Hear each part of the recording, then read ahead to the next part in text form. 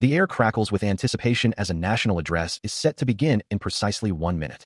A man glances at his wristwatch, a thought crossing his mind about how quickly time has passed, as the digital display shows 8:59.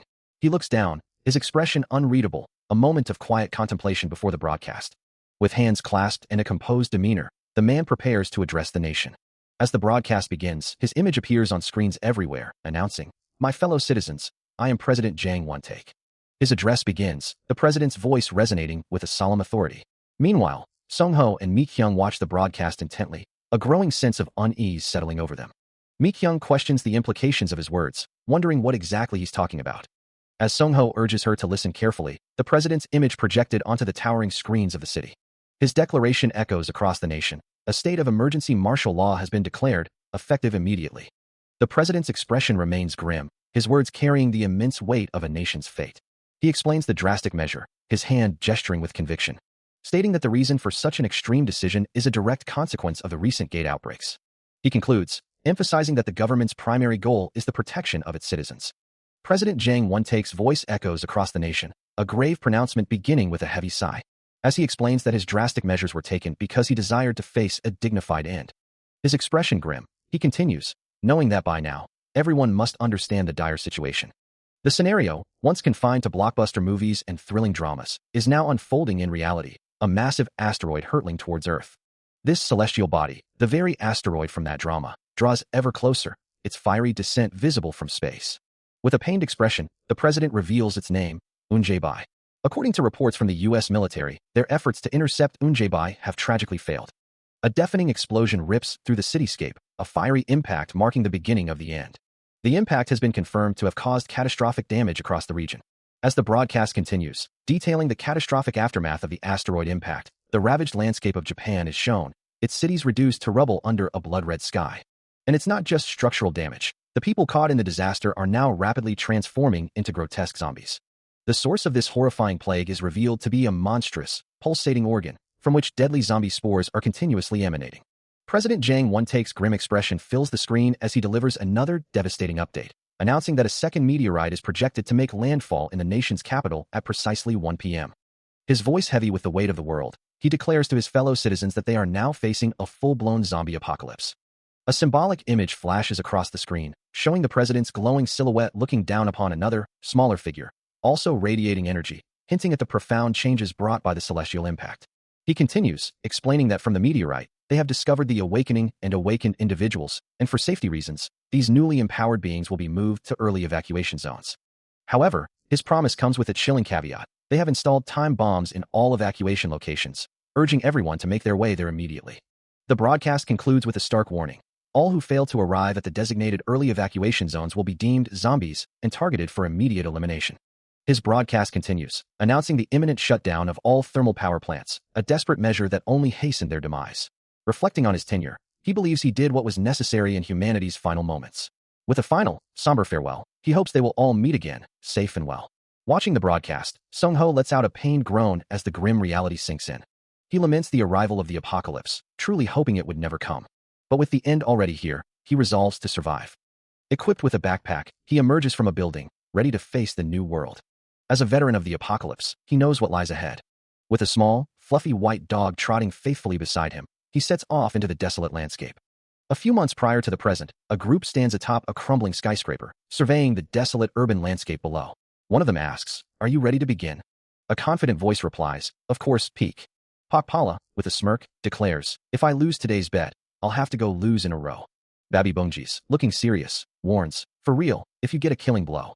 A woman named Survivor Eye, cradling a small cat, chides them, "You keep getting your ass kicked by those guys, just trying to brute force your way through." A blonde-haired man interjects with a smile, "Am I missed?" Sung-ho, looking annoyed, retorts, "But you two are still doing funny moves. I don't need your help. I'm the one who can beat anyone at a glance. Let's go? Let's go." He stands amidst his companions, a determined expression on his face, as one of them remarks on the necessity of a killing blow to brute force their way through the situation. With a slight smirk, he dismisses the idea, declaring that he's already made his move and there's no turning back now. A stark message flashes across his vision, reminding him of the stakes. This is the game, survival life, and he'd better not regret it. Without hesitation, he launches himself into the fray, delivering a powerful kick that sends unseen enemies reeling. But the battle is relentless, and he's quickly overwhelmed, sent flying backward to crash against the ground as another system message declares, "My game just started." As his hand glows with an ominous red light, another message warns, "More coming ion." He pushes through the pain, unleashing a torrent of glowing blue energy, striking down the grotesque fantasy monsters that surround him. His fist crackles with power, delivering a devastating blow to another creature. Finally, battered and bruised, he recoils from the relentless assault, his body showing the strain of the fight as Pala watches on. He faces down the monstrous creature, a grimace on his face, thinking to himself that he's no longer a friend to these things, just another one of them. From a distance, Pala watches, surprised that he's still alive, while Babi Bunji's questions if Songho is at it again. With a quick spray and a powerful kick, his leg glowing with red energy, he strikes, only for the enemy to perish just as fast. The impact erupts into a massive explosion, engulfing the monster in a blinding flash. Meanwhile, a blonde-haired man smirks, commenting on the unprecedented feat of killing 100,000 players over a year and congratulating the last one left. Songho, his eyes glowing red, draws his bow, preparing to strike, only for the enemy to perish just as fast. He then wields a sword, its blade shimmering with a vibrant purple glow. And with a powerful downward strike, surrounded by swirling purple energy, he unleashes a piece of. The attack manifests as a mesmerizing, hourglass-like vortex of purple energy, a testament to his formidable power. The purple energy surged, then erupted, unleashing a devastating force that tore through the surroundings. As the brilliant light faded, leaving behind only geometric patterns in its wake, a chilling thought echoed through the silence. Shitty game. Against a backdrop of endless clouds, a lone figure sighed, lamenting, "H, lost again." The scene shifted to a ruined city, where distant figures clashed amidst explosions, their voices carrying across the devastation. "No, you can't just refuse to die. You think you're the only one who can betray us. We have a bigger picture to look at." Kneeling beside an injured woman, the blonde antagonist mused, "Originally, I thought it'd be best if they only took 1 or 2 people to die." His gaze drifted upwards, a faint groan escaping him as he continued, "I became that. Ugh, I need some excitement. Something to get my blood pumping, PL." A muscular man gripped his arm, questioning him. What? I told you that you shouldn't have to take it slow, didn't I?" The muscular man then cradled the injured woman, while the blonde antagonist, unfazed, offered a chilling proposition. "Want to play another game? How many people are you going to kill? Save that for." He turned his attention to a glowing blue screen, a detached smile playing on his lips as he observed the grim statistics. No. One more victim. PL 47,892,000,000. Game over. And finally, thanks are extended to the anonymous informant who provided the exact D-Day date, as a chat window flickers to life, displaying a message from Noob, PC, asking if anyone is present. A muscular man with dark skin, standing among a group of other players in a desolate landscape, questions, "Hey, what happened? Did you get killed by the monster?" 2 hours later, the blonde antagonist, a detached smile playing on his lips, addresses the same group. "It's been a while since I've seen you guys in the chat." A woman with cat ears, her expression one of disbelief, exclaims, "Oh my god, is this really the tutorial?" Back in his room, Songho stares at a holographic screen, his eyes reflecting its blue light as he sighs. "It's so hard. I'm just gonna give up." Suddenly, a massive, furry paw slams down with a heavy thud, striking the dark-skinned muscular man. The dark-skinned man, seemingly recovered, remarks to another muscular player, "They keep updating. Concerned you can't clear the tutorial?" He then declares, Whatever. I'm logging off for today." The woman with cat ears, now alone in the frame, bids them farewell. "You all have a good night. Survivor Nim." A voice asks, confirming plans for the next day. While the blonde antagonist looks away, a faint blush on his cheeks. Later, within the game's chaotic landscape, a woman with cat ears bids her companions goodnight, as the blonde antagonist observes a holographic screen displaying the option to log off. He reflects on his companions, thinking that Rabbit Gonju and Duckbutt Peak Pala must have felt the same way. With a sigh, the blonde antagonist declares his intention to log off as well, ready to return to real life. His face is illuminated by the fading interface, a quiet acknowledgement that their journey had reached its end. He had hoped they would join him. Meanwhile, Songho walks away from a horde of grotesque figures, reflecting that he didn't want to let go of his stream, even as danger closes in. Even as other veterans gradually logged off, he remained, alone, diligently recording every update. This was enjoyable, and he wasn't waiting for anyone. System rumors began to spread after that, hinting at significant changes. In addition to the existing zombies and fantasy monsters, grotesquely mutated creatures began to appear, a massive update he welcomed. Meanwhile, his friends seemed to have lost interest and didn't even log on anymore, leaving the game Sura with a dwindling player base. Ultimately, the game ended up with only one concurrent player, prompting the blonde antagonist to declare his final departure, frustrated that the game had become useless. He stares at the game interface, a message about the game's declining player count filling the screen. A frustrated sigh escapes him, the weight of his decision heavy on his mind. The monstrous creatures within the game world continue their relentless assault. Yet his attention is fixed on the game's grim statistics, the numbers confirming his worst fears. Ultimately, he makes his final choice, declaring his intention to quit the game permanently. The virtual world fades, replaced by the quiet reality of a bookshelf, as one player's journey ends and another's real life begins. Indeed, the game character, Kimbapja, now lives his real life. Meanwhile, in a bustling kitchen, a familiar voice answers a call, taking an order for tteokbokki and kimbap. It is Kang Sung-ho, the burnout chef, who patiently confirms the details, asking for just a minute to prepare. His days as Kimbapja might have been simple, but now, his life revolved around the vibrant colors and fresh ingredients of his snack shop. For 3 years, he had been diligently running this small business, perfecting his craft. And as the bustling crowd outside attested, business was thriving, all from the first floor of the very house he lived in. This was Sung-ho's last snacks, a legacy he had inherited after taking on his parents' debt right after high school. As he greeted a customer with a warm welcome, taking an order for kimbap and ramen, the rhythm of his new life felt familiar. A familiar face, a young woman, commented on his success, her voice carrying a hint of playful admiration. Her name was Mi Kyung, and though he didn't know her last name, she was undoubtedly his most loyal and regular customer. She often lingered, lost in thought, a quiet presence amidst the daily bustle. She remarks that it's no secret how pretty someone is, then asks if he has seen something. As she points, a look of surprise crosses his face, clearly caught off guard by her question. He asks what she means. A small smile plays on her lips as she scrolls through her phone, revealing an online forum post discussing the D-Day event and mentioning his game alias, Kimbapja, alongside Rabbit Gonju, all while he watches, bewildered. He stammers in disbelief, wondering how such information could possibly be public, while she playfully retorts, asking if he isn't being a little too sensitive about it. His eyes widen in shock, and he reaches out as if to grasp the sudden appearance of a status window, his composure completely shattered by the unexpected turn of events. Turning away in utter frustration, he struggles to process the sudden intrusion of his online life into his reality.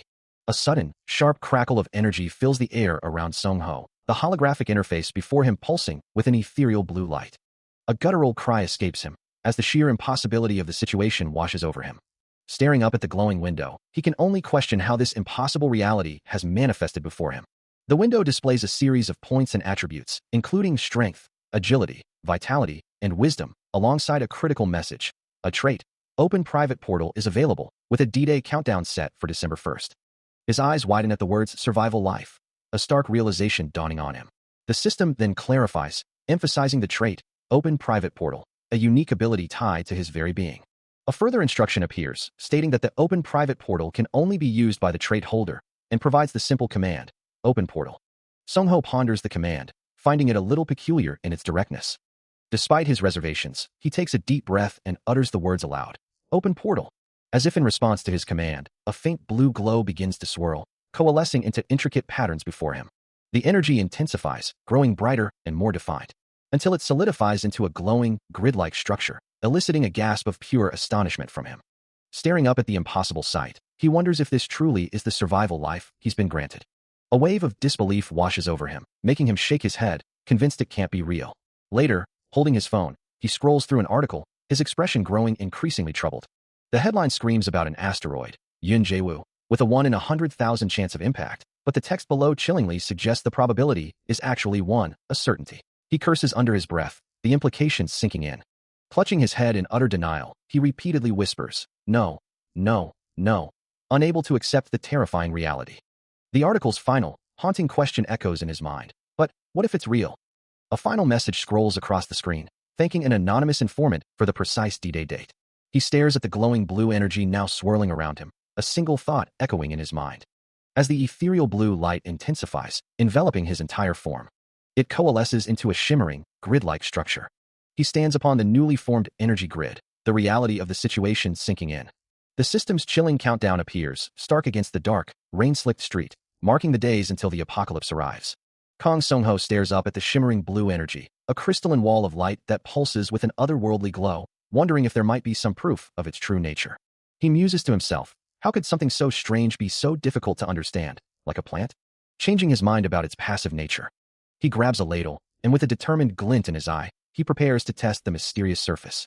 He then stuck the ladle in to feel what was on the ground. Realizing it's just so, and concluding that whatever it is, it's definitely not a plant from this side. Still pondering the mysterious blue phenomenon, Sung-ho wonders if this portal is merely a warp. A simple teleportation device that might send him somewhere else on Earth, but with a mana safety check in place. He decides to step inside. He emerges into a blinding light, his eyes wide with surprise. finding himself in a vibrant, lush world of towering trees and glowing foliage. Is this for real? He murmurs, gazing at the impossibly green leaves that shimmer with an inner light. Perched on a thick branch, he notes the air is surprisingly cool. And checking his phone, he confirms the complete lack of signal, realizing he's in an incredibly remote area. Sung-ho meticulously carves a marker into a tree, a small O to guide his way. As he acknowledges there's no immediate way to confirm his location, his priority now is to find sustenance and continue leaving these vital markers. He presses onward through the dense, glowing forest, the sheer scale of it beginning to wear him down, a frustrated sigh escaping his lips. He wonders aloud why this forest seems to stretch on forever, its vastness and oppressive weight. Suddenly, his eyes widen in shock, a jolt of alarm running through him, as a flash of red energy erupts before him, forcing a gasp from his throat. A system window materializes, identifying the ethereal creature before him as a valley deer, its form glowing with an otherworldly light. The appearance of the named creature and the status window solidify his growing suspicion. This cannot possibly be Earth.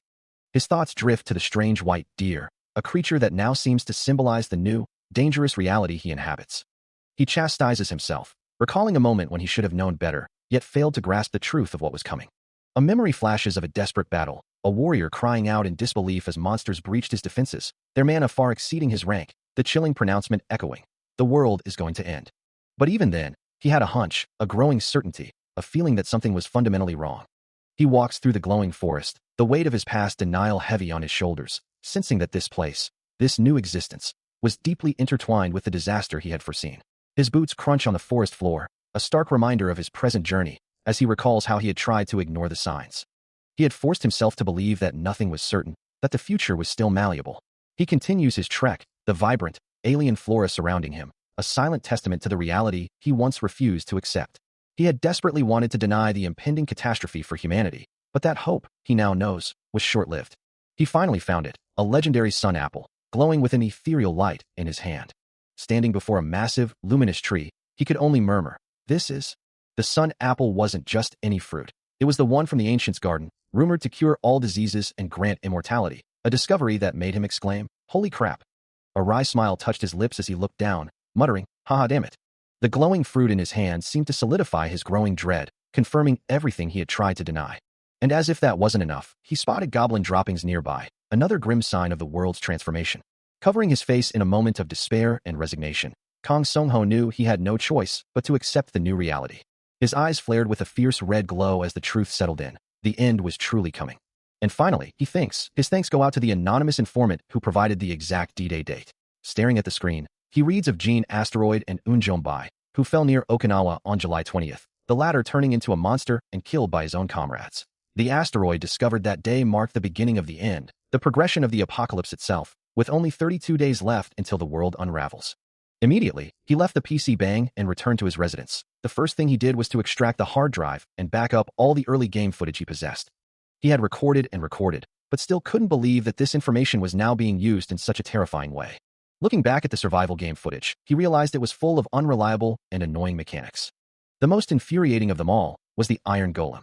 It was a phenomenon that literally caused all hell to unravel, and he knew it was coming. The chaos would spread, with people fleeing in terror from monstrous threats. It would sweep through areas infested with zombie spores, like an aftershock, 5 hours later. The apocalypse would instantly revert human civilization back to the Stone Age. Or perhaps even worse, plunging it into a new ice age. The problem was that obtaining a private portal, a crucial tool for survival, could take anywhere from 6 months to a year, depending on the region. However, the catastrophic death disease that plagued the world was now meaningless to him. He had already secured his own private portal. It was just a hypothesis, but the Iron Golem, a creature he knew well from the game, could potentially pass through the portal because of the death disease. After completing his initial analysis of the impending doom, he used all the money he had saved up. He bought all sorts of necessary items, including weapons, steel, food, and medicine, preparing for the inevitable. Meanwhile, the online community buzzed with reactions to the leaked D-Day date, with one anonymous user expressing gratitude to the informant, while others questioned the validity of the information, some dismissing it as nonsense, and a few even boasting about using the knowledge for personal gain, as Sung-ho observed the chaotic mix of belief and disbelief. As morning broke, he spent his time acquiring various essential supplies, stocking up on everything he might need. On his way home, he secured a used private portal at a reasonable price, knowing that now all he had to do was wait for the apocalypse to begin. A vendor handed him his purchases, wishing him well.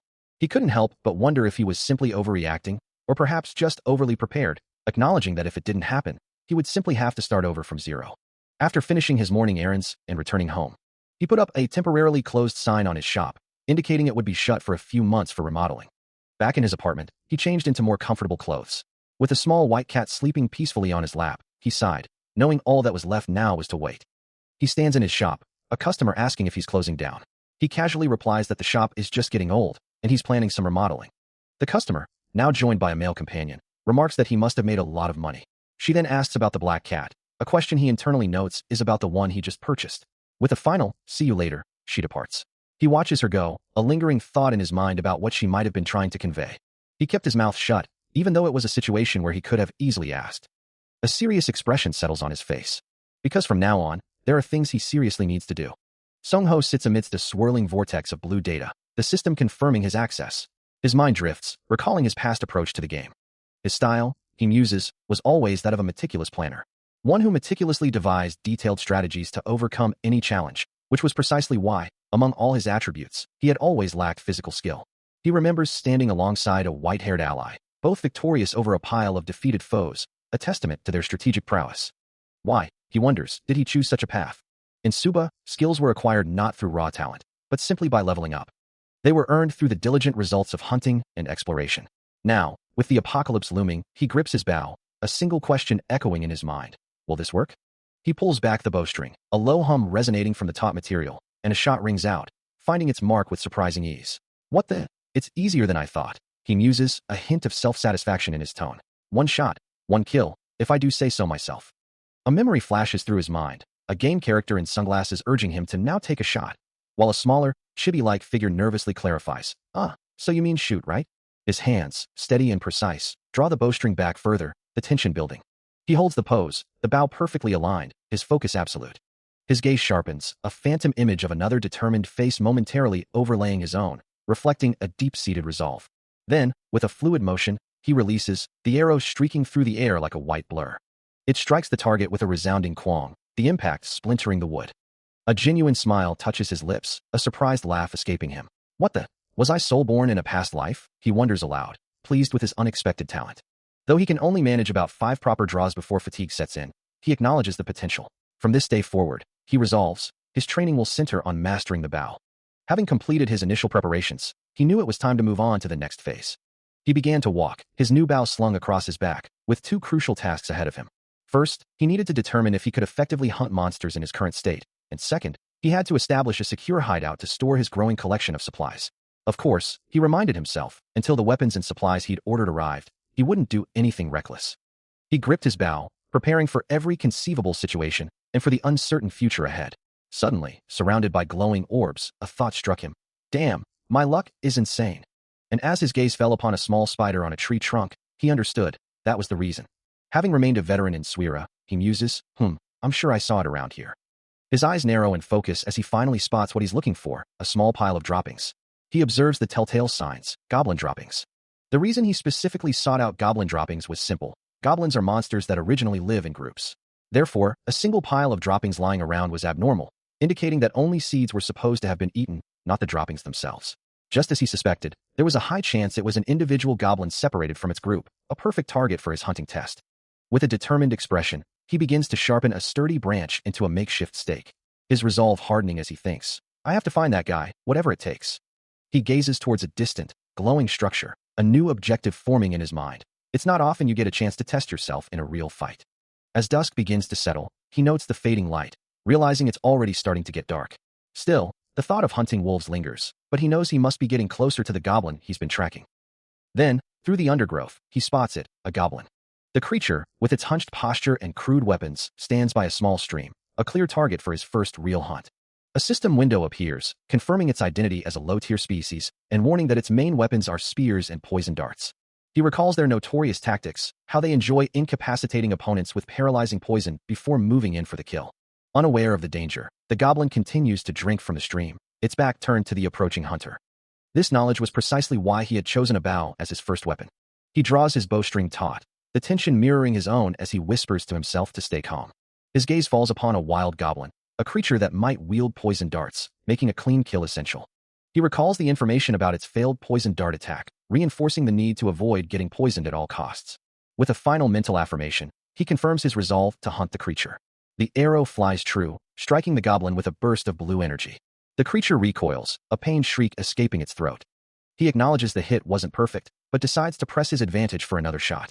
His eyes glow with a fierce red light as he prepares to fire again, a frustrated curse escaping his lips. Standing over the now lifeless goblin, he reflects on his actions, regretting his momentary greed. He lunges, his blade a blur of blue energy as it carves through the air towards the snarling goblin. Steel meets claw in a violent explosion of red and blue mana, the impact echoing through the cavern. He presses the attack, his movements fluid and precise, forcing the creature back with relentless strikes. A raw cry of exertion tears from his throat, a crimson aura flaring around him as he channels his frustration into power. He follows through with a devastating kick, sending the goblin stumbling back with a sickening crunch. His eyes narrow, a cold fury burning within them as he snarls, "This bastard!" He leaps, a whirlwind of motion, preparing for another strike. But before he can land, the goblin lets out a guttural shriek, its glowing eyes locking onto him as it unleashes a sudden, powerful counterattack that sends him flying. A vortex of swirling energy engulfs him, the force of the impact twisting around his body. He lay sprawled on the ground, the blue magical energy from the goblin's counterattack still swirling around him, slowly dissipating. A sharp cry escaped his lips, the lingering pain a stark reminder of the unexpected blow. But the goblin, its red eyes still glowing faintly, let out a final, guttural gurgle, its defeat confirmed. As the magical residue vanished, a system message materialized before him, announcing his success. He had acquired 2 points. A wave of disbelief washed over him, followed by a quiet, triumphant whisper. Standing up, he gazed at his reflection in a nearby puddle, a wide grin spreading across his face as he repeated, "I really did it." Another system message appeared, this one detailing a crafting recipe. Combining guaca powdered vegetable oil with a goblin component would yield a gold rank item. He looked down at the small pouch in his hand, confirming he possessed both the guaca powder and the vegetable oil, the necessary ingredients for the powerful item. A sudden realization struck him. If he simply hoarded the raw materials, he would be missing out on a truly valuable opportunity. As he pondered his next move, his gaze fell upon a clear stream, where a vibrant red trout swam peacefully, a potential new resource in his path. As he considers the possibilities of his new crafting recipe, Sungho's thoughts drift to the nearby stream, wondering if the red trout he spotted earlier might be a valuable ingredient. A flicker of unease crosses his face as he processes the implications, a growing dread suggesting that his initial assessment of the area might have been gravely mistaken. From the shadows, a single, malevolent red eye flares, its intense glow piercing the darkness. The source of the eye is revealed to be a massive owlbear, a formidable beast whose presence signals a far greater threat than mere red trout, with a countdown of 7D31 ominously displayed.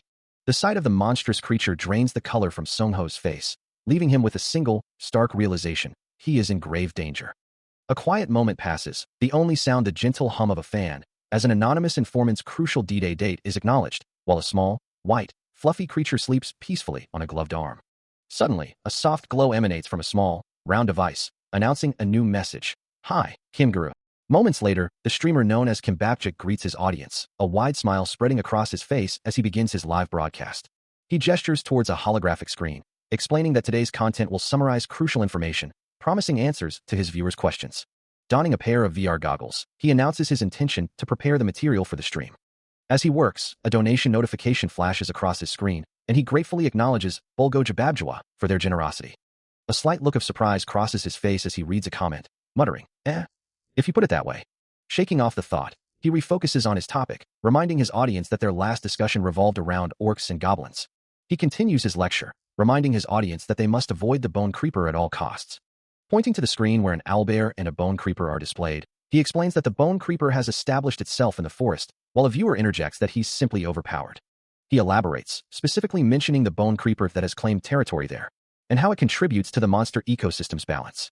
A slight smile plays on his lips as he reflects, looking back on those moments.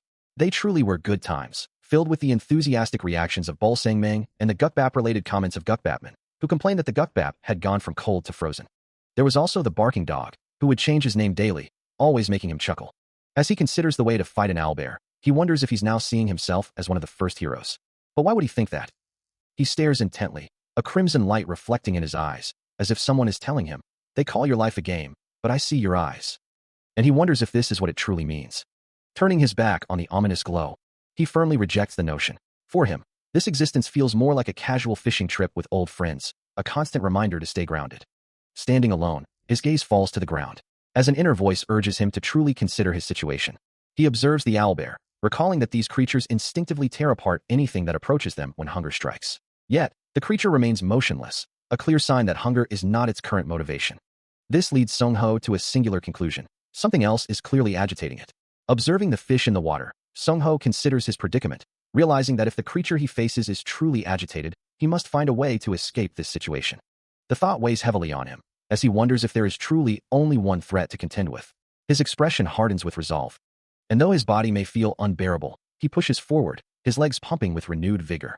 A faint red aura begins to emanate from him, as he reminds himself that his body is still Kang Sung-ho. He continues his relentless pace. His teeth gritted in fierce resolve, a desperate plea echoing in his mind. He has to live. He wants to live, urging himself to come on. The red glow around him intensifies, his face a mask of unwavering will. Meanwhile, the owlbear lets out a guttural growl, its eyes burning with a malevolent red light, a matching aura of power radiating from its massive form. The owlbear, a creature of the night, possesses keen vision in the dark, yet it harbors a critical vulnerability to direct sunlight. Recalling this crucial detail, Sung-ho realizes he can exploit the monster's vulnerability. Its eyes are its most fragile point. With a surge of red aura, his resolve hardens, a fierce determination burning in his glowing eyes. The only way to create an opening is to act decisively, and he moves with blinding speed. Closing the distance in an instant, he unleashes a concentrated burst of light, blinding the owlbear directly in its sensitive eyes. The creature recoils, letting out a guttural roar of pain and disorientation, its massive head thrown back. Sung-ho maintains the blinding assault, his expression unwavering as the light pulses around him. After the intense confrontation, a period of unconsciousness passes, and Sung-ho slowly begins to stir in his bed. A persistent ringing cuts through the haze, as he groans, his entire body aching from the ordeal. He glances at the alarm clock, the time reading 8 o'clock, and a thought forms in his mind. He must have passed out right after the fight, wondering how many hours, or even days, had truly gone by. A brief, jarring memory flashes through his mind, of running desperately through a dark, monster-infested forest, the terrifying creatures hot on his heels. The memory brings a grimace to his face, wishing he never had to see such horrors again, and he realizes just how long he must have been unconscious. Attempting to rise, he collapses to the floor with a pained gasp, his body refusing to cooperate. He struggles to push himself up, muttering, his legs completely devoid of strength. He reaches for a glowing, golden fruit, its light reflecting in his eyes. A wave of warmth washes over him, and he feels a surge of renewed energy, a system message confirming his stamina has been fully restored by the sun apple's effect. Phew, now I feel a bit more alive, he murmurs, a faint golden aura still clinging to his form. His expression shifts to one of surprise, as he lets out a small, questioning sound. Why is Mi-hyung SSI here? He wonders aloud, his gaze falling upon a familiar, smiling face. She flashes a peace sign, explaining, I came to eat. Of course the restaurant you put on my list of favorite restaurants. No, I mean, why are you eating with me? He clarifies, while she simply greets him cheerfully. Hey, it's nice to see you, buddy. Later, as he enjoys his meal, he asks, by the way, did you know that thing I recommended is delicious? He holds up his phone, displaying a status window, as a voice asks if he tried it. Mi-kyung's eyes widen in surprise, and he realizes why she had held back earlier, believing his deception was completely justified in that situation. She insists, I'm telling you, I think it's real. He considers the implications of revealing his abilities, wondering if it was a mistake or destiny, while Mi-kyung presses him, asking why he showed her what he could do. His internal monologue continues, lamenting that his trait isn't combat-oriented, and isn't even guaranteed to work. The scene shifts, placing them both before a shimmering, blue portal. He reflects on his skill, noting its specialization for solo play rather than teamwork, and how in certain situations, his very existence is like holding a precarious hand of cards, and revealing them now would be akin to screaming, please come and eat me in the apocalypse. Sung-ho considers the immediate future, but Mi-kyung, her gaze downcast, apologizes for her earlier outburst. She then remembers something else, mentioning she left something behind. Sung-ho reassures her that they will be fine with proper preparations, then tells her it's okay to retrieve whatever she forgot, as he'll wait. He reflects on the precious commodity they still possess, time. With a gentle expression, he asks her to share her thoughts later, when she feels ready. Leaving Mi-kyung, he heads home, only to find a package being delivered right to his doorstep, prompting a moment of curiosity. He thanks the delivery person, who responds with a casual, it's my job. Back inside, on the second floor of his home, he examines the package. Taking a knife, he begins to carefully open it. And finally, with gratitude to the anonymous informant who provided the exact D-Day date, he relaxes, a small white puppy resting peacefully on his chest, the quiet hum of his apartment filling the air. His mind, however, is already on the mission, meticulously selecting the necessary items for today's operation, a gas mask, a proofing suit, a fine axe, and other essential gear. He knows he has to be ready, preparing himself for D-Day. A complex digital interface flashes with intricate blue patterns. Processing data. Soon, He's out in the wilderness, consulting a map, his focus sharp. Finding a suitable hideout proves to be no challenge at all, having already spotted a suspicious-looking place during his previous search for the old goblin. He approaches the dark maw of a cave, its entrance shrouded in shadow. From the cover of dense foliage, he carefully observes the entrance, his presence unseen. He peers down into the dark maw of a cave, surrounded by lush greenery. Illuminating the depths with his flashlight, he considers this the best possible hideout, wondering what kind of monsters might reside within. The cavern stretches before him, a vast, shadowy expanse. A slight smirk plays on his lips. What a stroke of luck, he thinks, a quiet satisfaction settling over him. In that moment, he couldn't help but smile sincerely, knowing his carefully crafted plan would work on all low-tier monsters. Outside the cave, he holds a leaf aloft, carefully checking the wind direction. Okay, wind direction checked, he murmurs. For the nocturnal kobolds, who would be fast asleep inside, hunting them would be like hunting chickens. With his strategy in mind, he hurries to gather firewood, finding the task tougher than he initially thought. After carefully placing the firewood near the cave's entrance, Sung-ho surveys his work, deeming it sufficient. He then proceeds to douse the pile with gasoline, ensuring the trap is primed. Crouching low, he observes the cave, noting the presence of a kobold, and muses that they never seem to learn. From the darkness, two green-skinned kobolds emerge, their red eyes glowing with primal aggression. Their reptilian faces contort into snarls, confirming their identity to the waiting man. With a disarming smile, he offers a casual greeting, his composure unwavering. Then, in a blur of motion, he brings his weapon down, a powerful impact erupting in a flash of blue energy. As he continues his assault, bathed in a vibrant blue aura, striking with precision and overwhelming force. His powerful attack sends the kobold reeling, a wave of dizziness washing over the creature as he wonders if drowsiness is a status effect. Before it can recover, he brings his axe down with brutal efficiency, ending the fight in a single turn, just as he intended. A system message flashes before his eyes, confirming his level has risen and he has acquired 4 points.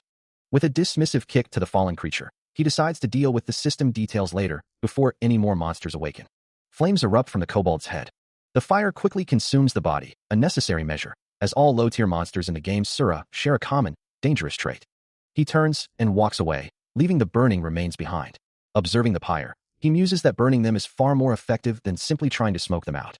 The kobold's head continues to burn, a stark reminder that new players often make the critical mistake of leaving monster bodies intact. A guttural cry echoes from within the cave, as the creatures are lured into a state of confusion. Drawn by the bait, they emerge into the open, ready to be wiped out in one swift motion. As one of the creatures falls, he notes the strange detachment of combat, feeling only the flow of mana, not pain, as if it were merely a game.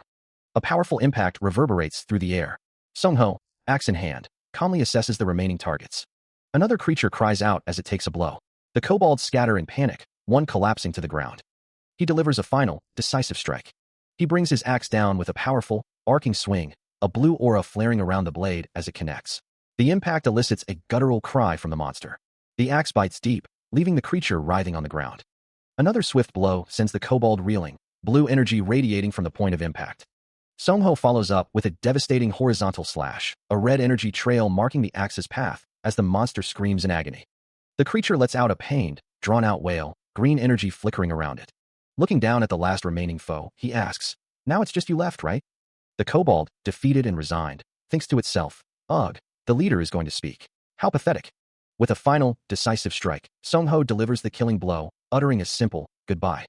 With a final, decisive strike, Sung-ho finishes off the last of his opponents, a thought echoing in his mind. Your attitude is pretty good. Use it.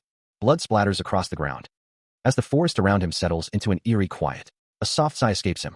He acknowledges the ease of the fight, yet the underlying difficulty of his situation remains. I dealt with them pretty easily, but since I have no skills, it's really tough, he muses. A system window materializes before him, displaying his updated stats. He notes the message. It's just like the game. The higher your level, the more options you have. He then reads, and the fact that the convenience system opens up when you level up is also great. Another window appears, revealing an online shop. He considers the implications. Still, leveling up unlocks convenience system. My haul is big. Blue energy swirls around him, a visible manifestation of his progress and connection to the system. He looks down, contemplating his current state. More than anything, I now have a secure space, he thinks, a sense of relief washing over him. A confident smile plays on his lips, contemplating the unique power he now wields, a power that only he can truly utilize. Gazing into the dark, cavernous depths before him, he acknowledges the challenge ahead with a simple, resolute thought. He knows he'll have to clear this monster nest first, a necessary step as he prepares for the inevitable arrival of the apocalypse. having finally secured a temporary shelter within the dungeon. He immediately began the arduous task of cleaning. The space, barely 1.5 meters deep, was far too small for comfort, and the sheer filth of it made him groan in disgust. But having just concluded a brutal fight, Sung-ho found himself grumbling about the kobolds, wondering if they truly had to make such a mess. Still, with a safe haven now established in this hostile world, he could finally activate the dimensional gate, which was supposed to make things easier, though his utter exhaustion made him doubt it. With a sigh, he continues the arduous task of cleaning, muttering about the endless demands of his new life. His thoughts drift to the most astonishing revelation from his interdimensional travels, the ability to manipulate the very fabric of space. He realized he could precisely adjust the coordinates, aligning both his current reality and the other world. This meant objects could interact seamlessly, even when straddling the boundary between dimensions. A surge of blue energy erupts from his hand as he activates the gate, a satisfied grin spreading across his face at the successful manipulation. Water droplets shimmer in the air, reflecting the ethereal glow of the activated portal. Stepping through, he finds himself in a newly illuminated stone tunnel, bathed in a soft, golden light. He surveys the area, noting the significant improvement after his efforts, though a few stubborn bloodstains still remain. His mind already races ahead, planning to pour concrete to create secure storage within his new base. He considers the implications of his unique ability, realizing that the dimensional gates he manipulates aren't just for travel, but also for precise interaction with objects across worlds. These aren't just ordinary stones. They're luminous, ignition stones, glowing with an inner light, and he knows they're essential for crafting and ignition. He observes the vibrant, glowing gems, recognizing them as essential items in Seohyeon, a world he's become intimately familiar with. A large, gleaming nugget of gold catches his eye, confirming his suspicion that this place is a total gold mine. He realizes he'll need to start mining soon, once his preparations are complete. With a slight smile, he acknowledges the potential, his expression softening as he considers the future. A sudden shift in perspective reveals a bustling restaurant, the aroma of food almost palpable, a stark contrast to the dungeon's quiet solitude. Inside, he stands in a kitchen, wearing an apron and headscarf, a different life reflected in his words, wondering if he's overdoing it, yet acknowledging that it doesn't feel wrong. His left hand, bearing a distinctive cross-shaped scar, is raised, a silent testament to past experiences. He surveys the various components laid out before him, a thought crossing his mind about their potential. Why isn't all this stuff a little more useful? He muses. His gaze falls upon a small container. Considering its contents, he wonders if it could be effective as an ointment. The recipe is simple: guaca powder and vegetable oil, mixed in a 1-to-1 ratio, then stirred until it sets. A faint smile touches his lips as he applies the concoction, a system message confirming its efficacy. A fairly useful ointment. Wounds heal slightly. For someone with his culinary background, preparing this is effortless. He holds the bowl, a thoughtful expression on his face. He murmurs. As he continues to apply it, a definite sensation of healing washes over him. But a flicker of concern crosses Sung-ho's features. Is it a bit much if it's going to be like this every time? He questions, looking at the cross-shaped scar on his hand. He knew he had to keep pushing, to continue his current path if he ever hoped to raise his stats. Yet, a gnawing fear persisted, a feeling that he might perish before the fated D-Day even arrived. His mind drifted to a different kind of challenge, something smaller than a dungeon, but heavily reliant on the terrain.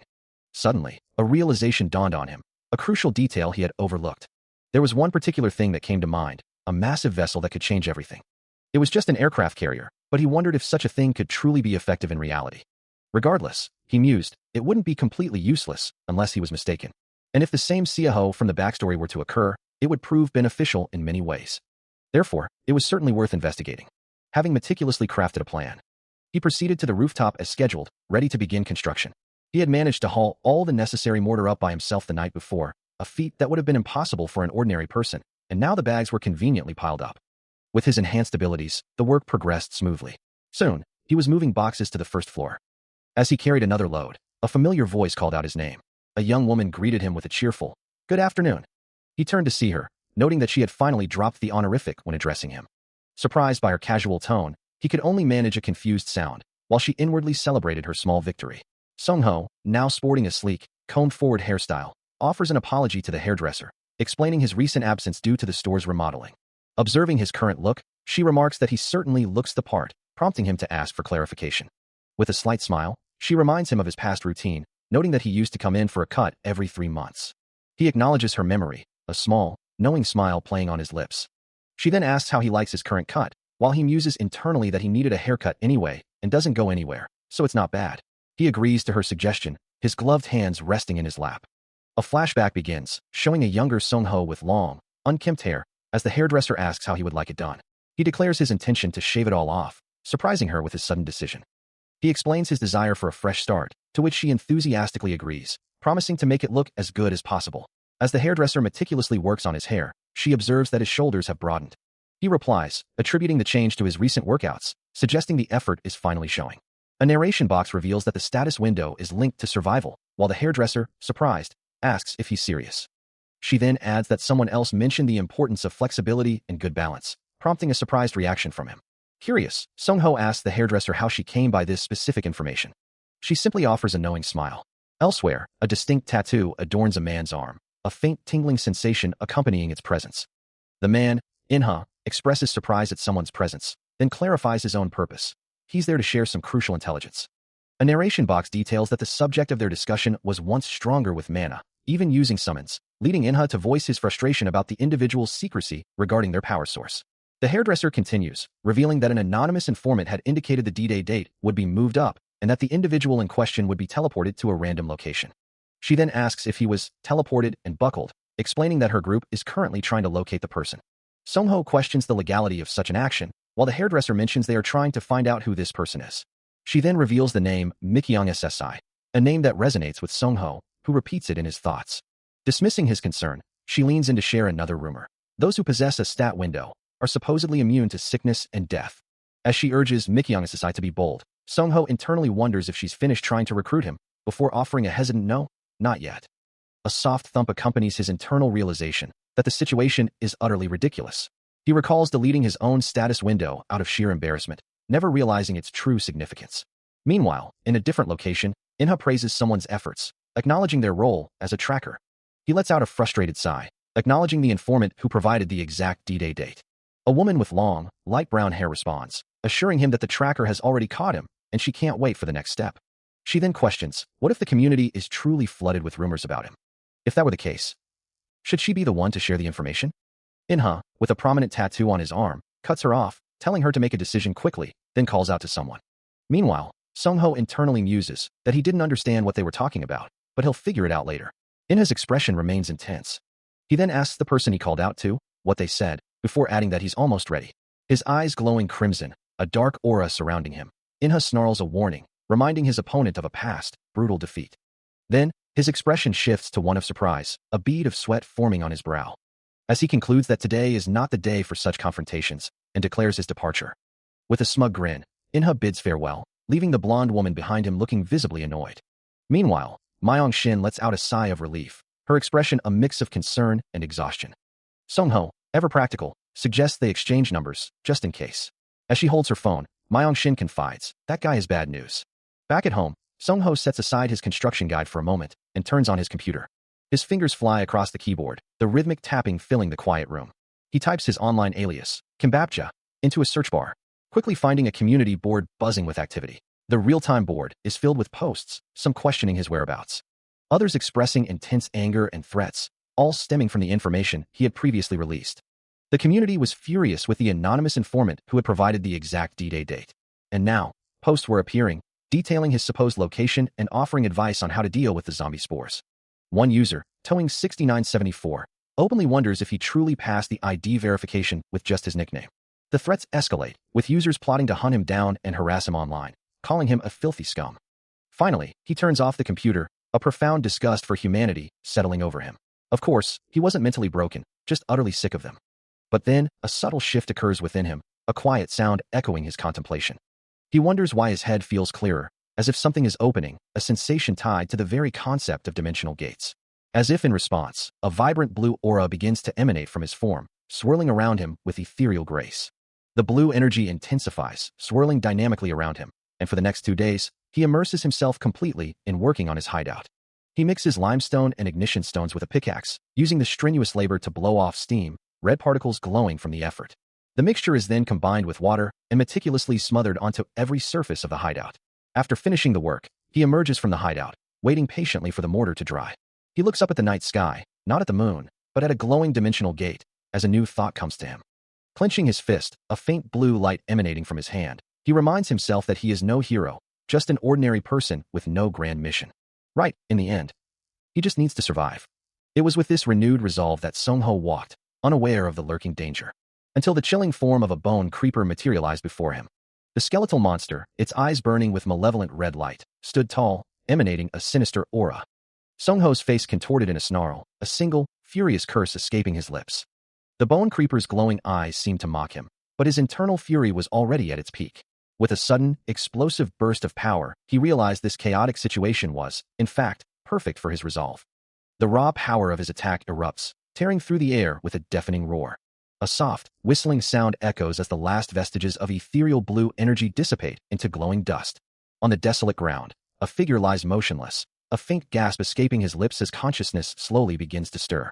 A dirty, scarred hand twitches, a small, involuntary movement signaling his return. With a pained groan, he pushes himself upright, his eyes wide with shock and confusion as he takes in his surroundings. His mind races, demanding to know what could have possibly happened. Standing slowly, Sungho surveys the barren landscape, a grim realization dawning upon him. Nearby, partially buried in the sparse grass, lie the skeletal remains of a bone creeper, a chilling testament to the dangers of this place. Slumping back down, his face etched with despair, he wonders how he can possibly survive this ordeal. He recalls the moment he first encountered the creature, a skeletal horror already on the verge of exploding, and how he barely managed to keep his distance and survive the blast. The proof of that desperate struggle lies in the shattered remains of the bone creeper, its bones scattered and glowing with residual energy. Now, battered and bruised, he sits with a small, white creature curled beside him, a soft humph escaping his lips as he surveys his surroundings. Suddenly, a translucent blue system window materializes before him, displaying his current status. His health is critically low, and his level remains at 2, with 19 points available. He notes the severe reduction in his strength, agility, dexterity, and perception, yet finds no tears or ruptures in his body. A thought forms in his mind. The system must have treated his encounter as if he had successfully killed the bone creeper. His body refused to obey, a frustrating defiance that made him clench his teeth. Despite the pain, his eyes glowed with a fierce blue light as he commanded, "Dimensional gate. Open."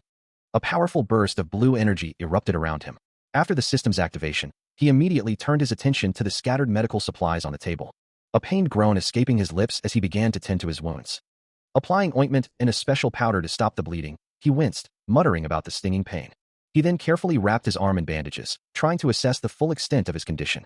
But the effort proved too much, and he eventually passed out, collapsing onto a nearby couch, a small white creature nestled peacefully on his chest. The sky above stretches endlessly, a stark contrast to the sudden, disorienting fall. He tumbles through the air, a groan escaping him as he realizes the precariousness of his situation. Landing with a jolt, Sungho feels a surge of blue energy around him, but his thoughts are consumed by regret, wishing he had been more prepared. A system interface materializes before him, and he lets out a sigh of relief, confirming that the activation was successful. His gaze falls to his side, searching for something crucial. He retrieves a potion, its contents potent, knowing he cannot afford for its effects to diminish. As he drinks, he recalls how he had already expended his perception points, leaving him vulnerable. The system then presents him with vital information, explaining the 2 primary methods for enhancing one's attributes within Seora. Finally, exhausted, he collapses onto a couch, the system's guidance still floating nearby, a small white creature curled up beside him as he drifts into unconsciousness. As the system continues its explanation, he learns that one way to acquire abilities is through accumulated experience. However, the system warns that Seora is a truly hardcore and crafty game, and the second method involves obtaining items imbued with stats. To acquire such items, one must meet specific conditions. He also learns that high-level monsters possess unique skills, which can be acquired if the right conditions are met. Even if the acquisition is random, this is the true path to overcoming his own shortcomings through sheer ability. He stares at the screen, absorbing the information about these powerful monster skills, all of which could be his if he simply met the conditions. A sigh escapes him, realizing that while such skills offer immense payouts, the effort required is daunting. To find the answers he needs, he decides to delve into the background story he vaguely remembers. The background story, he recalls, contains the preliminary phenomena that occurred before the silver rain fell. As he delves deeper into the game's history, Sungho understands that if luck is on his side, he might be able to acquire crucial items before the apocalypse truly begins. Still, he muses, obtaining monster skills is no easy feat. After meticulously reading through the background story for an extended period, he discovered there were a total of 3 precursor events. The Russian hobgoblin, however, seems to have no information available, leaving him with a frustrating blank. The first precursor event occurred on June 26, 5 p.m., when an orc's corpse was discovered near the Yungsanri campground on Yurisen Mountain. This incident, initially reported by a news outlet, was quickly suppressed by the government, fearing massive repercussions, and all related articles were meticulously deleted. Only those directly involved ever knew the full truth. So, the Yurisen orc was indeed the earliest one, and the thought of something still alive from that time sends a shiver down his spine. He continues his deep dive into the game's lore, the soft glow of his monitor illuminating his focused expression as his fingers fly across the keyboard. Suddenly, his phone rings, a call from Mi-kyung interrupting his research. He wonders why she would be calling him at such an hour.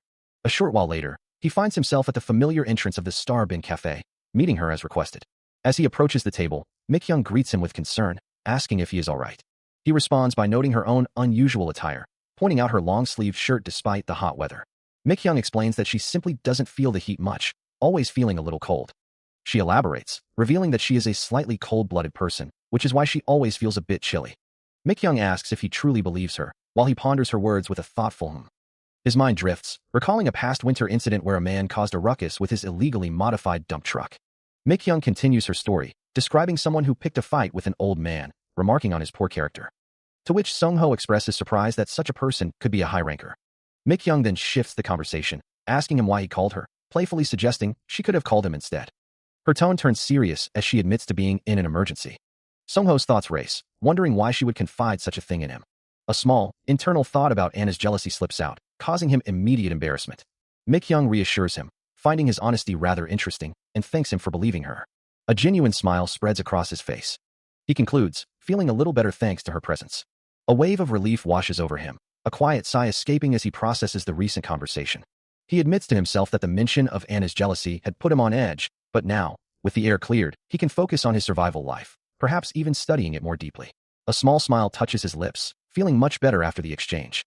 He realizes the importance of surrounding himself with good people. Later, sitting on his bed, he checks his phone, muttering, "Let's see." His focus shifts to practical matters, as a system notification confirms the purchase of a drone for scouting the forest, along with a car, finalizing the contract for his remaining PCMBG. With preparations underway, he settles into bed, intending to sleep and bring his condition to its peak for the challenges ahead. The next day dawns, and as soon as the sun rises, he begins gathering materials for the impending orc hunt.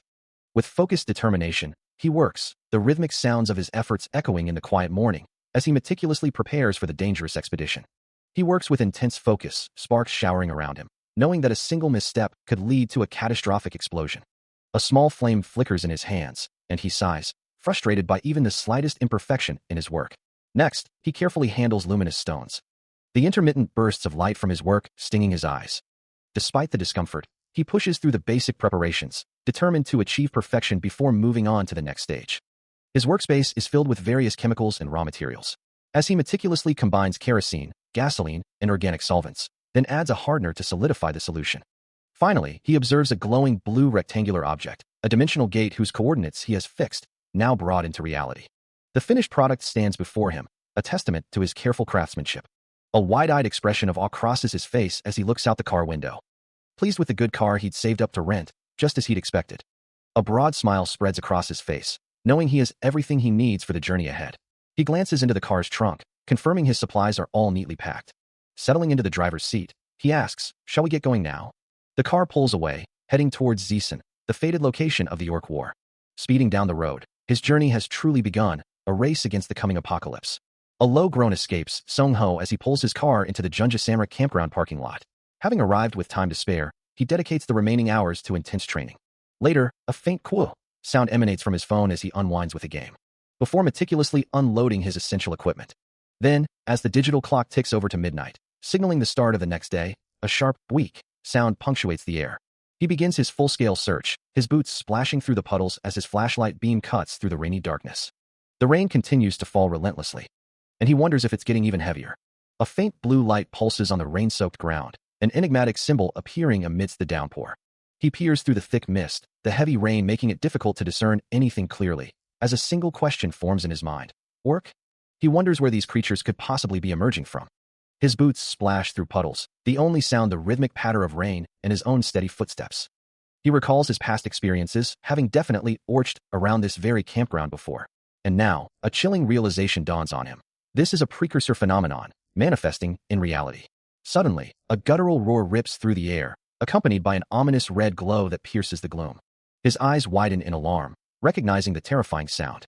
Looking up, he sees it, a towering orc, its form wreathed in a malevolent red aura, descending from the sky. The towering orc roars, its voice laced with fury, demanding to know how a mere subordinate dares to insult it. Its glowing red eyes burn with indignation as it continues to bellow its challenge. Despite the overwhelming presence, Kang Sungho's grip on his sword hilt remains steady, a silent command to himself to stay calm. A soft, golden aura begins to emanate from his form as he prepares to move. He knows his limits, choosing to stick with what he can definitely catch, and the method he devised to deal with the orc begins to form in his mind.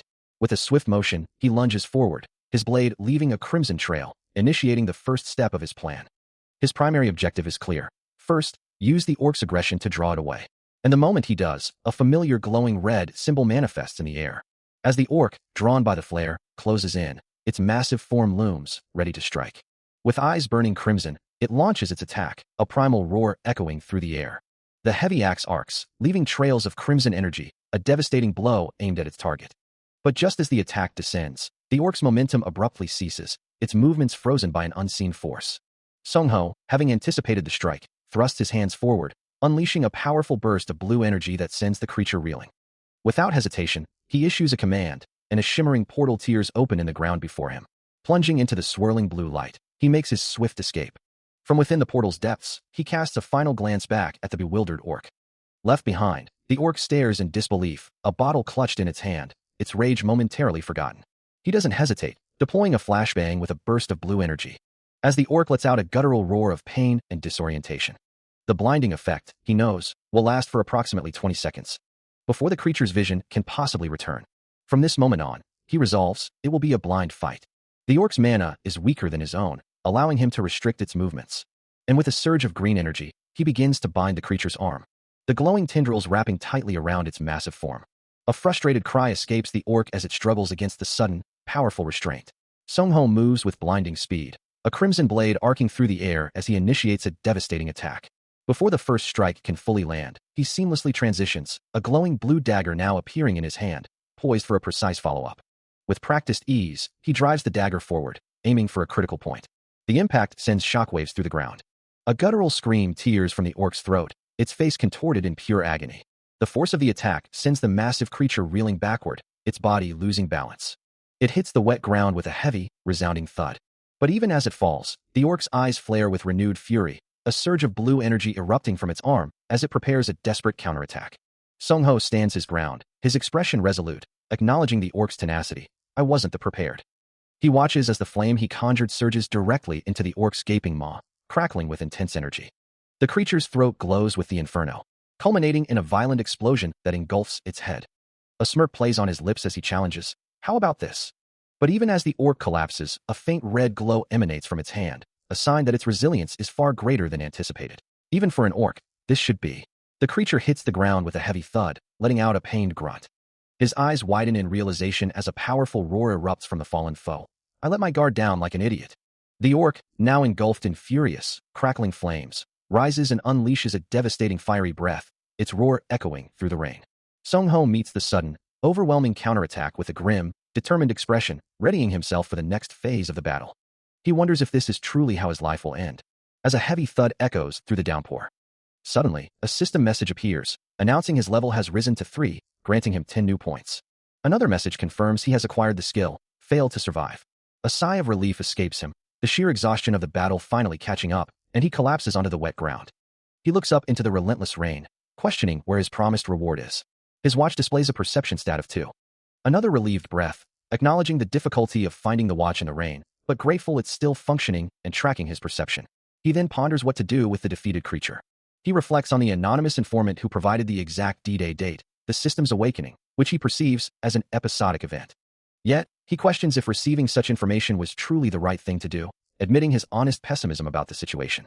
His thoughts drift to Mikyoung, recalling her words about the managed ads that played the game at the time, wondering if her past statements hold true. If so, it implies that at least several thousand people have awakened to the system. Even if only half, or even a minority of them, have truly awakened. He considers the possibility that some might even be enjoying the unfolding chaos. Such individuals would likely exploit the systemic changes for their own personal gain. This could lead to widespread unrest, causing riots, and the biggest problem of all is yet to come. He grapples with the terrifying possibilities, wondering if awakening would turn him into a creature, or if failing to awaken would simply make him a monster. A sudden thought strikes him, questioning why the idea of becoming a monster feels so disturbingly plausible. Even awakening offers no true safety, as he considers the risk of still transforming into a zombie if infected by the deadly spores. His inner turmoil manifests as a horrifying vision, half of him human, the other half a grotesque, decaying creature. The weight of his decision hangs heavy, a thunderous question echoing in the stormy sky. What truly is the right choice? A chime rings out, but he finds himself unable to commit, paralyzed by the enormity of the decision. Yet, one thing remains undeniably clear as his hand reaches towards a swirling blue portal. The portal must be opened. The world was never meant to have a D-Day, he realizes, and without intervention, no one will survive. With a grunt of effort, he begins to dig, preparing for whatever comes next. He continues to dig relentlessly, the shovel biting into the earth, a desperate question echoing in his mind about when this arduous task will finally be complete. Even with his awakened body, the sheer physical toll is immense, a struggle far greater than he had anticipated. As his body nears its limit, a system notification flashes, confirming the activation of his will to survive skill, triggering stamina and healing regeneration, alongside a boost to his perception. A golden aura erupts around him as he screams in raw determination, vowing to see this through to the very end. With renewed, desperate energy, he continues his frantic digging, knowing there is no other option but to complete the task as quickly as possible. The system observes the skill's effects, noting that will to survive appears to be an incredibly potent ability. His body glows with an intense, almost blinding light, a portal-like shimmer forming around him, but he knows this surge of power is temporary, a fleeting reprieve before the inevitable crash. As the skill's effects wear off, the exhaustion hits him like a physical blow, sending him collapsing to the ground, utterly spent. A final system message appears, informing him that his body will require significant time to recover before he can move again. After the intense effort, a period of recovery passed, marked by the quiet transition of days. The sky above, now a clear, vibrant blue, signaled a fresh start. The city hummed with renewed life, its buildings reaching towards the morning sun. He stood in his room, a quiet disbelief settling over him as he muttered, "Wow, is this time for real?" His attention was drawn to the news on his phone, which reported, according to the news, the monsters have started building a nest in the city. By. A flicker of concern crossed his face as he continued reading. But at least the remnants of the orcs have been definitely erased, right? He mused to himself, acknowledging the new reality. Stepping towards the doorway, he considered his next move. Well, it's an amazing day to start anything else today. Should I check the community and see if there's anything new? A soft rustling sound from above caught his attention. He examines the intricate device in his hand, a small, metallic object that feels significant, realizing this must be it, though he can't use it at the Mad Dog Club just yet. A golden club now in his grip, he notes its surprising weight, finding it not bad at all. Yet, a flicker of concern crosses his face as he wonders why it seems like just a regular weapon. His attention shifts to a note, revealing that buying illegal items isn't the only way to acquire weapons. Importing them is also possible. He muses on this new information, realizing even weapon import companies have items that get stopped at customs. Kneeling to search a cabinet, he considers another option. You can just ask a delivery driver, wondering if it's another delivery man at his door. A small object lies unnoticed on the wooden floor, as a distinct hollow sound echoes from his front door, prompting him to turn, a question forming in his mind. Did the person outside not hear him? He calls out, expecting a delivery. Driver, you can just leave it in front, and the doorknob slowly turns, revealing not a delivery person, but a familiar face. Mikyung stands there, a slight blush on her cheeks. Sorry, but it's been a while since. As she gestures to the bag in her hands, Sungho tries to respond. So, if it's okay with you, I'll just... She cuts him off, a hopeful expression on her face. Do you want to eat rabaki together? Mikyung holds the bag of ingredients, awaiting his answer. The world continues its relentless march, counting down to the apocalypse, now just 24 days away. He rests on a couch, a small, white creature sleeping peacefully on his chest, as a faint crackling sound fills the air. Meanwhile, a voice acknowledges an anonymous informant for providing the exact D-Day date. Outside, a young woman with light brown hair greets Sungho, her expression one of mild surprise, remarking on the unusual sight. Leading him inside her home, she continues to speak, her words echoing through the quiet space. Sungho listens, a look of disbelief crossing his face as he processes her words, finding them truly unbelievable. A moment later, the woman calls out to him, urging him to hurry and eat. With a bright smile, he readily agrees, eager to partake in the meal. As he eats, Sungho asks about the topic she wanted to discuss, reminding her of their previous conversation. She explains that since he was looking into Sura last time, she thought they could share some information. At the mention of Sura, Sungho's expression darkens, a frustrated sigh escaping him as he thinks to himself that misfortune always seems to find him. Sungho reflects on Mikyung's presence, considering her a necessary part of this new, harsh world, believing that good people are exactly what you need in an apocalypse. She then reveals her status as an awakened, a fact that Sungho finds reassuring. Still, with Mikyung, she's always doing the right thing for him. And as she prepares to leave, he confirms he will also take care of some tasks, then she'll quickly take out the trash today. While she is gone, he brings out his laptop, knowing there is no better way to share crucial information than through the community, as he begins to explain the hidden truths of their world. He starts with a detailed explanation of the iron wire disease, describing this dangerous affliction that spreads through the air and infects people with black wires. All the ensuing fights for survival are crucial for their continued existence. He continues to process the information, while Mikyung, looking down at the screen, lets out a soft sigh, feeling utterly confused by the current state of affairs. The laptop screen displays a stark message, reinforcing the grim reality. The only path forward is survival. Sung-ho then reveals more of his findings, sharing the critical details he's uncovered. Mikyung, however, quickly interjects, her expression firm, clarifying that she isn't some helpless victim or an outdated relic, but an individual with her own capabilities. He acknowledges her point, understanding her perspective. Turning her head slightly away, she admits she's unsure if playing the victim is the right approach. He looks at her intently, asking if she has specific reasons for her stance, a question she meets with a soft, knowing exhale. With a determined gaze, Mikyung affirms she indeed has her own reasons. She then reveals a significant detail, mentioning that she had previously turned down an offer from him. He continues his conversation, explaining how he met someone along with one of his faction members, while a voice on the other end suggests he's playing hard to get. Shouldn't we just kidnap him? Sung-ho quickly interjects, no, I agree with you. We can't kidnap a friend he met. A moment later, a thought crosses his mind. What a terrible thing to say. Mikyung. He considers the complexities of human motivation, knowing that many people will have their own reasons for their actions. Turning his attention to her, he asks, so don't trust anyone. What about you, Mikyung? She meets his gaze, asserting, I have my own reasons, for a fact you know. At her suggestion, he finds himself unable to respond. Sung-ho's fist clenches, the weight of Mikyung's words settling in, as he considers how easily everything could go wrong. He recalls the system's directives, understanding that one of his primary goals was to reach level 10 before the tutorial concluded and the shop became available, a critical step in preparing for the escalating threats. And that, he realizes, is precisely where the real danger lies, as images of grotesque, shambling figures flash through his mind. The Gooba system dictates that monster tiers scale directly with level, meaning that if Mikyung were to travel with him, she would undoubtedly face a pointless death against foes far beyond her current capabilities. A chilling vision of Mikyung herself, eyes glowing crimson and dark energy swirling around her, underscores the terrifying possibility of her own transformation. Facing him directly, Mikyung acknowledges the danger with a calm demeanor, stating, I appreciate the offer, but I might turn into a zombie, you know? As a faint purple aura begins to emanate from her hand, she dismisses the concern with a confident smile, declaring, I think that's fine. Mikyung turns away, leaving Sung-ho to ponder her unsettling resolve, the purple energy still faintly clinging to her as she moves through the room. From the kitchen, she casually reveals her unique ability, stating, my trait is blink, before adding a stern warning, I'll judge before you try to bite me. He reacts with a sudden jolt, his hand gripping the wooden post beside him. As he tries to interject, telling Mikyung that her situation isn't something she should just casually discuss. But she simply smiles, a soft, abnormally bright glow emanating from her as she explains that she only revealed her trait to him because it was him, Sung-ho. She continues, suggesting that if they both manage to survive without succumbing to the zombie virus, then even if they can't be a formal team, they could at least be cooperative allies. After their discussion, the task of building the fence proved to be surprisingly manageable for Sung-ho. He worked diligently, constructing a sturdy barrier around their new sanctuary. The process began with hammering the support posts firmly into the ground. Continuing his meticulous work, he hammers a stake into the ground.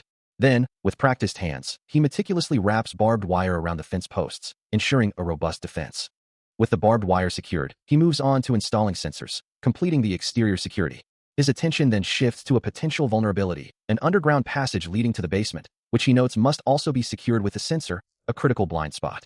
Confirming the passage's location, he realizes the need for further reinforcement. The dark, damp tunnel stretches into the unknown, illuminated only by a single, dim light. Back inside, Sung-ho surveys the crates, having moved all the basement's contents to this new, more secure location. He plans to divide the basement with sandwich panels, completing the internal setup of his fortified base. Suddenly, a sharp gasp escapes him, his eyes widening in shock at something unseen. A sudden realization washes over him, his eyes widening as he processes the information about the D-Day date. A powerful sneeze erupts, cutting through the silence. He shivers, noting the unexpected cold wave that has swept across the world, making it feel like late autumn. Soon, he realizes this very spot will become his sleeping quarters. He considers the implications, knowing he must prepare for such a change. His gaze sweeps over the interior, mentally mapping out the space. Lying down, he feels his to-do list growing ever longer, the tasks piling up. Despite the daunting list, a determined smile touches his lips as he begins to write. He recalls a visit to a nearby carpentry workshop, where he commissioned custom work and acquired various essential items. He continues his preparations, walking for 3 hours through the city streets before the cold wave truly sets in, knowing he can count on himself for everything. Methodically, He checks off the places he needs to loot, planning to hit the pharmacy after the hardware store, then make a crucial stop at the motorcycle shop. Suddenly, a familiar voice calls out his name, and he turns to see an acquaintance, Oh Hyungjin, greeting him with a casual, long time no see. Hyungjin, a gym owner and proud master, is known to have a young daughter. Sungho apologizes, explaining he's got a lot on his plate, while Hyungjin casually asks if he's still working out. Observing Hyungjin's muscular physique, Sungho realizes the muscle memory he'd carved into his own body is slowly returning. And Hyungjin chuckles, admitting he's been using his body a bit recently because of all the recycling. What about you guys? What's your plan for D-Day? Oh Hyungjin asks, his gaze fixed on Sungho. You heard? Sungho replies, a slight frown on his face. I heard something about it, but I don't believe it. The third man, standing beside Oh Hyungjin, shakes his head. I don't believe it either. Oh Hyungjin leans forward, his expression serious. But then he told me he saw it with his own eyes, and suddenly he had a superpower. Sungho's eyes widen slightly. Yup, I saw it with my own eyes too. That was indeed a superpower. Oh Hyungjin looks at him. I haven't heard though. Me neither. You punk. Sungho finishes, a hint of a smirk playing on his lips, as Oh Hyungjin continues. Anyway, that guy who hit the big one had a broadcast station trying to hit him. How should I know? Oh Hyungjin shrugs. He said he got a notification. Then the difference in mana between us will soon be enough to create a chasm. Oh Hyungjin concludes, sitting on a bench with the others. I heard it from the proud master. Sungho, looking away, mentions something concerning. He turns, his expression surprised, asking about a shootout. Oh Hyungjin, looking directly at him, questions if he missed the morning news. Sungho, looking down at his phone, admits he was busy. He then states that it makes sense, and he'll check the petition board. Still looking at his phone, Sungho wonders why there wasn't any news reporting about such a significant event, especially given the official request for investigation into the Yongdo shootout and the subsequent systematic deletion of all related articles. Oh Hyungjin, with a thoughtful expression, recalls what the news did report. Sungho, looking up, expresses disbelief that a shootout was dismissed as a simple accident by the news, questioning who could possibly believe such a thing. Oh Hyungjin watches him leave, still processing their conversation, as the news of the Yongdo incident has now completely vanished from public discourse. He calls out, a hint of surprise in his voice, Hyung. Sungho continues on his way, thinking to himself that he just remembered something important he had to take care of. While Oh Hyungjin tries to get his attention once more, Sungho is already focused on the Yongdo news, which has now completely vanished from public discourse. After returning home, he settles in, needing to organize his thoughts. The Yongdo shootout, a perfectly coordinated response by the government, still weighs heavily on him. With a soft click, he opens his digital files. He scrolls through an article about D-Day, a date provided by an anonymous informant, wondering why anyone would want an apocalypse. A faint glow emanates from him as he stares at the screen, convinced that he, of all people, wanted an apocalypse. But now, as he delves deeper into the mysteries surrounding the D-Day event, Sungho wonders if a manifestation of power is already occurring somewhere, today. He considers it might be excessive speculation, but what if someone leaked crucial information to the government early? Information intended to initiate action with the first opening. And what if that person, unlike him, didn't possess an offensive trait? An offensive trait that would allow them to stand on the front line, and therefore didn't step up to the challenge. He can't be sure who it is, but the thought gnaws at him. There is someone, he realizes, someone powerful. Someone operating directly behind the government. His thoughts drift to the anonymous informant who provided the exact D-Day date, a sinister figure in a red hood looming over a more formal version of himself, before he returns to the quiet reality of his room, his hand gently resting on his sleeping cat. An anonymous informant had provided the exact D-Day date, and he had hardened the gateway to the creation of survival life. He sits before a chessboard, contemplating the pieces, which represent 3 veteran players. After much thought, he eliminated the creator, though he couldn't explain why he was able to kill all of them. They were simply too weak to be called beasts or monsters. These creatures were just like the ones he had seen in the game, merely villagers. Lying in bed, he muses that anything in the creator's world would never be able to kill an orc. For now, those things are still most likely perfects. He wonders, so then, is he a survivor after all? Still, he wonders if he's truly the only one capable of eliminating these threats. A memory, or perhaps a lingering thought, brings forth the words of Oh Hyungjun, who once asserted that neither ordinary individuals nor even the government could hope to defeat such foes. Yet, he remains unconvinced, a quiet uncertainty settling over him as he doubts his own ability to eradicate every single one. Lying back, he ponders the anomaly of his existence, questioning the source of his lethal power. A pang of longing for his old friends surfaces, a stark contrast to his current solitary burden. He remembers a time, perhaps, when they would strategize together, deciding to merely scout a new threat. Sitting up, he dismisses the grand notion of single-handedly halting a catastrophe, a task too immense for one person. Instead, he resolves to wait, believing it's not yet his moment to fully engage in the unfolding, yet strangely orderly, apocalypse. With a determined grunt, he steps into the entrance of what will become his sanctuary. Inside, He methodically sorts through supplies, confirming that the food stores are now complete.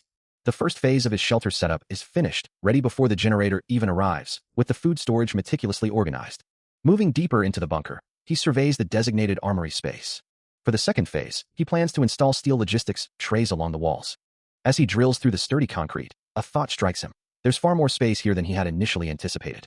His eyes widen slightly in surprise at the unexpected scale.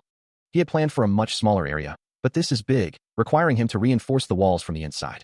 With new calculations already forming in his mind, he continues his work. He considers the next steps for his shelter, knowing he will figure out the remaining construction during the second phase. But for now, there are more immediate and important tasks to attend to, as he prepares a drone for launch. A sense of awe washes over him as he realizes the sheer scale of his new domain, far larger than he had initially imagined. The drone ascends, revealing a vast, rugged mountain landscape stretching out before him. From this vantage point, the drone provides a real-time view, allowing him to survey the terrain with precision. He notes the impressive capabilities of the device, observing the dense forest canopy from above. With the controller firmly in hand, he guides the drone, ensuring no detail escapes his notice.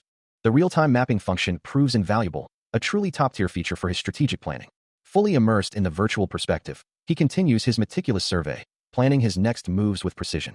After a brief moment of admiration for the drone's capabilities, he sets his shelter as the central point for a full-scale terrain exploration. The drone's sensors quickly reveal a towering mountain range, and to the south, the vast expanse of an ocean. As the drone glides over the water, he notes the ocean teems with prey, yet shows no signs of formidable monsters. Only seabirds populate the skies, and the smaller creatures below are nothing to worry about, leaving his survey of the area incomplete. The drone then discovers a valley nestled between the shelter and the ocean, thankfully devoid of any uncleans. With a final adjustment, he exclaims, "Ah, there." He observes the cave entrance, noting that the corpse he had previously seen is now gone. A thought crosses his mind, wondering if the massive fishball creature was responsible for its disappearance.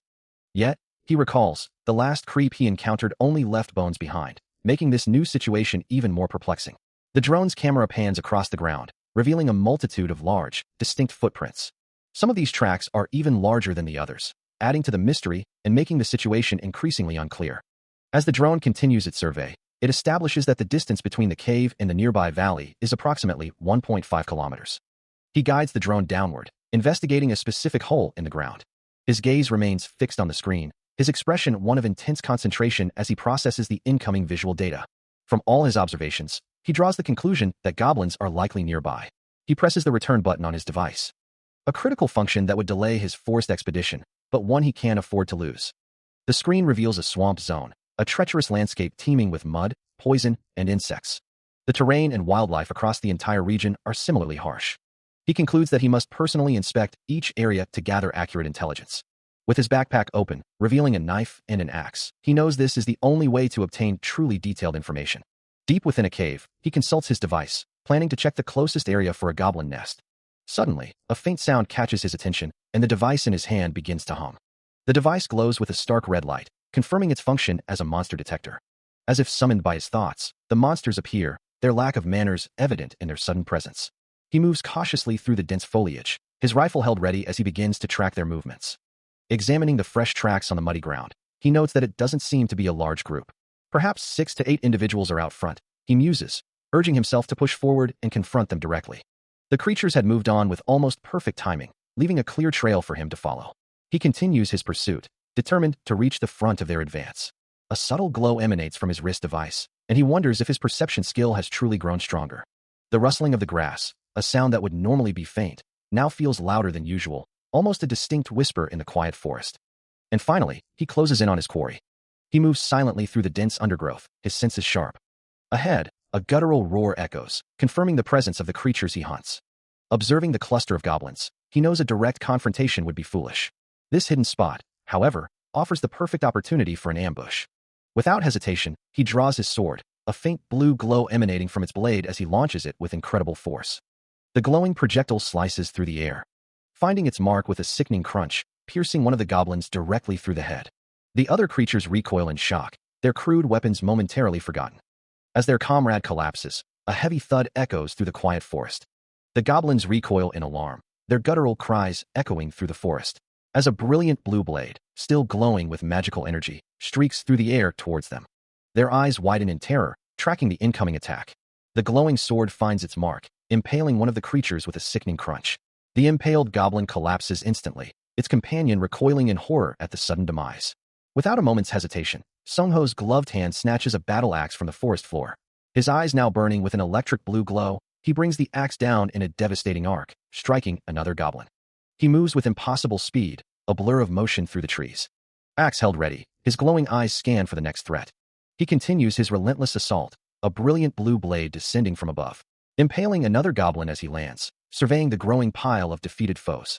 That makes 4 down, he remarks, a hint of satisfaction in his voice. Walking deeper into the forest, he calls out to the remaining creatures, "Hey, you guys, wait for me." A small stone ricochets harmlessly off his helmet, and his eyes glow a fierce red as he chides them. Even villains wait when someone's talking. Aren't you being rude? A goblin shrieks in terror, as he stands over another group of vanquished enemies, accusing them. No melee combat since poison, you cowards. With the immediate threat neutralized, he turns and walks away from the silent, defeated horde. As he continues his relentless assault, a crimson glow emanates from his hand, a clear signal of a new power activating. With a surge of brilliant blue energy, he unleashes a powerful wave that sweeps through the horde of goblins, sending them reeling. The creatures cry out in agony, their forms distorting under the immense pressure. Looking down at the fallen foes, he notes the effectiveness of his status effect, their defeat undeniable. A soft blue crackle of energy surrounds his hand as he interacts with a glowing interface, perhaps confirming his progress or preparing for the next phase. With a determined stride, leaving a faint blue trail in his wake, he declares his intent to finish the remaining threats. Leaping into the air, he delivers a swift, decisive blue energy slash, cutting down the last of the goblins, and, in doing so, leveling up to 4 and gaining 16 points. With the area now clear, he hums thoughtfully, walking away from the defeated creatures and the lingering magical residue. He reflects on the recent battle, a sense of confusion lingering over how easily the enemies were weakened. Yet a quiet satisfaction settles in as he acknowledges that his new abilities truly worked, now clad in protective gear, surrounded by a faint, shimmering green aura. The world, however, continues its relentless march towards an inevitable, cataclysmic event. Sung-ho lets out a sigh, feeling the weariness settle deep in his bones. Despite his fatigue, he swings his pickaxe with practiced ease, the tool striking the earth with a sharp, resonant impact. A faint golden glow emanates from his hands as he observes the results, musing, "This is really funny, though. The digging skill was supposed to be a beginner's skill, barely triggering during battle, but it feels like I'm just digging." Another powerful strike echoes through the cavern, and he cries out in disbelief, "Ack, why is the efficiency so good?" Around him, spectral pickaxes manifest, digging furiously into the ground, their rhythmic impacts filling the air. He watches the phenomenon, confirming, still, well. A moment of reflection passes over his face as he considers. This skill activation wasn't useless. Unlike with the orc, a crucial stat has dropped. He inspects his gloved hand, a faint glow still lingering, and concludes, "I was able to confirm that the recoil isn't severe." Having completed his task, Sung-ho concludes that this marks the end of his current control acquisition. Now, he considers, it's time to check his current location, perhaps for any hidden treasures, discovering a guaha fruit that promises to restore health. Holding the vibrant red fruit, he muses aloud, wondering if this is what items buried underground typically look like. The discovery sparks a new thought, suggesting that based on these findings, there might be other similar locations waiting to be unearthed. Carefully, he places the fruit into his bag, securing his new acquisition. Suddenly, his eyes widen in surprise, a new, unexpected item catching his attention. He holds up a small, blue, toad-like creature, questioning its very nature. Pondering the strange find, he wonders aloud, why a living toad would appear instead of a typical item. A musty, unpleasant smell catches his attention, and he instinctively recoils, realizing something is amiss.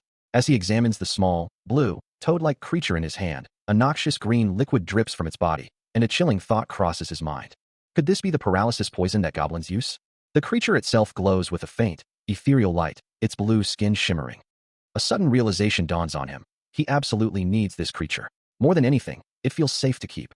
With careful precision, he begins extracting the green liquid into small vials, understanding the immense potential of being able to extract such a potent poison. This ability would grant him countless ways to develop poison resistances, making his future hunts significantly easier. A small smile plays on his lips as he looks at the creature, deciding on a name for his new companion. "All right, your name is Jugbug from now on." Holding Jugbug gently, he promises the creature, "I'll give you lots of food." The system registered the poison he had just acquired, declaring its alarming purity and assigning it the name Judel, now his property. Observing the message, he noted the particularly pure section, recalling a similar phenomenon from a game he once played in his sleep, a strange detail he was sure of. He wondered if this was a new characteristic added to reality, perhaps part of the system's recent updates, a thought that lingered in his mind. The system's message concluded with an ominous warning, or else. He considered it might be a bug, especially if other users weren't reporting it, acknowledging that survival life system remained unstable, despite a recent update just last week. Dismissing the thought, he knew such updates were typically handled by a specific individual right before server shutdown, a detail that offered little comfort. He decided to set aside his musings for now, though the prospect of immediately exploring another dungeon filled him with reluctance, a weariness settling over him. Despite his hesitation, he raised his hand, blue energy swirling as he activated a dimensional gate, its ethereal glow illuminating the forest around him. Without further delay, he leaped into the shimmering portal, disappearing into the unknown. He finishes reorganizing his thoughts and preparing for the new environment. Stepping through the shimmering blue gate, he immediately begins to survey his new surroundings.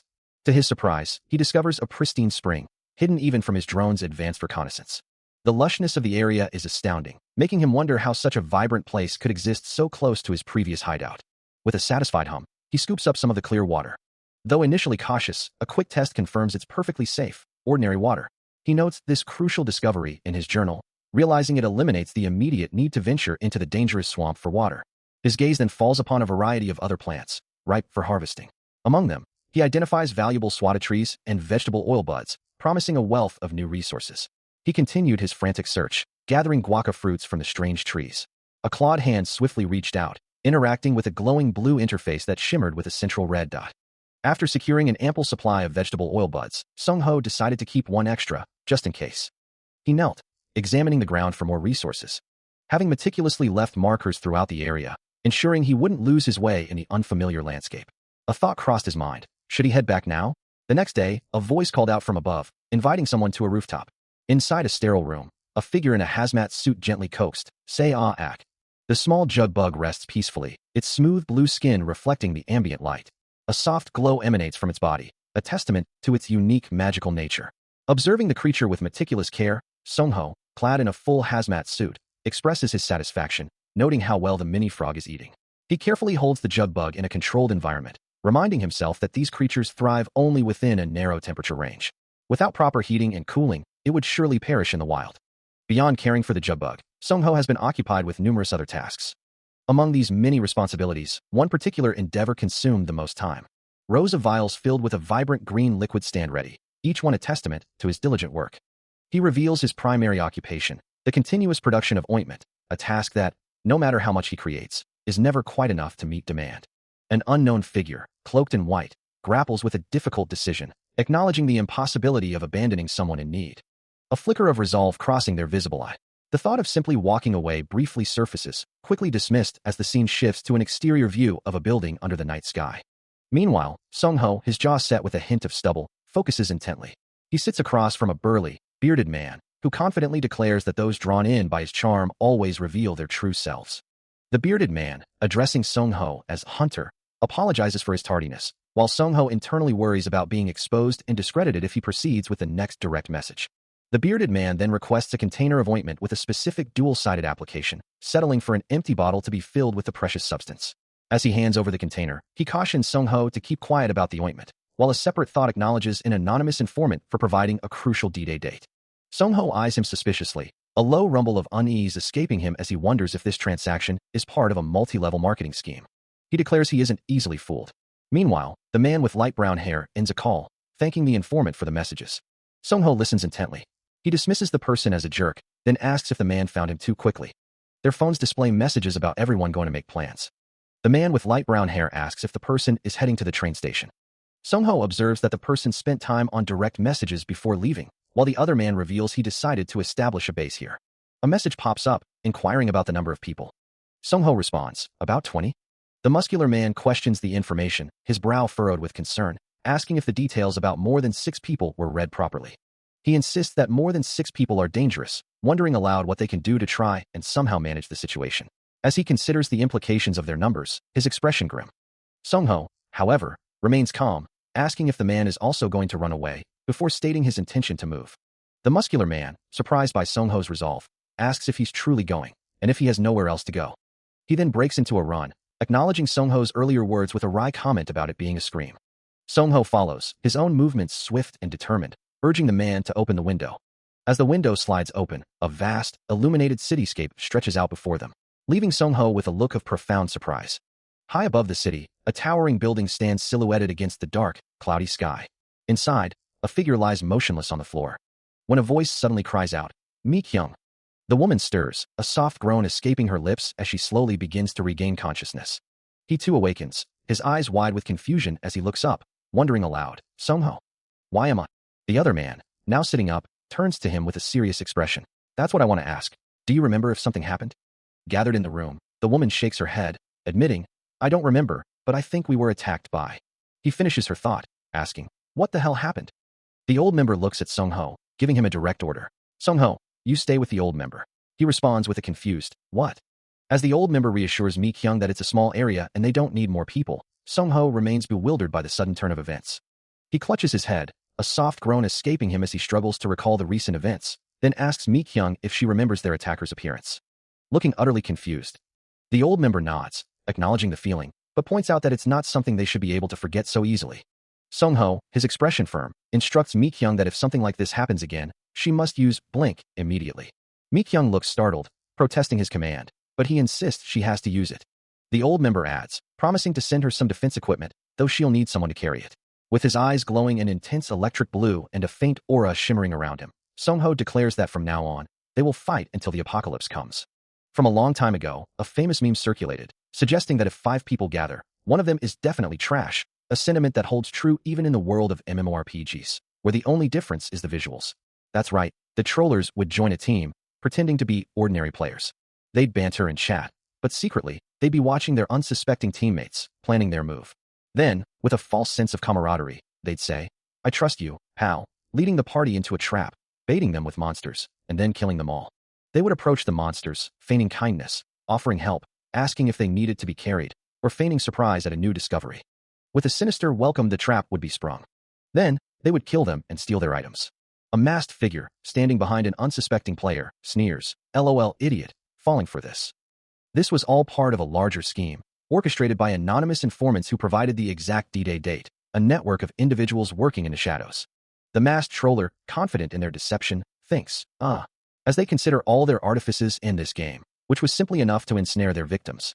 They played a careful role, making the game seem truly fair, with just one goal in mind. And of course, a big reason was that the number of malicious users dropped to 4, making the target pool manageable. 2 more figures, one in a baseball cap and another in a bunny mask, stand ready, part of the coordinated effort.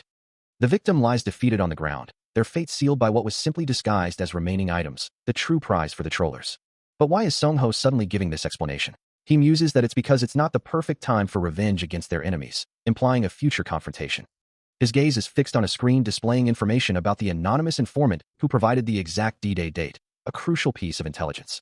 The screen also shows a real-time board and mentions first 10 people Kambapja, 40, video, and Inno, digital awakened in the realm class, indicating a complex system of information and player activity. He muses on the vast number of people in the world, a sudden thought causing him to pause in confusion. His computer screen displays a game interface, showing his alias, Kambapja, and details about another player, Dawa Juzio, whom he identifies as a definite troller. Later, watching a video on his phone, he realizes the footage of another victim might be slightly spliced. Considering it might be better to let people be fooled by such manipulations, and finds a strange respect for the deception. Back at his computer, he notices something about Kim Minu, wondering how they could know such information. Standing up and stretching, he resolves to fight back against individuals like that. His hand glowing with a faint blue energy as he reaches for the keyboard, ready to begin his own training. The blue energy swirls and intensifies, a digital current flowing through the air. For 13 days, Sungho immersed himself in the study of hunter logbooks, meticulously analyzing weapon usage, skill application, mana control, and both physical and mental training regimens. He devoured information on techniques designed to increase survival rates, preparing himself for the harsh realities of the hunt. Up until now, the hunters he'd observed primarily focused on attacking monsters, but he intended to use this knowledge differently. Deep within a cavernous dungeon, a hulking, gray-skinned monster with glowing red eyes stalked its territory, unaware of the new predator entering its domain. He would use it to train himself, leaping through the air, a glowing blue arrow already knocked and released, striking the beast with precision. With a fierce determination etched on his face, he declared that starting today, he would become a real hunter, confident that he was the only one capable of this path. He considers the array of primitive tools before him, each one a potential asset for anti-personnel or anti-monster extermination. Among them, an Indian war club and a wooden slingshot stand out. But after assessing all the conditions, he realizes there's only one viable option, He picks up a handmade stone axe, his decision made. Then, with a decisive motion, he prepares the slingshot, pulling back its elastic band. Its high utility in various situations makes it an ideal training tool, and a determined glint enters his eyes. He takes aim, and a brilliant blue projectile of pure energy launches from the slingshot, streaking through the forest air. The glowing orb closes the distance, impacting the tree trunk with a sharp crack and a burst of shimmering particles. He considers his options, wondering if the Indian mace club is all that remains for him to master. Holding the simple wooden club, he realizes it's the only weapon available in this particular place. Recalling that the most effective way to deal with zombies is to crush the spores lodged within their skulls, he knows a blunt weapon is key. His system then displays the details of an ebony wood club, a blunt weapon type item he plans to acquire first, knowing he needs to raise his proficiency. But, with the basic club already in hand, he begins to practice, swinging it with focused intensity, the force of his strikes evident in the air around him. He notes his growing ambidexterity as he continues his rigorous training with powerful, sweeping motions. He considers the possibility of encountering a psychic capable of telekinesis, wondering how such a power might be used to lift something as mundane as a fridge. Such thoughts are not idle speculation, but rather a reflection of the menacing threats that loom in his mind, personified by shadowy figures, one red and wielding a knife, the other green and equally hostile. The red figure's silent scream echoes the intensity of his internal struggle. But he knows he cannot simply dwell on these anxieties. Gripping a sturdy wooden club, he resolves to take action. A deep breath escapes him as he acknowledges the futility of a survival-focused life that yields no progress, understanding that true advancement requires more than just staying alive. Stepping into a virtual training environment, he stands ready, dual-wielding glowing clubs, prepared to hone his skills. A system message confirms the unprecedented nature of his training, revealing that the number of zombies required for blunt weapon death matches is currently 0, a blank slate for his new path. With a powerful swing, he delivers a resounding impact, the force of his strike echoing through the virtual space. His dedication pays off as a system notification appears, confirming he has perfected the skill Blunt Weapon Mastery at rank F, earning him a valuable point. He reflects on the unexpected turn of events, finding it hard to believe that all psychics could degenerate so completely. A sigh escapes him as he finds himself in a virtual forest, a lone torch illuminating the path. Still, he thinks he might as well use this opportunity to train his stone-throwing skill. But a sudden, alarming sound makes him cry out, wondering why a detector would be placed on a raccoon. His confusion deepens as he questions why a wolf would be in the raccoon's hole. Checking his phone, Sung-ho can hardly believe it. One of them actually got into the hole. He stares at the unexpected sight, a wave of disbelief washing over him.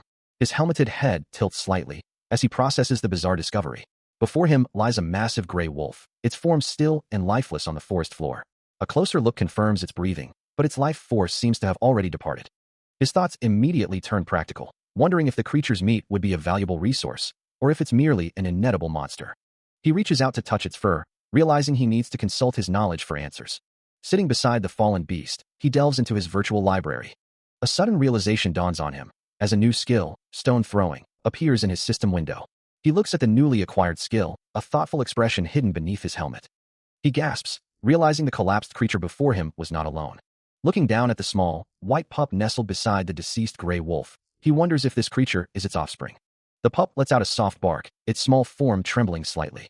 A somber expression crosses his face as he considers the implications of the wolf's death, knowing that even in this virtual world, a monster's demise isn't always the end. He makes a quick decision, realizing he must bury the creature swiftly. If the deceased wolf was indeed a monster, it would soon transform into a bone creeper, or worse, other monstrous entities. With a shovel in hand, he begins to dig, determined to prevent any further transformations. Finally, wiping sweat from his brow, he lets out a weary sigh. He looks down at the freshly dug mound, where the small pup now sleeps peacefully, reflecting on the entire situation. Curled up on the freshly turned earth, the small wolf pup sleeps soundly, oblivious to the world around it. Sung-ho holds the cub gently, recognizing it as the same one he saw by its mother's side, its white fur confirming his memory. He can't be mistaken.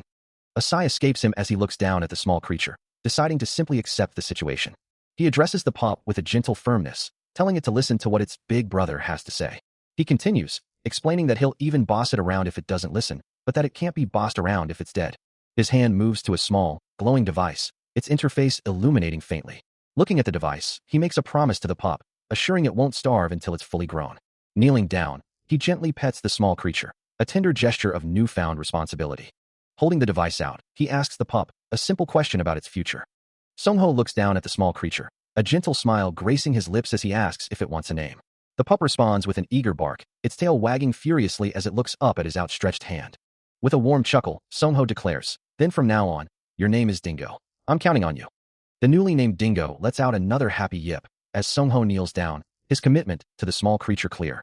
Suddenly, a holographic interface materializes, displaying a system message. "You have named the Gray Wolf. You have succeeded in communicating with the Gray Wolf." The message continues, confirming, "The Gray Wolf, Dingo, is now considered your property." Song-ho looks down at the small white wolf pup, asking if Dingo is ready for their training session. He then gently lifts the pup by the scruff of its neck, calling it Badu. With a simple hand gesture, he instructs the wolf to turn.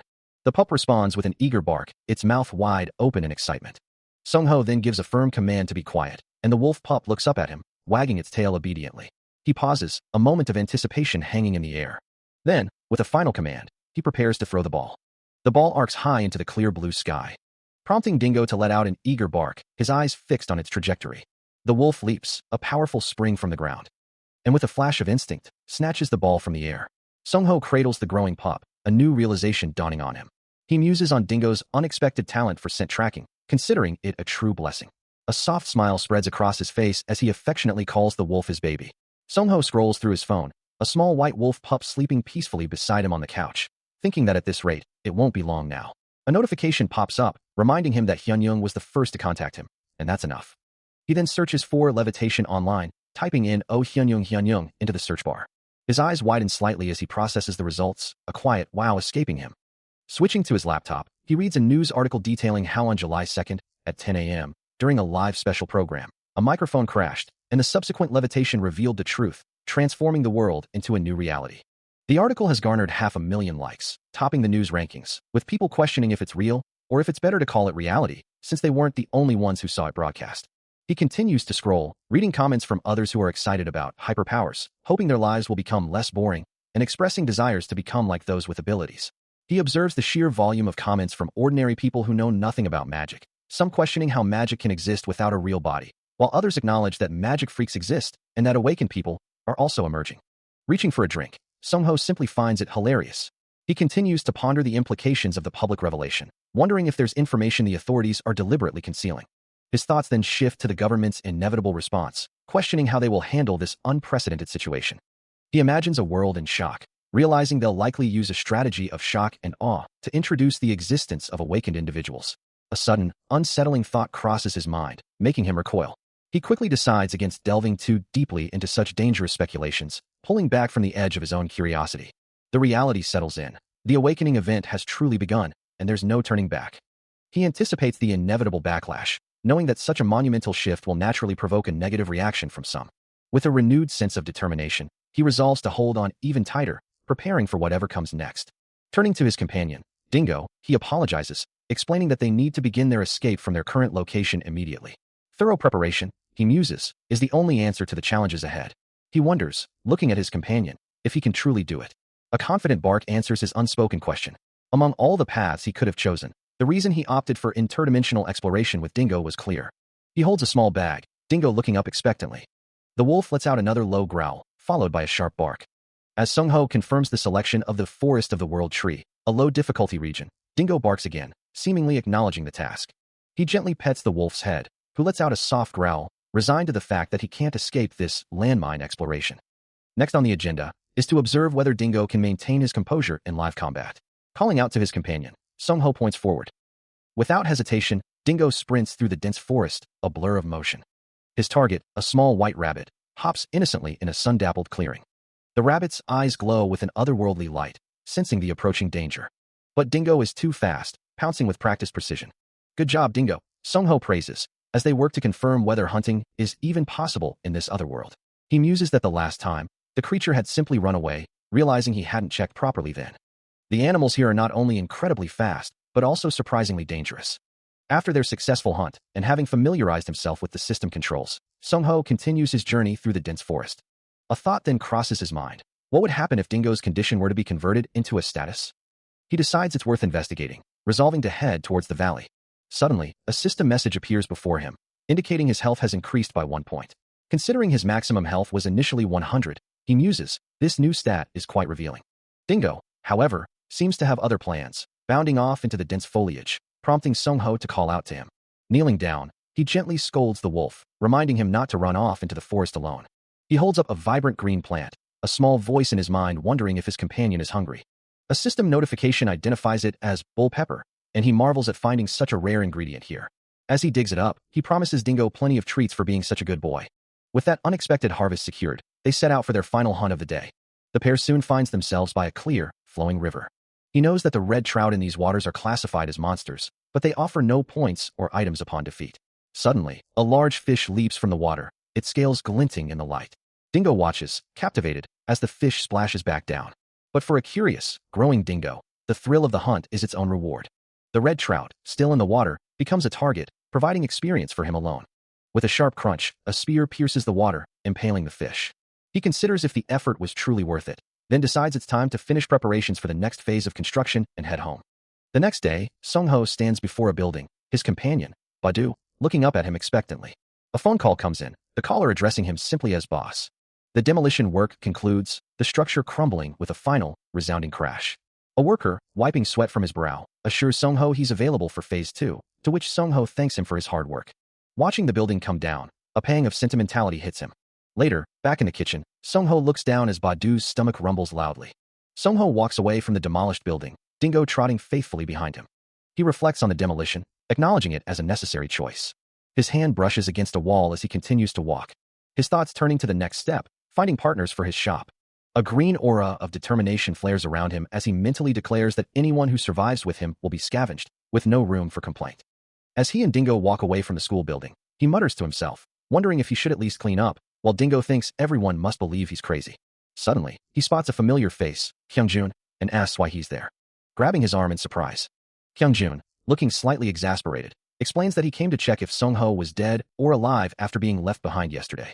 Kyungjun, surprised by the small, white creature, exclaims at the sight of the puppy, then quickly shifts his attention, realizing the man he thought was gone stands before him.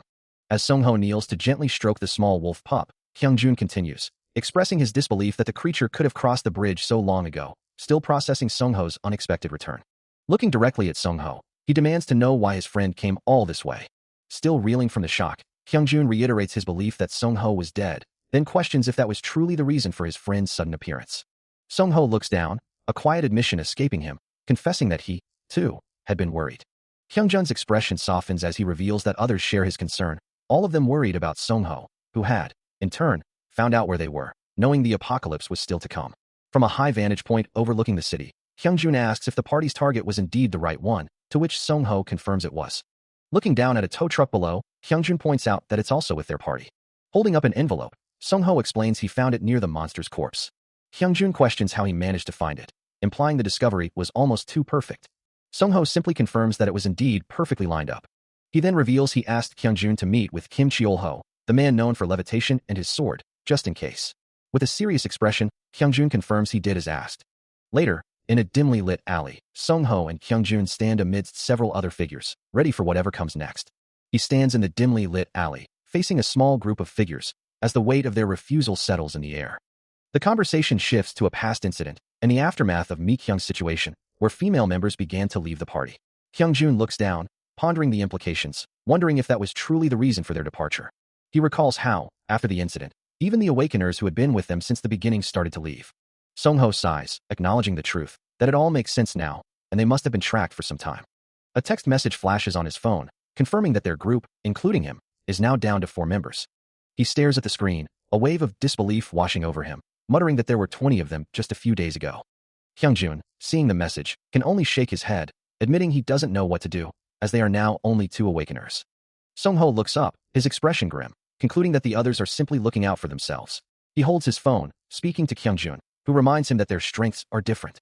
Still, he wonders if his own expert opinion is truly needed, and if his current line of thinking is correct. He has one pressing question for his friend. A stark statement hanging heavy in the air. If the apocalypse comes and people start threatening you, you have to kill them. Later, seated across from each other, Kyungjun explains that in a catastrophe, without the rule of law, only the strong can survive, and they must stay alive. He then tries to dismiss the intensity of his own words, claiming it just sort of came up. But a sudden noise makes Sung-ho jump, startling Kyungjun as well, who curses the unexpected fright. As he rests, the small gray wolf pup sleeps peacefully on his arm, a soft jajak sound echoing faintly in the quiet room.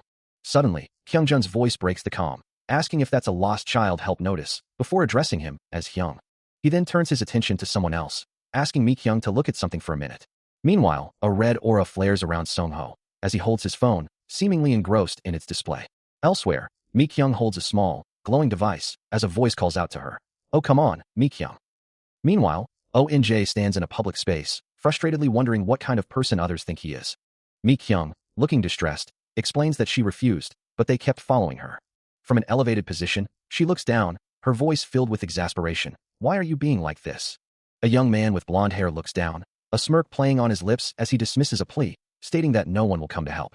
His voice carries a chilling command, urging someone to comply while he's still willing to act like a gentleman. The true leader of the group, Kim Chae-bin, watches with eyes glowing with a faint purple aura, his presence radiating an unsettling power. Beside him, Ma Jong-in, a lanky figure, echoes the sentiment, reminding their target that this is a secluded area where no one will intervene. Kim Chae-bin extends a hand, a gesture of false magnanimity, his expression unwavering. His voice, calm yet menacing, reminds them of their own inherent traits, a veiled threat. The tension mounts as he begins a slow, deliberate count, signaling the end of their patience. Kim Chae-bin sits casually, surrounded by his enforcers, including Ma Jong-in, all looking down at their helpless target. Another masked figure, part of the intimidating group, observes the scene with silent intensity. Sung-ho rests, his arm draped casually as a small, white wolf pup sleeps peacefully beside him. Suddenly, a heavy metal pipe arcs downward, wielded by a figure in a green shirt, who shouts a guttural cry of 3. But before the blow can connect, Kim Chae-bin, wearing a cap, intercepts it with a glowing forearm, the impact sending a shockwave of light across the alley. He drops to one knee, recovering from the sudden ambush. As the green shirt attacker stares, another figure with spiky yellow hair steps forward, demanding to know, "Who is it?" His face contorted in anger. The yellow-haired man glares at Kim Chae-bin, challenging, "Would I tell you?" But before another word can be exchanged, Kim Chae-bin moves with impossible speed, his form blurring as he vanishes from sight. The ambush continues with a sudden, powerful impact, as one of the assailants swings a heavy weapon. But Kim Chae-bin is already moving, a blur of motion evading the blow. The attacker looks down, surprised by his target's impossible speed. A gasp escapes him as Kim Chae-bin's hands begin to glow with a vibrant purple energy, the mysterious power enveloping his form. The assailant recognizes it as the trait that had previously obscured their vision, noting its dark, elusive nature. Undeterred, he swings his weapon once more. But Kim Chae-bin is already gone, leaving only a faint, echoing sound in his wake. Sung-ho deftly evades a sweeping attack from Ma Jong-in, the weapon blurring past him with a sharp clang. A soft grunt escapes him, his breath catching as he maintains his defensive posture. From a distance, Mi-kyung's voice cuts through the chaos, her urgent cries echoing, "Sung-ho, catch it!" But before the next attack can land, Sung-ho unleashes a devastating counter, a powerful, unseen force slamming into Kim Chae-bin, who recoils in a burst of crimson energy. A surprised exclamation escapes Sung-ho, his eyes widening at the unexpected power. He lets out a sharp gasp, the residual energy of his own attack rippling through him. He curses under his breath, realizing the immense destructive power he just wielded, even if it was only a glancing blow. Ma Jong-in, weapon still in hand, steps forward, his voice laced with recognition as he asks, "You're Kong Sung-ho?" Sung-ho considers the situation, musing on the nature of the trait he just encountered, an offensive trait. Isn't that totally overpowered early on? He watches as the other man, Ma Jong-in, sneers, telling him that he's about to become a cripple today. Ma Jong-in then turns to Kim Chae-bin, reminding him that he also has a trait. With a determined expression, Sung-ho replies, acknowledging the trait. Crackling energy surrounds him as he declares that they've chosen the wrong person to mess with. Internally, he curses the situation, realizing his opponent shows no intention of holding back his abilities. He ponders his next move, wondering what he should do. A thought crosses his mind, questioning if he really needs to use the dimensional gate. Before Kim Chae-bin can react, Sung-ho delivers a devastating blow, sending him reeling back with a scream as red energy bursts from the impact. The sheer force of the attack creates a shockwave, causing Grey Wolf to recoil from the sudden burst of power. The force of the blow sends Kim Chae-bin recoiling, a pained cry escaping him. Nearby, Ma Jong-in calmly speaks into his phone, his expression unreadable as he asks about an offer. He continues his call, the emergency number 112 displayed on his screen, while Kim Chae-bin remains slumped in the background. With Kim Chae-bin visibly defeated, Ma Jong-in stands alongside him and another associate. Deciding to retreat for the day, Ma Jong-in mutters his disbelief at their opponent's audacity, despite their seemingly weak appearance. The three figures turn and walk away, leaving the scene of their defeat. Elsewhere, Sung-ho sits immersed in a virtual world, a vibrant purple aura swirling around his VR headset, as Mi-kyung watches over him. Gently, she reaches out to remove the headset, her voice filled with concern as she asks if he's alright. Holding the now cracked device, Mi-kyung worries about his well-being, but he simply jokes about the cost of repairs. Mi-kyung stares in disbelief at the cracked VR headset, a silent question forming on her lips. Meanwhile, in a car speeding away, Hyungjun voices a grim concern to ONJ, wondering if Sungho might no longer be with them. Back on the street, Mi-kyung kneels beside Sungho, who is still wearing his helmet, insisting they must get him to a hospital immediately. He dismisses her worries, claiming he's fine and has no time to be down, then asks Hyungjun if the party is truly over, requesting that Mi-kyung be taken in if it is. Hyungjun, still in the car, agrees to take Mi-kyung if she's okay with it, but then questions Sungho's strange comment about having a connection now. Later, Mi-kyung walks with the gray wolf, acknowledging that she now has someone to care for, the wolf trotting faithfully by her side. As Sungho walks away, Hyungjun and ONJ watch him, a metallic click echoing in the air. Still following him, Hyungjun wonders aloud why Sungho is acting so strangely, a sentiment ONJ silently echoes. Returning home, Sungho resolves to organize his thoughts and the chaotic events that have transpired. He reflects on the information he received, grateful for the anonymous informant who provided the exact D-Day date, as his VR headset rests nearby and the gray wolf sleeps peacefully. His mind drifts to the past, to the preparations he made, like drilling through a wall, a necessary step for the second stage of his plans. He remembers the urgency of his situation, his hasty departure unavoidable, a determined glint in his eye. Looking back at his companions, seeing Hyungjun and Mi-kyung, he felt a deep desire to confide in them. He wished he could share his ability with them, but that choice was impossible, a heavy burden he had to carry alone. To maximize the potential of his dimensional gate, he had to relentlessly level up his skills and farm for resources. He pushed himself to the limit, even when called from within by an item's power, a monster that struck him down. He fought even more intensely, especially while battling the mountain gang, honing his abilities with every swing of his pickaxe. Climbing higher, he knows deep down that there will be a price to pay for all of this, for the power he has gained and the secrets he keeps. And finally, with thanks to the anonymous informant who provided the exact D-Day date, Sungho frantically continued his work. His focus was absolute, every detail meticulously handled. Checking his watch, he realized it was already late into the night. Finally, after hours of painstaking effort, he finished installing the hidden camera in the hallway. Now, he could finally sleep well at night, even if he dozed off, and the fact that Jinwoo liked this setup was a relief. He moved through the hideout, ensuring everything was in its place.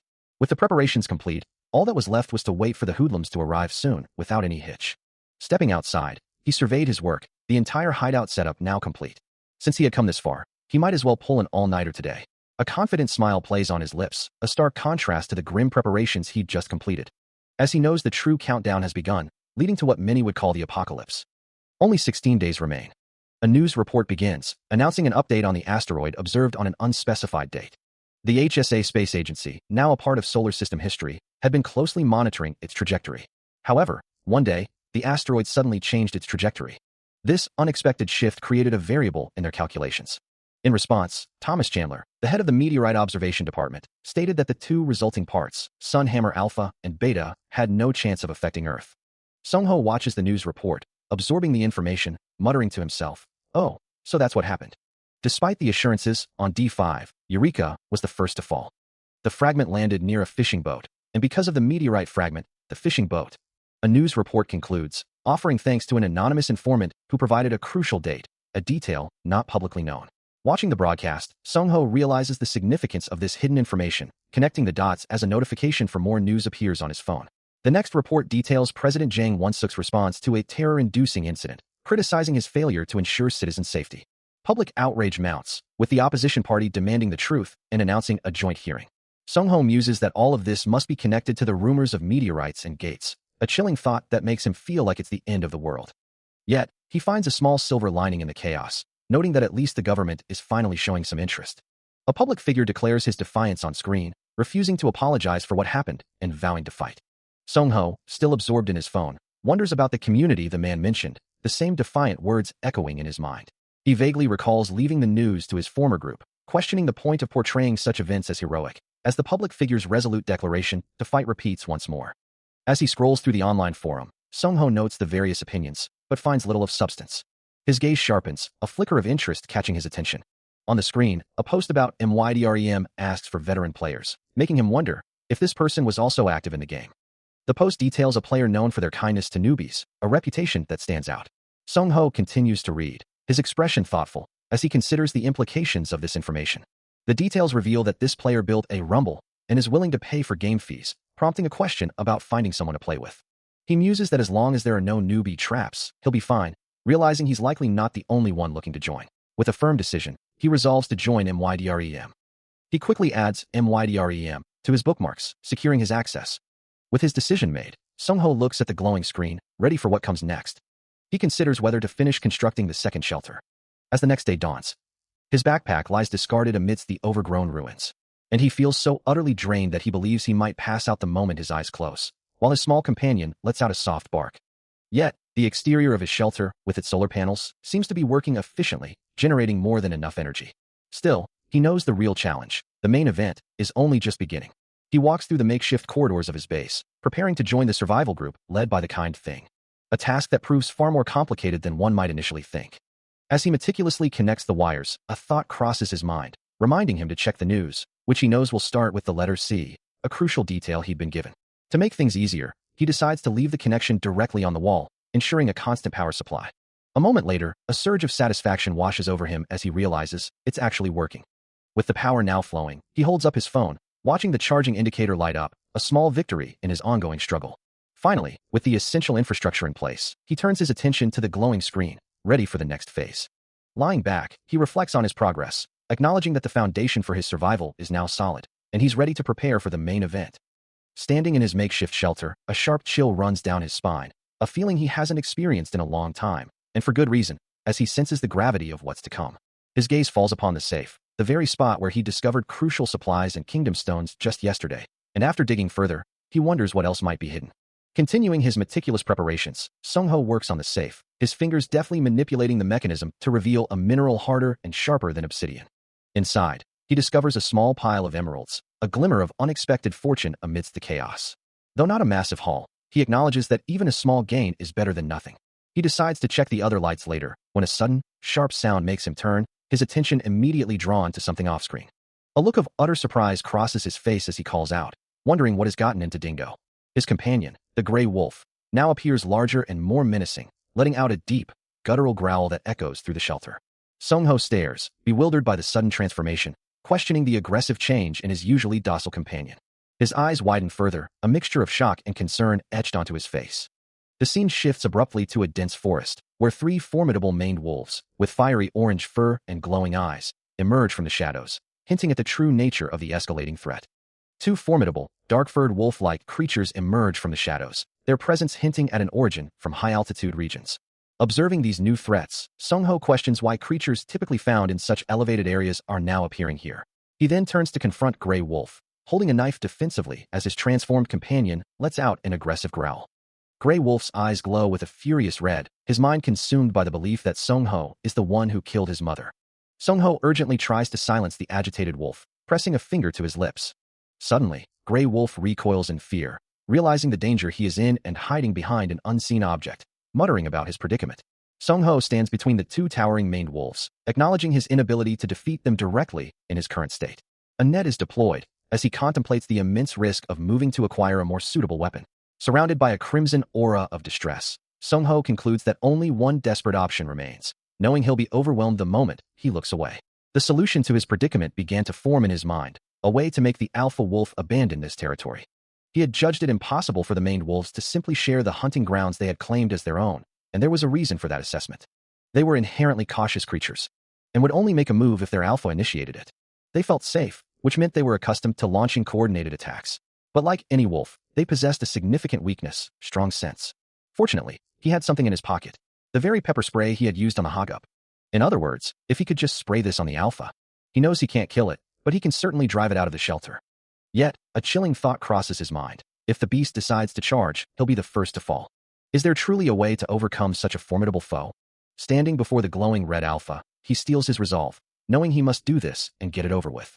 Then, a sudden realization sparks in his mind, a solution to his predicament. The hunter clenches his fist, confirming the theoretical possibility of his plan, refusing to back down now. The shelter he worked so hard to build will not be destroyed, he vows, challenging the alpha directly. With a surge of green energy, Sung-ho charges forward, a glowing object in his hand. His momentum carries him swiftly through the rain. He closes the distance in a blur of blue energy, delivering a powerful kick that sends the massive maned wolf alpha recoiling. The creature snarls, its red eyes burning with fury, a guttural growl escaping its fanged maw. But Sung-ho is relentless, already airborne for another strike. His second kick connects with brutal force, snapping the alpha's head back. He lands lightly, his gaze fixed on the reeling beast. A determined resolve hardens his features, his body radiating a faint blue aura. As the alpha struggles to recover, it lets out a desperate command. Open the portal. But before the portal can fully form, Sung-ho delivers a final, decisive kick, sending the maned wolf alpha hurtling directly into its shimmering depths. Then, holding aloft a glowing yellow orb, he issues his own command, close the portal. He delivers a powerful kick, sending the massive maned wolf alpha reeling from the impact. Landing with a controlled thud, he immediately braces himself, ready for the next move. As the enraged beast lunges, he deftly evades its attack, a determined not yet escaping his lips. With a swift counter, he strikes the wolf's snout, eliciting a guttural growl. The maned wolf alpha, now joined by a smaller black wolf, launches a coordinated assault. Sung-ho leaps back, creating crucial distance from the dual threat. The beasts continue their relentless advance, their glowing eyes fixed on him. Suddenly, the battle ceases, and Sung-ho looks down at a small white wolf pup, who barks softly as he remarks, "I thought I was going to die just now." A gentle smile touches his lips as he playfully scolds the pup. "You little rascal, stop being a baby." He gently strokes the soft fur of the small white wolf pup, a rustling sound accompanying his touch. His hand moves slowly over its head, a comforting pat for the creature. A determined glint in his eyes, he murmurs. As he continues to comfort the pup, a stark reminder of the impending doom looms. Only 15 days remain until the apocalypse arrives. After finishing the arduous task of organizing the basement, Sung-ho immediately made his way to the hardware store and pharmacy, his companion, the gray wolf, trotting faithfully beside him. He had initially believed he could finally rest once the minions were gone, but the reality was far different. Those damned wolves were always ready to attack. Later, reflecting on the encounter while the gray wolf slept peacefully on his lap, he mused that, in a way, he might have gotten off easy. After all, if they had been werewolves, there would have been no solution at all. Looking at the traffic light, his thoughts turned to his own actions, realizing he had been complacent. He considered the nearby living areas, and the variables he had completely ignored. Since it was close by, it was more ecological to hurry to the den, but ultimately, it would be better to expand the grid and build a proper shelter. As he walked past a familiar building, Sung-ho considered the strategic importance of securing a place for farming and storing supplies, when a voice called out, wondering if it was him. He turned, remembering how close he'd come to defeat due to inadequate defenses, as the voice called his name again, more urgently. Still planning to install Bluetooth beacons to expand his grid's range, he glanced at his phone as the man's voice cut through his thoughts once more. "Hey, Kong Sung-ho." Finally stopping, he faced a woman who stood between him and the persistent man, her expression neutral as she asked what he needed. He simply stated his purpose, explaining that he had come to buy something, which surprised the man. The man, still looking surprised, questioned if he had traveled all this way just for weapons or items, while Sung-ho countered, asking why he was there instead of the store. The woman then interjected, explaining that one of their members wished to purchase them. He presses further. The woman suggests he simply present the evidence he possesses. She then turns her gaze to Sung-ho. The brown-haired man, still agitated, addresses Sung-ho directly. A man introduces himself as Ju Hyan, extending a business card, which Sung-ho accepts, confirming his own identity. As the woman's face comes into focus, a thought echoes, wondering if she could truly be a doctor. The business card she holds confirms her name as Jisoo Yun, affiliated with Calypse Hospital, a facility dedicated to providing the best medical care. After learning she was a doctor, Sung-ho's thoughts drift. He recalls similar situations, just like he did with Hyungjin and Mi Kyung, as the three stand together outside. Jisoo Yun muses that she thought she understood the basic knowledge of aura, but honestly, she doesn't want to delve deeper. She then observes that if one avoids aura naturally, then it's no wonder they'd be surprised. With a downcast expression, she admits she can't hide it, yet there's no way she can reveal it either. Her eyes glowing with a soft blue aura, she asks directly if he is actually an awakener. He asks, a hint of surprise in his voice, if her question about his awakener status came out of nowhere. She chuckles softly, explaining that she had been listening to their conversation, and the thought had simply occurred to her. Ju Hyan, still processing the implications, mentions Mi Kyung, while Jisoo Yun adds that she can sense the mana of awakeners, and that feeling was trustworthy. He then asks about the difference between himself and her, to which she replies that her explanations might be too complex for him to grasp. With a knowing look, she asks if he is truly asking that, suggesting he might already know the answer. Sung-ho, however, seems more concerned about his family, muttering their names under his breath. Jisoo Yun then extends an offer, proposing that they become friends. The next day dawns bright. Sung-ho sits alone, scrolling through his phone, a message about a black stick appearing on his screen. He holds the newly enhanced spear, its tip gleaming sharply. With a satisfied hum, he notes that the enhancement process is now complete, and the result looks quite decent. His loyal companion lets out a soft bark, and he gently reminds the wolf that they'll be visiting his mother today. As the wolf pants happily, he affectionately scratches its head. He muses aloud that even if the enhancements aren't expensive, they still can't afford them without enough money, concluding that they need to get rid of the items as soon as possible, to which the wolf responds with another bark. He then playfully asks his growing companion if he didn't tell him he was getting bigger too, earning another happy bark. Later, amidst the quiet of a dense forest, he wonders what he's stumbled upon. Before him, a pack of gray wolves gathers, prompting him to question why there are so many of them here. Observing the group, he notes the conspicuous absence of an alpha wolf among them. As he observes the pack, a thought crosses his mind. He hopes they won't tell him what he already suspects. It's an expectation of something he'd rather not hear, but as long as they don't explicitly state it, he can pretend it isn't true. He knows that a named wolf pack, one without an alpha, is usually very easy to deal with. It's as if their brains have been removed from their heads, and without a leader, their coordination becomes terrible. This makes it possible to defeat them one by one, as a gray wolf is sent flying by an unseen force. He moves with blinding speed, a blur of motion through the forest, thinking, right, as he closes the distance. Another gray wolf lets out a pained roar, just like this. With the last wolf defeated, he looks down at the fallen creature and asks his companion, "So, did you get what you wanted, Gray Wolf?" He stands over the fallen beast, a faint blue aura still clinging to him, as a system message confirms his victory. Nearby, the small gray wolf pup sleeps soundly, oblivious to the recent skirmish. Moments earlier, a pack of gray wolves had snarled, their yellow eyes fixed on their prey. Then, a blur of black, he moved, striking the first wolf with blinding speed. The remaining wolves responded with furious barks and growls, their aggression flaring. One of them cried out as a powerful blow connected squarely with its face. He continued his assault, a dark streak against the green, sending another wolf flying with a precise strike. A glowing yellow projectile then slammed into another, eliciting a sharp cry. The wolf tumbled backward, defeated. With a final, swift movement, he dispatched the last of the pack. As the gray wolf lunges forward with a swift, blurring motion, he initiates a fierce attack against an unseen foe. The impact sends a maned wolf reeling back, a pained yelp escaping its maw as red energy crackles around the point of contact. With a guttural snarl, the beast bares its fangs, its eyes glowing with feral aggression. Yet the gray wolf continues its relentless assault, a swift, agile blur in the air as it strikes again.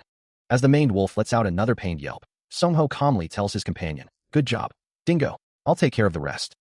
With a decisive, glowing yellow projectile, he dispatches the maned wolf, earning 3 points for the defeat. From now on, he decides, he'll call his loyal companion Dingo. His eyes briefly glow with a fierce yellow light, confirming the new name for his companion. The system confirms his progress, announcing that he has reached level 5 and gained additional effects for his trait. Having just leveled up, Sung-ho stares at a new phenomenon before him, wondering aloud what it could be. The system clarifies, revealing new trait effects. Dimensional door transparency makes the door visible, while dimensional door projection allows him to see and hear the scenery beyond, confirming that additional effects were added to his trait. Reaching out, he commands the door to open, his expression shifting to one of pure amazement. Before him, a shimmering blue rectangular portal now stands fully formed. And through its ethereal surface, a vibrant forest scene is clearly visible.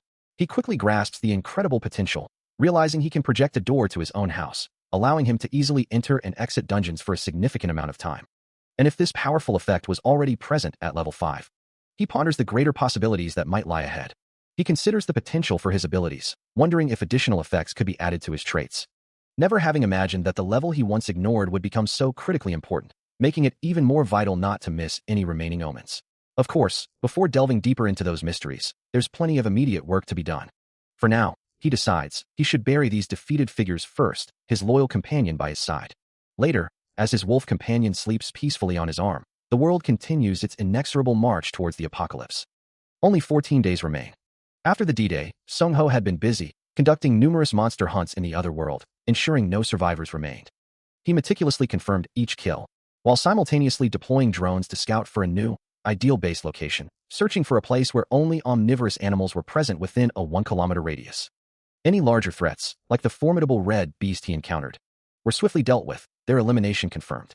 Finally, a suitable location was found, a place ideal for a new base. He knew a nest of that size would likely harbor a boss monster, making it a tough challenge, but after gaining confidence from his previous endeavors, he didn't hesitate. "Shall we begin?" he thought, ready to transform the hideout into a shelter.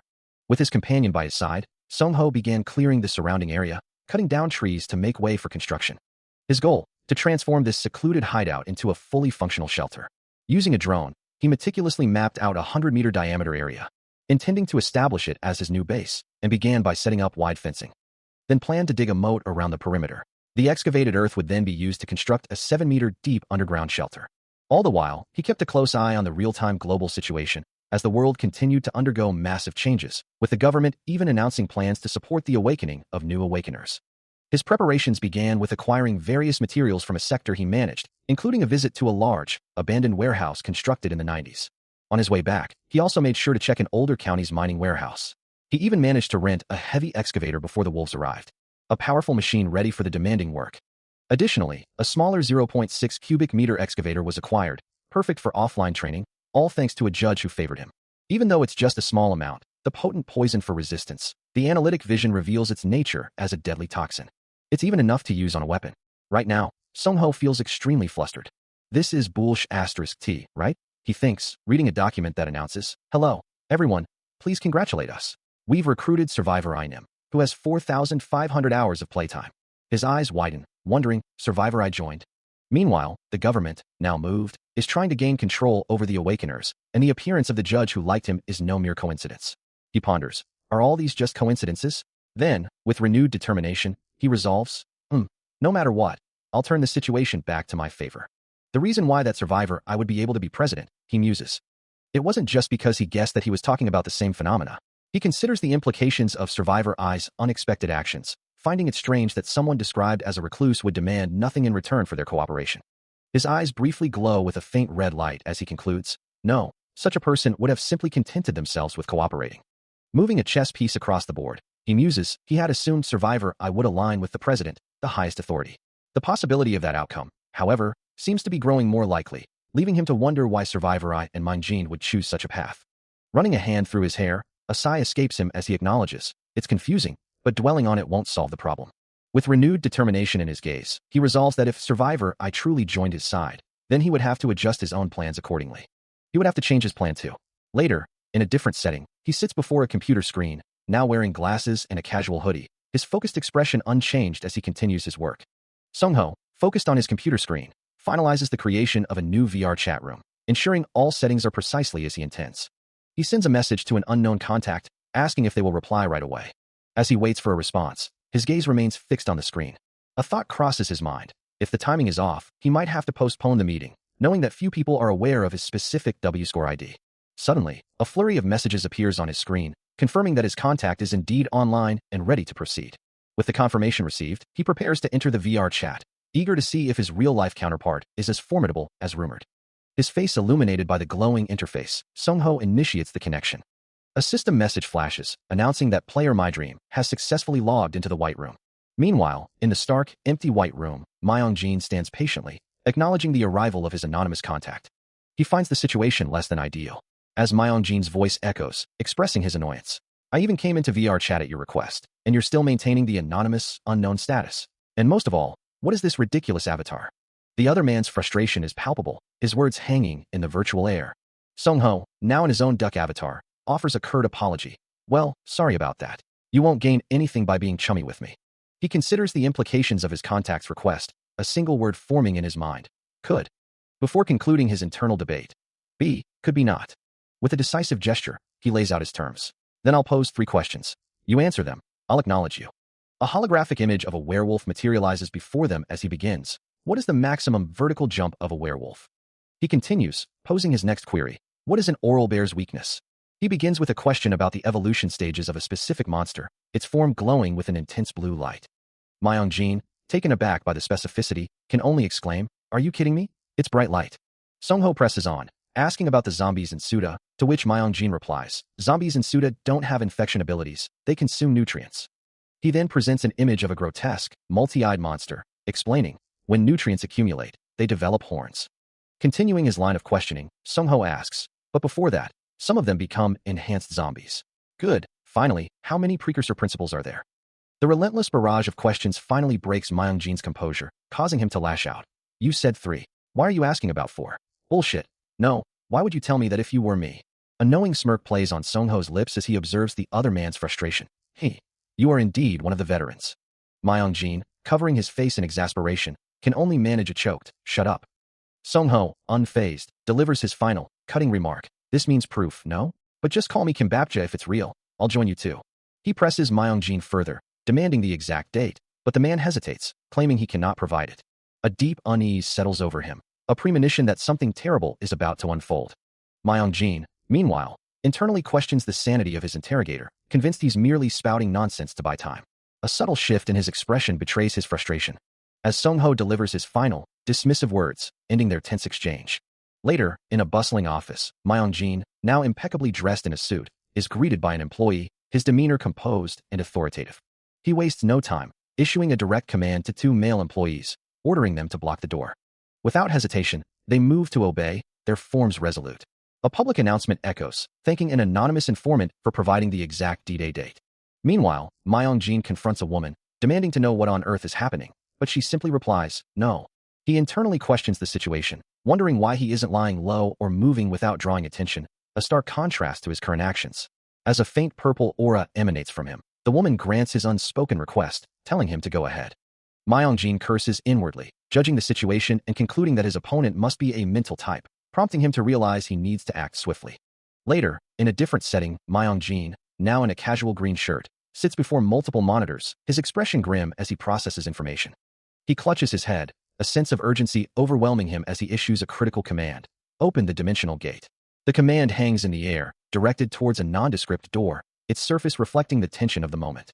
Suddenly, a hand rests on Myung-jin's shoulder, startling him as he turns to face the unseen individual. As the air crackles with an unseen presence, he addresses the hidden figure, questioning their identity. A flicker of surprise crosses his face, quickly replaced by a steely resolve, as he processes the situation. He warns the individual that there's nowhere left to hide, confirming his suspicion that it is indeed the unknown Nim he sought. The hidden figure remains still in the bathroom, as Myung-jin urges them to stop stalling, knowing their time is up. With a knowing look, Myung-jin deduces that his opponent must be a stealth-type ability user. He confidently states that he has experience dealing with such foes, implying he knows exactly how to counter them. A hand reaches for a faucet, turning it on to fill a bucket with water. Myung-jin explains his strategy, splashing water to reveal uneven moisture spots, which would betray the stealth user's location. Without hesitation, he begins splashing the water, ready to expose his opponent. He lets out a sigh of relief, his plan having worked perfectly to expose the hidden individual. A soft thud echoes, as he acknowledges the narrow escape, grateful that he managed to corner them. It was indeed a close call. Now in a different location, he speaks into a communicator, asking if the target has been secured. He explains that the individual is a stealth-type ability user, and that he had to resort to a trick to find them. From the other end, a voice expresses a bitter sentiment. Looking at a monitor, Myung-jin confirms the target is secured, and expresses his satisfaction with the outcome. He then turns to the now unmasked figure behind him, addressing him directly. Anyway, thanks, Sung-ho. Sung-ho, now the focus, reflects on his own failure, having resolved to remain hidden, yet still being caught. Myung-jin reflects on the recent events, acknowledging the anonymous informant who provided crucial intelligence, and stating that his thoughts are now completely clear. As he ascends a flight of stairs, a glowing green staff in hand, he continues, asserting that from this point forward, he will operate solely by his own exacting standards. His voice resonates with unwavering resolve, declaring that he will thoroughly respond to fire with fire. Now fully clad in a hooded jacket, the green glow of his staff intensifying against a backdrop of surging red energy, Myung-jin stands ready, his declaration a stark promise of what is to come. Myung-jin lets out a soft sigh, his thoughts drifting to the anonymous informant. The one who provided the exact D-Day date, a crucial piece of intelligence. He considers the source, a veteran with extensive experience, someone who definitely possesses more than meets the eye. As a hand reaches out, perhaps to confirm a detail, a question hangs in the air. Suddenly, a shadowy, armored figure materializes behind him, its red visor glowing ominously. Myung-jin reacts instantly, green energy flaring around him as he attempts to evade. But the assailant is too fast, their weapon piercing Myung-jin's side, a splash of green energy erupting from the impact. He cries out, his face contorted in agony, the green energy still emanating from the fresh wound. He recognizes the figure before him, a chilling realization dawning. You're the unknown, he manages to gasp, before a sharp impact forces an ack from his lips. The assailant continues their brutal attack, striking him with overwhelming force, sending him reeling. What did you call them earlier? The attacker asks, as Myung-jin lets out another pained cry. The helmeted figure pauses, observing the effect of their assault. Anyway, how is it? They inquire, a cold curiosity in their tone. Myung-jin clutches his side, the wound burning as if his very blood is flowing through his body in agony. He groans in pain. Ugh, that's right now, he acknowledges, struggling for breath, as the assailant warns him, you'd better stop talking. The assailant's knife glows with an ominous green light, a silent testament to its lethal power. Myung-jin collapses to the ground, his vision blurring as a system notification flashes, the murderer achievement is unlocked. Standing over him, the assailant calmly states, so even if I kill you, I wouldn't get any penalty. The figure looms over Myung-jin's bleeding form, the green glow of their weapon casting an eerie light on the grim scene.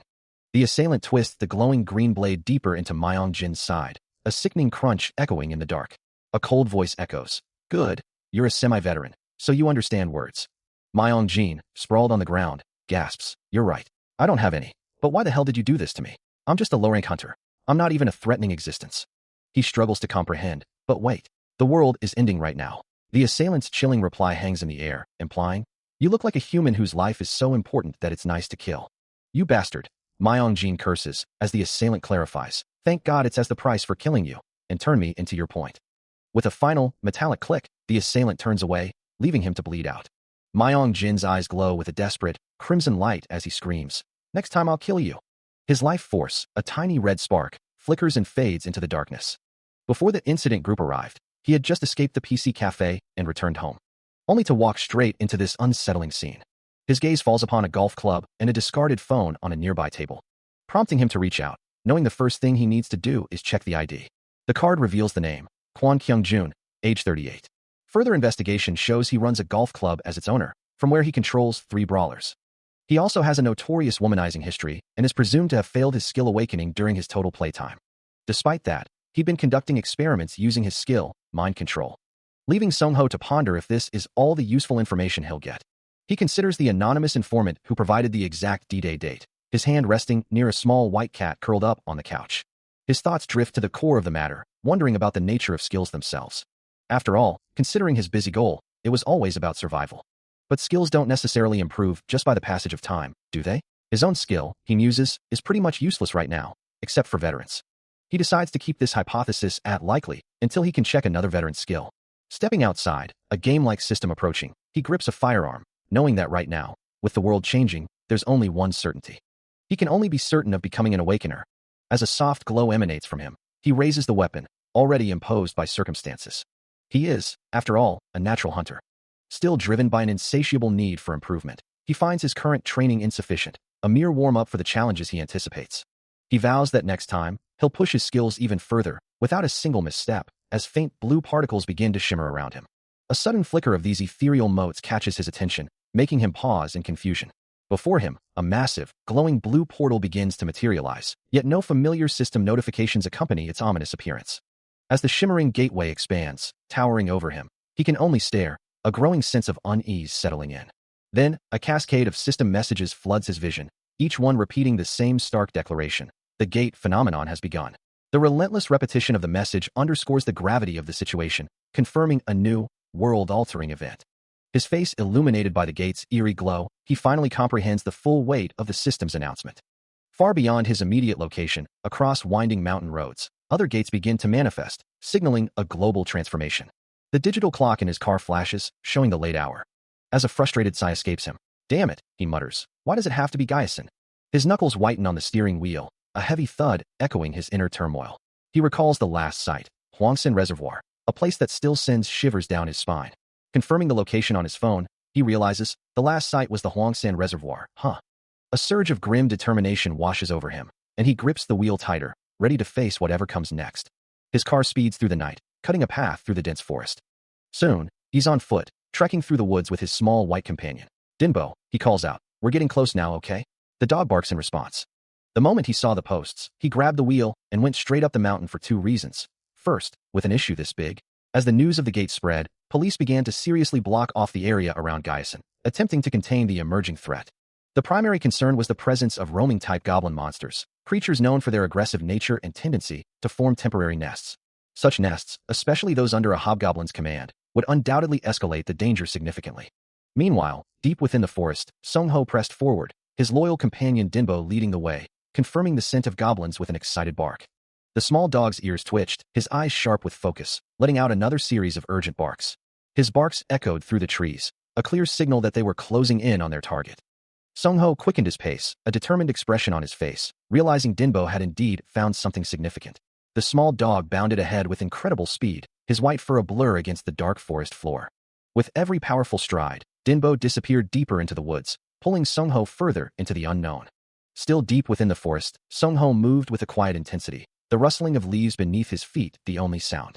Suddenly, a sharp bark from Dinbo made him pause, a flicker of annoyance crossing his features as he muttered, "Hey, idiot." He scanned the dense undergrowth, searching for a clearer route, wondering, Isn't there a better path? But Dinbo, ignoring his master's grumbling, let out another insistent woof. The dog's urgency led Sung-ho to a grim discovery. A man lay sprawled on the forest floor, his clothes torn and stained with blood. A gasp escaped him as he took in the sight. What the hell?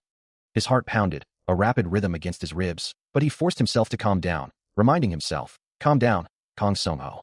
Kneeling quickly, he pressed 2 fingers to the man's neck, feeling for a pulse amidst the quiet rustling of the forest. A wave of relief washed over him as he confirmed, good, he's still alive. He groans, a faint sound escaping his lips, but Sung-ho quickly realizes these are no ordinary wounds. Despite the lack of external injuries, a dark, spreading mark on his chest indicates he was directly injected with a potent poison. Dinbo sniffs around the fallen figures, as Sung-ho kneels beside 2 more officers, their uniforms rustling softly in the breeze. He continues his grim task, checking each corpse scattered across the forest floor. One of them bears clear bullet marks, confirming the police had been armed. But a question gnaws at him. Why would they take such a risk in this situation? A sudden, horrifying thought strikes him, making him gasp, no way. Could there be a gold goblin among the group? His eyes widen, reflecting the monstrous, crowned visage of a goblin, its form shimmering with ominous red particles as the terrifying truth dawns on him. He reflects on the anonymous informant who provided the crucial D-Day date. Realizing that if the information was accurate, there was no way he'd let anyone else handle the situation. With that firm decision, he immediately used his burner phone to call Jean, promising to do whatever he could to help.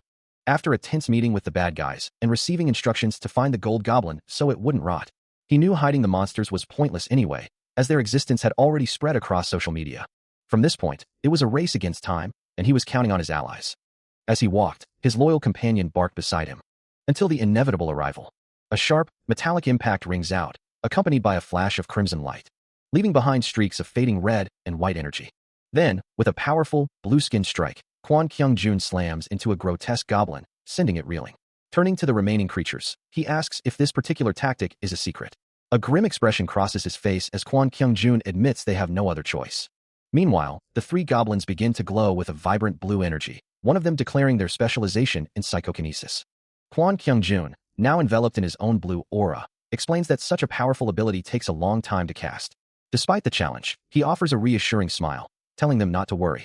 Kwon Kyung-jun, his hands glowing with a vibrant blue energy, channels his psychokinetic power, lifting massive fragments of rock from the ground, sending them hurtling forward as he declares, I'll definitely provide cover. One of the goblins, its eyes burning red, questions his resolve. But are you confident you can hold them off on their own? Inside the vehicle, Myong-jin listens as Kwon Kyung-jun explains. However, they say the higher you climb up. As Kwon Kyung-jun steps out, manifesting a shimmering blue shield, Myong-jin exclaims, What? A horde of goblins charges from the darkness, one of them sneering. These fellows aren't in the game. Kwon Kyung-jun meets their charge head-on, his psychokinetic power flaring as he repels the attackers. A blue aura surrounding him as he reassures his ally. Even so, Captain, don't panic. Just keep doing what you're doing. Inside the vehicle, Sung-ho looks back, confirming their strategy. If we can deal with the goblins, we can leave the main pack. Still enveloped in a vibrant blue aura, Kwon Kyung-jun holds a goblin suspended in the air, his voice firm as he warns it to cooperate. A sudden, violent impact echoes through the air, accompanied by a flash of red energy. Another goblin snarls in defiance, its eyes fixed on the human who dares to challenge it. Meanwhile, Sung-ho kneels, his mind racing, desperately trying to formulate a plan to turn the tide.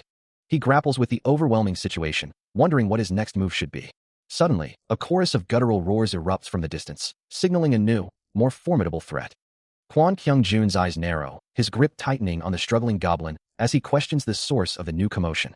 With a surge of psychokinetic energy, he unleashes a powerful strike, sending the creature reeling.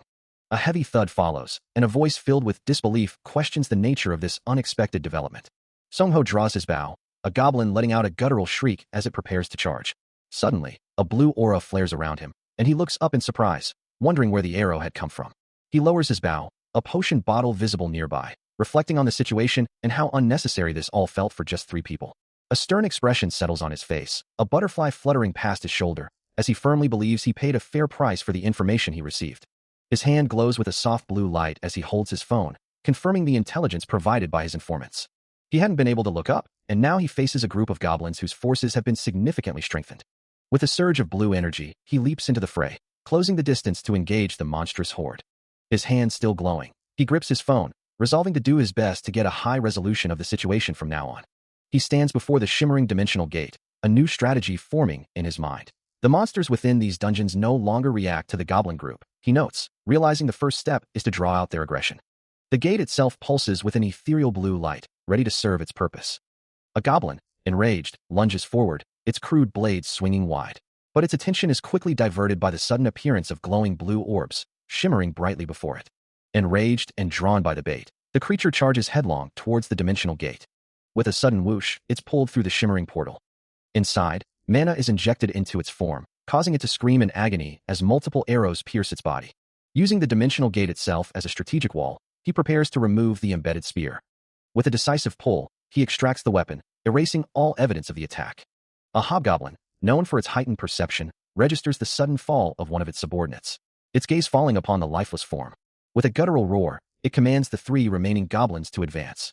Once the compromised goblin is removed, the hobgoblin urges its forces forward once more. Meanwhile, within the shimmering blue of a dimensional gate, he stands ready, dagger in hand.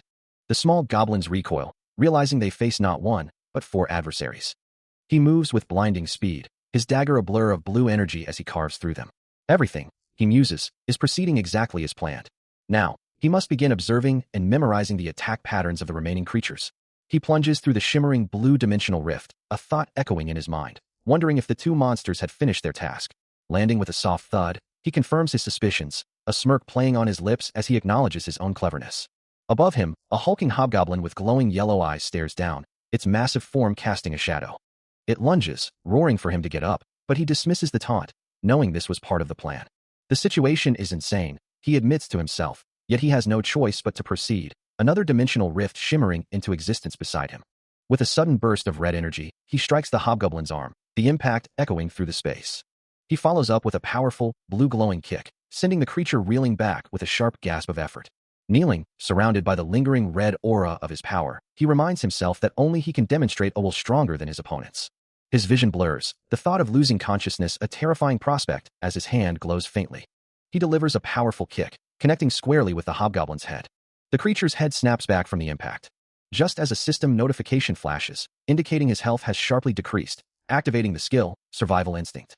Even as he struggles, the hobgoblin lets out a guttural growl, its eyes glowing crimson. And it retaliates with a brutal strike, forcing a pained cry from Sung-ho. The monster seizes him, its powerful grip tightening. But trapped, he focuses his remaining energy, a glowing orb forming in his hand. He unleashes the concentrated blast, striking the hobgoblin directly. A final system message appears, instructing him to open the dimensional gate. Still caught in the hobgoblin's crushing grip, Sung-ho struggles against its immense strength, a desperate battle for survival. But blue energy surges around him, building to a critical mass. With a sudden, explosive release, a wave of pure mana erupts from him, slamming into the hobgoblin. The force of the blast sends the creature reeling backward, crashing violently against the cavern wall. Now free, Sung-ho looks at the hobgoblin, a confident smirk playing on his lips, thinking, "You thought you could win just because I let you hit me?" He declares, "This time, it's my turn." Standing ready, a faint blue aura still flickering around him, he prepares for the next move. The hobgoblin, battered and stunned, can only let out a pained grunt. Just as Sung-ho considers his next attack, a system message flashes before his eyes, announcing the opening of a dimensional gate. He looked at the glowing blue interface before him, a sigh escaping his lips as he murmured, "It's over." The system displayed a new skill, Terrain Sense, allowing him to perceive his surroundings with enhanced clarity. For now, it seemed useful, a decent start. Another notification appeared, indicating his gauntlet's handwork skill had increased by 2 levels. Once again, the system's assistance manifested into tangible items, blue energy crackling around his hands. A moment later, a new message flashed, prompting a bewildered exclamation from him. "The hell is up with this?" As if reading his thoughts, the system presented another option. Open the dimensional gate. Blue energy pulsed around him. Turning away, he resigned himself to the waiting game, knowing he simply had to await the system's next directive for it to declare the search complete. The next day dawned, bringing with it an eerie silence to the empty space. Sung-ho stirs awake in his bed, his torso wrapped in bandages, a small white creature sleeping peacefully beside his head. As he glances at his wrist, a thought crosses his mind, wondering if he had truly slept for an entire day. He reaches out a hand towards the sleeping creature, acknowledging its presence, and muses that he should be recovering from the dimensional impact. Sitting up, the small creature now nestled in his lap, Sung-ho decides that before anything else, he should check the spoils from his recent endeavor. The world continues its relentless march, counting down the days until the apocalypse arrives. D9. This is the story of the apocalypse. Surveying the various items laid out before him, Sung-ho decides it's time to sell them all. Picking up a revolver, he notes its significance, but his attention is quickly drawn to something else. Holding a mithril knife, he can't believe his eyes, wondering aloud how a weapon could possess permanent invariance. He realizes this unique property means it's unaffected by the dreaded warehouse disease, but a deeper thought begins to form. How could an item with such incredible attributes be sold for a mere 100 points in the shop? As he scrutinizes it further, a new question arises in his mind. Could the furnace itself be a bluff? A sudden, sharp realization dawns upon him, his eye glowing with newfound understanding. He considers the creatures he's encountered, wondering if they were capable of crafting their own weapons. It seems impossible, he thinks, that such beings could possess the civilization required for such feats. Yet, the thought lingers, a nagging question of whether some darker, ritualistic magic might be at play. He dismisses it as mere overthinking, a baseless speculation, before deciding to verify his theories by examining the items he's collected. As he sifts through them, a small, dark purple fruit catches his eye. A smile spreads across his face as he recognizes it. A shade grape, an item known to significantly enhance night vision. This discovery immediately clarifies a long-standing mystery, explaining precisely how the nocturnal goblins were able to navigate and operate so freely under the cover of darkness. He watches as the holographic screen before him flashes, announcing a significant level up. His stats, including magic, strength, agility, and perception, all register at a solid 10, marking a clear progression in his abilities. A satisfied smile plays on his lips as he acknowledges the effort, thinking, nice. The growing pains are worth it now. I'm in the zone. Yet, a new thought quickly surfaces, hinting at an unexpected development. Suddenly, a swirling vortex of vibrant blue energy erupts around him, accompanied by strange, floating red rings, causing him to exclaim, "Whoa, what the?" The blue energy intensifies, coalescing into a complex, glowing interface that surrounds him, humming with an ethereal sound. As he begins to move, the system's sudden appearance triggers a flood of notifications, prompting him to wonder, as soon as the system appeared, what's with all the messages? Pulling out his phone, he sees over 100 unread messages, a surprising development that makes him question, have I ever been this popular in my whole life? With the new system active and his phone buzzing, he decides to head to the fitness center. His destination, a modern fitness facility, stands tall against the sky. Arriving at the fitness center, he calls out to a familiar face, announcing his presence. His friends immediately spot him, their voices echoing with relief and excitement as they rush over, one expressing how worried they had been. With a slight smile, he offers a quick apology as they begin to walk together. Soon after, he's introduced to another man, who introduces himself as Lee Kyunhoon, adding with a self-deprecating laugh that he's known as the guy who always gets his ass kicked. Kyunhoon then introduces the woman beside him, Kim Bora, who greets Sungho warmly. He returns the greeting, identifying himself as Kong Seongo. Kyunhoon playfully complains about Sungho's previous aloofness, to which Sungho replies that it's not that he doesn't want to say hello, but rather that he simply can't.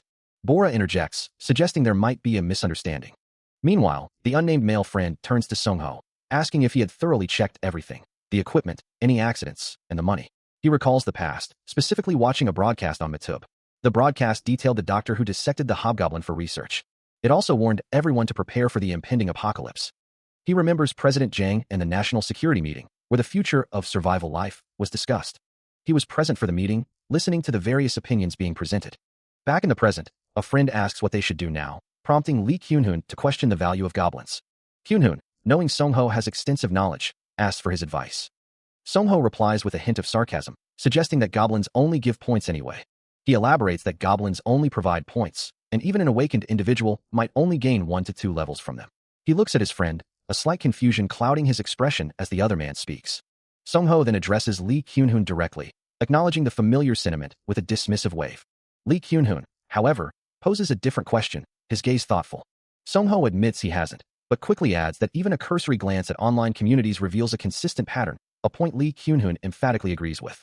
Lee Kyunhoon then elaborates on his concern, his expression serious as he considers the implications of treating their new reality like a game. A young woman with long, dark hair interjects, sharing her own experience and curiosity about the awakening process. She leans forward, her question echoing a common sentiment, as Lee Kyunhoon listens intently.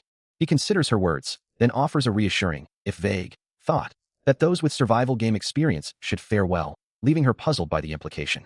Meanwhile, Sungho shifts uncomfortably, a strange unease settling over him despite the casual conversation. Lee Kyunhoon confidently asserts that the mage must have contacted the system, while Kim Bora, with a slight smile, declares she'll simply believe him from now on. He elaborates, explaining that even an ordinary, non-awakened person could become a mage with just one touch, reassuring her that she is safe. Bora, looking slightly taken aback, remarks that his explanation sounds surprisingly convincing. She laughs, playfully insisting that he trust her, and then repeats her earlier sentiment, deciding to simply believe him. Her expression turns thoughtful as she poses another question, asking if he managed to clear the incredibly difficult tutorial, before exclaiming in surprise. With a friendly wave, she acknowledges someone off-panel.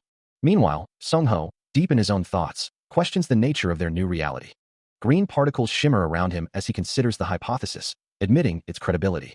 Yet, he finds no concrete evidence to support the sudden appearance of awakened individuals, a fact that deeply troubles him. He sighs, a quiet admission that the situation feels utterly hopeless. His friend, Kyunhoon, likely called him out of concern for the troublesome individual they were discussing. But Sung-ho, needing to leave for work, politely declines Kyunhoon's request to stay longer. He reflects on his decision, unwilling to involve his friend in such matters, as he has his own plans to attend to. With a promise to reconnect later, he departs from the fitness club, passing the Leo Fitness Club, a familiar landmark before the work weekend truly began. And by the time he finally arrived in front of his house, he found Jae Suyeon patiently waiting for him. She explains her visit, asking if he's free to receive something she brought, to which he readily agrees. He accepts the small, black box from her, a soft shore, escaping his lips as he questions its purpose. She explains that while it's a nuisance, he'll need to take this medicine for a while, warning that without it, he'd be in serious trouble, adding that it's the only way to live. Casually, she mentions she can simply make more if she runs out, before abruptly giving him an address. Oh, right. Live in Eden Villa 302. A note in the pouch confirms the exact address, leaving Sung-ho utterly bewildered as he asks why she's sharing such information. She simply states her need to know his whereabouts, ignoring his attempt to clarify before announcing her departure. As she walks away, she offers a final, almost playful, "Yep, be careful." Then, turning back, she calls out his name, "By the way, Seongo." With a serious tone, she reminds him to take the medicine, and emphatically warns him not to forget the address, demanding confirmation. Watching her disappear into the distance, he continues on his way, a lingering sense of unease settling over him. He stares at the screen, a small, white creature sleeping peacefully on his arm, as the thought crosses his mind. This person? Like a victim. Time continues to pass swiftly after his intense second meeting with Jae Soyeon. During this period, he relocates, moving from the bustling city to a quieter, more secluded area. He meticulously acquires a variety of essential items and equipment, preparing for the unknown. In this new, chaotic world, he constructs a secure storage chest, diligently loading it with vital supplies like sandwiches and water. After receiving crucial information, he takes on various part-time jobs to sustain himself and his preparations. Meanwhile, the world outside grows increasingly chaotic, with signs of widespread disruption becoming more evident. Crowds gather, their faces reflecting a mix of fear and anger, as society begins to unravel. An emergency meeting is convened at the United Nations, as global leaders grapple with the escalating crisis. Officials are now flocking to Korea, preparing for a monster event that is scheduled to visit the region, signaling a new, terrifying phase of the global catastrophe. He senses something strange, something far beyond any predictions, as a stark warning flashes across his screen. The threat begins with the Silver Zombie Beta, and soon, the Silver Zombie Alpha is announced to be heading directly for Earth. A cosmic entity, radiating immense power, looms in the void. Fiery energy erupts, signaling the impending catastrophe. Thus, for days past, the world holding its breath as the calm before the storm settled. And now, he finds himself at Ganshinport, ready for whatever comes next. He stands overlooking the sprawling city, a silent witness to the unfolding Russian ship event, the final precursor to the apocalypse that now looms just 5 days away. He entered an abandoned building, a desolate place chosen specifically for his preparations. With a focused gaze, he extended his hand, the air shimmering as he commanded a dimensional gate to open. His reason for coming here, despite the high probability of becoming a zombie, was simple. He needed the Source Stone.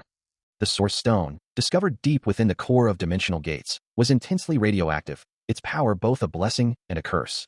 Obtaining extra items from the Russian vessel was a necessity that could not be avoided. With a sharp sting, he injected the potent liquid into his arm, the green glow of the vial reflecting in his determined eyes.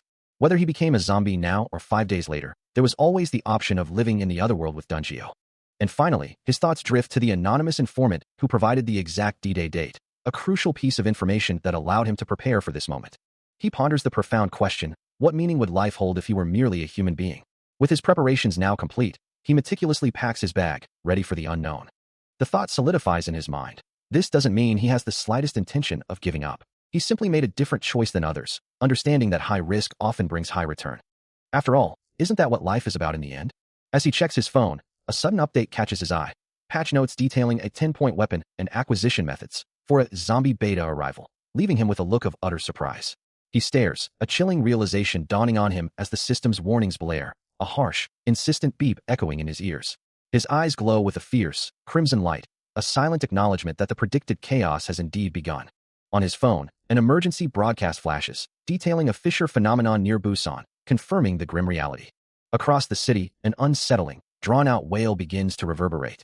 A mournful sound carried over the sea, past the distant lighthouse.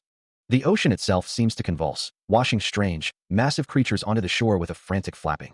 Out on the water, fishing boats are tossed by unseen forces, as a strange, ominous glow emanates from the depths. And then, with a deep, resonant hum, a colossal fissure tears open in the very fabric of the sea, unleashing an unknown terror. The world outside transforms with terrifying speed, as colossal, glowing blue waves surge through the city streets, engulfing everything in their path, even tossing massive ships like toys amidst the churning, luminescent waters. The sheer scale of the deluge is overwhelming, a relentless force of nature consuming the urban landscape. He can only stare back at the monstrous wave, a single expletive escaping his lips as the reality of the situation sinks in. From a different perspective, a voice muses that it's far easier to contend with zombies, or even monsters, than this overwhelming force. Sung-ho, clutching a device, understands this sentiment all too well, realizing that against true natural disasters, one is truly helpless, left only to watch as everything unfolds. As the world around him plunges into chaos, Sung-ho knows he must move quickly. Activating a sleek, circular device on his back, he prepares for a rapid descent. His thoughts are clear. He needs to act as fast as humanly possible. Propelled by the device, he streaks downward, a trail of blue energy in his wake. Knowing he must complete his objective before the government agents arrive, he maneuvers with incredible agility, his resolve hardening with every passing moment, determined to finish everything. The device hums, propelling him through the air and over the water. As he meticulously reviews the details of his plan, he continues his rapid descent, the propulsion device on his back humming steadily. A faint green liquid splatters from the mechanism, a byproduct of its intense output.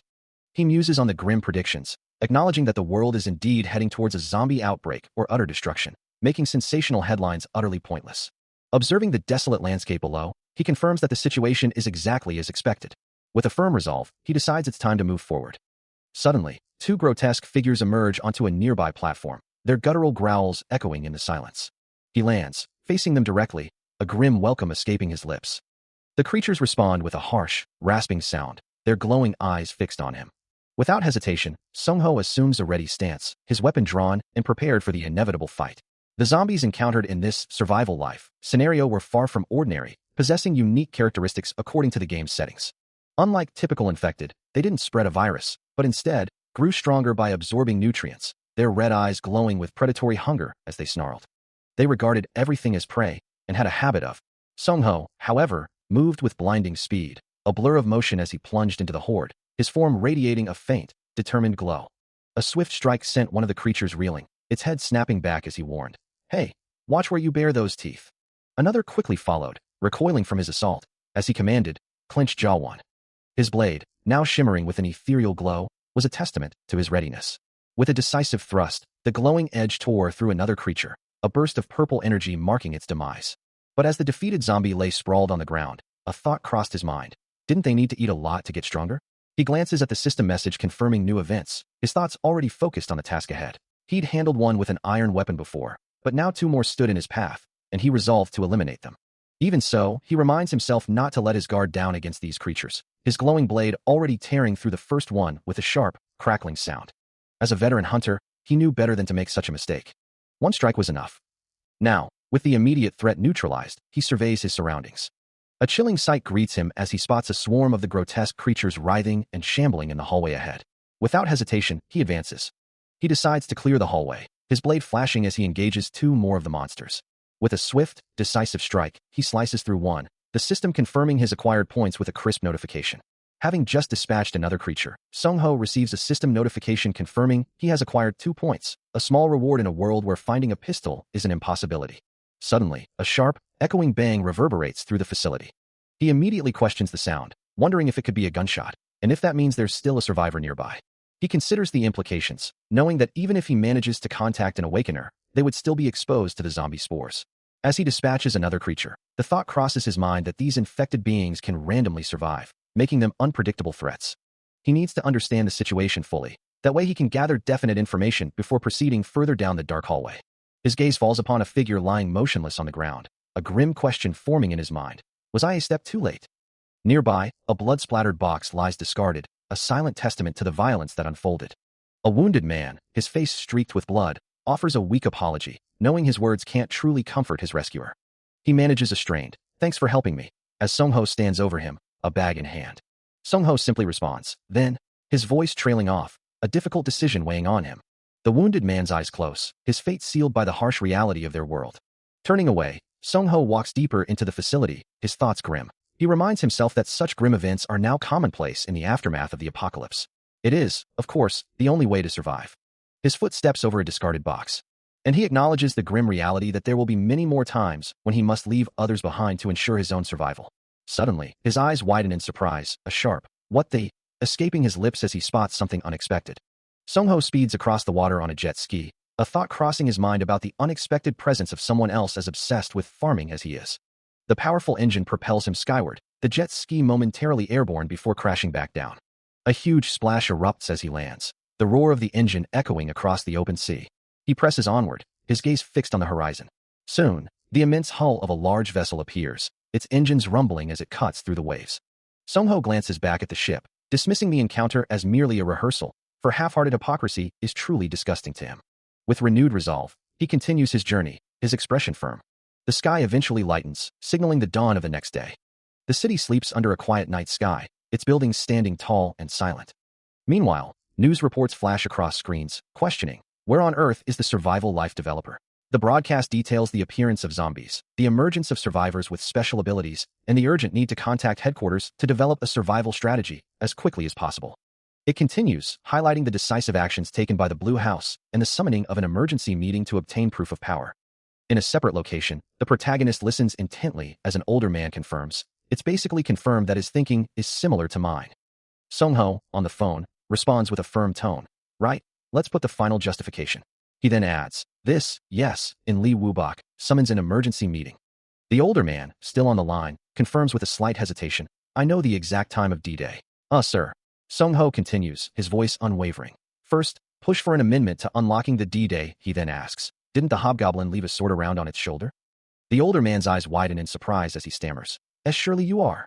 He makes it clear his time is limited, stating he doesn't intend to speak for long. The man on the other end, his associate, receives the critical intelligence. D-Day is set for 2000 hours, and a package will arrive that afternoon. He hopes Sung-ho puts the information to good use. As Sung-ho wishes him luck. With the call concluded, Sung-ho stares ahead, the full moon framed behind him, contemplating the fortunes of war. Meanwhile, his associate looks at a screen, the countdown to the apocalypse now at D-4. The crackling of static fills the air as a broadcast concludes with a final acknowledgement to an anonymous informant, the one who provided the exact D-Day date.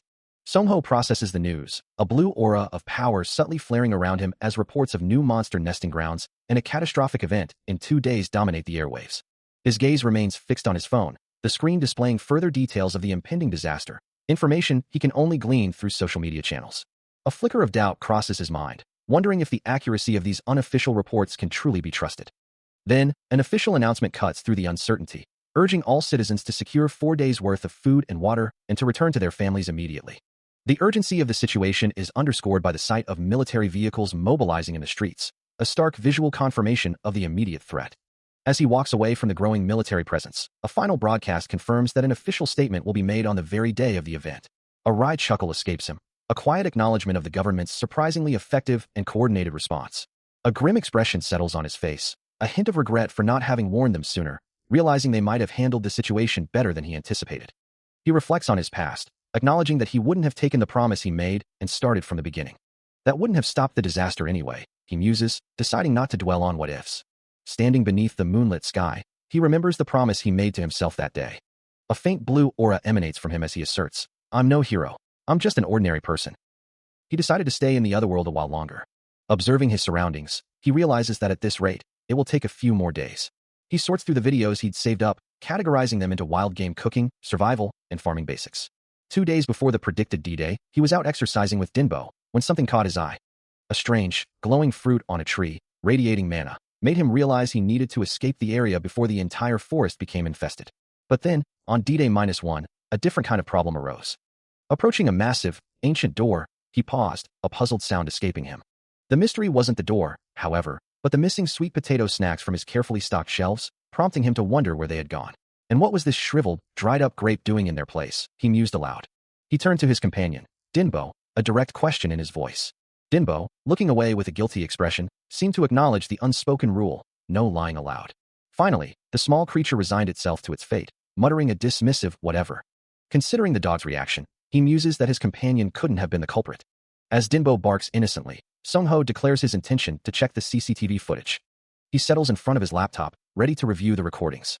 A sudden realization washes over him as he watches the screen. The footage reveals a small beetle-like creature entering through the doggy door. Another clip shows the creature leaving a grape as a peculiar form of payment, then making off with a packet of jelly. Further surveillance captures two of the creatures working together, carrying a much larger jelly packet. Sung-ho is astonished by their coordinated actions, wondering if they possess genuine intelligence, and finds himself charmed by their cuteness, even as he considers tracking them down. But the thought quickly turns to frustration, knowing the difficulty of such a task. He decides to simply close the doggy door for now, a soft thud echoing as it shuts.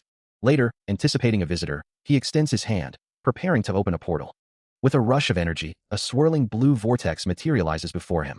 Inside his home, a small gathering has formed, with several individuals seated comfortably in the living room, his loyal companion resting nearby. Addressing the group, Sung-ho notes their punctuality, even amidst the lockdown. One of the men then turns to him, mentioning a new member, explaining that he brought him along for an introduction. A young man, looking slightly nervous, offers a shy greeting. He then formally introduces himself, stating his name is Yoo-hyun. Yoo-hyun expresses his surprise at finally meeting everyone, then playfully guesses at their professions, wondering if they are electricians or barbers, before concluding they are not in those fields. Kang Sung-ho introduces himself as a non-awakener, extending a polite greeting. Yoo-hyun responds, shaking his hand warmly, expressing his pleasure and noting he'd heard much about him, then invites him to make himself comfortable. With the introductions complete, Sung-ho suggests they begin sharing information one by one. Yoo-hyun gestures to the man beside him, suggesting he go first. The man, surprised, begins to recount his experience, explaining he was on the phone with his wife when the line abruptly went dead. His expression is serious, as he continues to recall the unsettling events. Driving along, he then reveals that on his way to the gathering, he witnessed something unusual. The car continues its journey, as he describes seeing figures setting up barricades on the highway. The unnamed man continues his account, explaining that from what he'd heard, citizens living near the Ulsan petrochemical complex were being evacuated. A young woman with light brown hair, Yunyan, interjects, her voice laced with disbelief, demanding to know why such drastic measures were taken and what the others had done. The man, however, could only offer secondhand information. He then reveals that a shelter had been constructed in the citizens' park. The unnamed man questions the feasibility of such a rapid construction, wondering if it was even possible. He admits it's hard to believe, but insists he saw it with his own eyes, still doubting the reality of it all. Yunyan then adds her own piece of the puzzle, recalling that she was at the mart with Yoo-hyun, buying something when the events unfolded. She continues, revealing that high-ranking officials who had opposed the president's decision had reportedly been detained. Sung-ho listens intently, acknowledging the gravity of the situation, realizing this was far more valuable intelligence than he had anticipated. He had anticipated this moment, the impending end, and the president's true intentions. Indeed, he already knew everything. But to make others understand, to truly grasp the gravity of the situation, one couldn't simply ask for information piece by piece. The reasoning had to be presented clearly. It required corresponding reasoning and information, a complete picture to convey the truth. He knew there were risks involved, and he had a specific order in mind for how to proceed. Addressing the gathered group, Sung-ho urged them, "Everyone, please listen carefully." He recalled the chilling implication. It seemed the president was aiming for a controlled apocalypse, a deliberate management of the unfolding disaster. And the plan included a lockdown in Ulsan, scheduled for July 18th. He considers the implications of the government's actions, realizing that all national facilities have been at a standstill for a reason. His companions question the logic, wondering why the government would suddenly make such a choice, a decision that feels like a deliberate act. The grim reality settles over them as they acknowledge that the end is coming soon. Yoo-hyun confirms their fears, stating that if they infer further, July 20th, when the lockdown lifts, will likely be chaos. Sung-ho moves with a determined expression, the weight of the information heavy on his mind, knowing that if it's true, then that means. Yunyan, visibly shaken, tries to steel herself, urging herself to get a grip. Yoo-hyun continues, his voice somber, acknowledging that it may sound cruel, but this is a time when personal survival takes priority over family. They must not forget that any of them could become a zombie as soon as tomorrow. As he places a box on the table, Sung-ho explains, the reason he called them all here is to share a survival strategy guide and provide crucial information on survival. Yoo-hyun, looking surprised, asks how he knows all this, to which Sung-ho replies that he's seen Kwamp Joa's videos. Yunyan then apologizes, admitting she's sorry for hiding things from Mr. Baekhyung and also for lying to Mr. Sung-ho. She then tells them they can use the information however they like. However, Yoo-hyun interjects, insisting they follow the tutorial manual absolutely. A shimmering, ethereal light washes over the scene. And as the light fades, the narrative shifts, revealing that everyone eventually left and midnight arrived. Now, under the cover of night, Sung-ho stands on a rooftop with Dinbo, gazing out at the city, having prepared so much for what's to come. As the city lights twinkled below, a quiet moment of reflection passed, his loyal companion Dinbo sleeping peacefully beside him, and he thought, and finally, my thanks to the anonymous informant who provided the exact D-Day date, marking the last 32 days of what was once normal. And he clenched his fist, acknowledging that his own sluggishness, masquerading as necessity, might very well come back to haunt him later. Yet, as rockets streaked across the night sky, launching from the city below, he knew he had absolutely no regrets. Then, a massive explosion erupted, a guttural damn it escaping his lips. He raised his binoculars, his gaze fixed on the unfolding catastrophe. A grim determination settling over him. After all, this was the apocalypse. As the world braces for impact, the moment arrives, the long-anticipated D-Day officially begins. As morning broke, the lockdown was finally lifted. And having completed his basic preparations during that time, he noted the bulletproof glass and high-strength wooden door of his secure location. Following his usual morning routine, he injected a small amount of paralyzing poison into his neck, counting out his push-ups, reaching 299. Then, with a final burst of effort, he hit 300, before changing into his combat suit. His gloved hand rested on the tactical vest, ready for whatever lay ahead. Finally, he shared a quiet breakfast with Dinbo, preparing for the day. He waited for the promised time of 8 o'clock, his companion Dinbo sleeping soundly beside him. As the moment arrived, a quiet determination settled over him. Dinbo, however, remained blissfully unaware, lost in a peaceful slumber. Sung-ho watched the broadcast intently, the president's image filling the screen. The national address proved to be nothing short of overwhelming, its gravity sinking in. He wondered who else could have possibly led them to such a disaster, as images of a catastrophic meteor impact flashed across the screen. The president's solemn face offered no comfort. A sigh escaped him. He had truly hoped this day wouldn't come. But with the inevitable now upon them, he knew he had no choice but to face it. He sits before his screen, a veteran of the apocalypse, already mentally preparing for the inevitable. His loyal companion, Dinbo, offers a small bark, a comforting presence amidst the looming dread. For 2 or 3 hours, Sung-ho immerses himself in a virtual training simulation, checking the warehouse and storing his farmed items, honing his skills for the real world. Stockpiling equipment and supplies like these will be crucial once the wave of disaster truly begins. As expected, reality quickly devolves, a figure plummeting from a skyscraper, marking the beginning of a living hell. The world transforms into a brutal landscape, where the weak are preyed upon without mercy. Of course, fighting and brawling become commonplace, as humanity turns on itself. People unleash their suppressed desires, their true, darker natures emerging in the chaos. One man, resigned to his fate, mutters, we're all gonna die soon anyway, might as well get it in.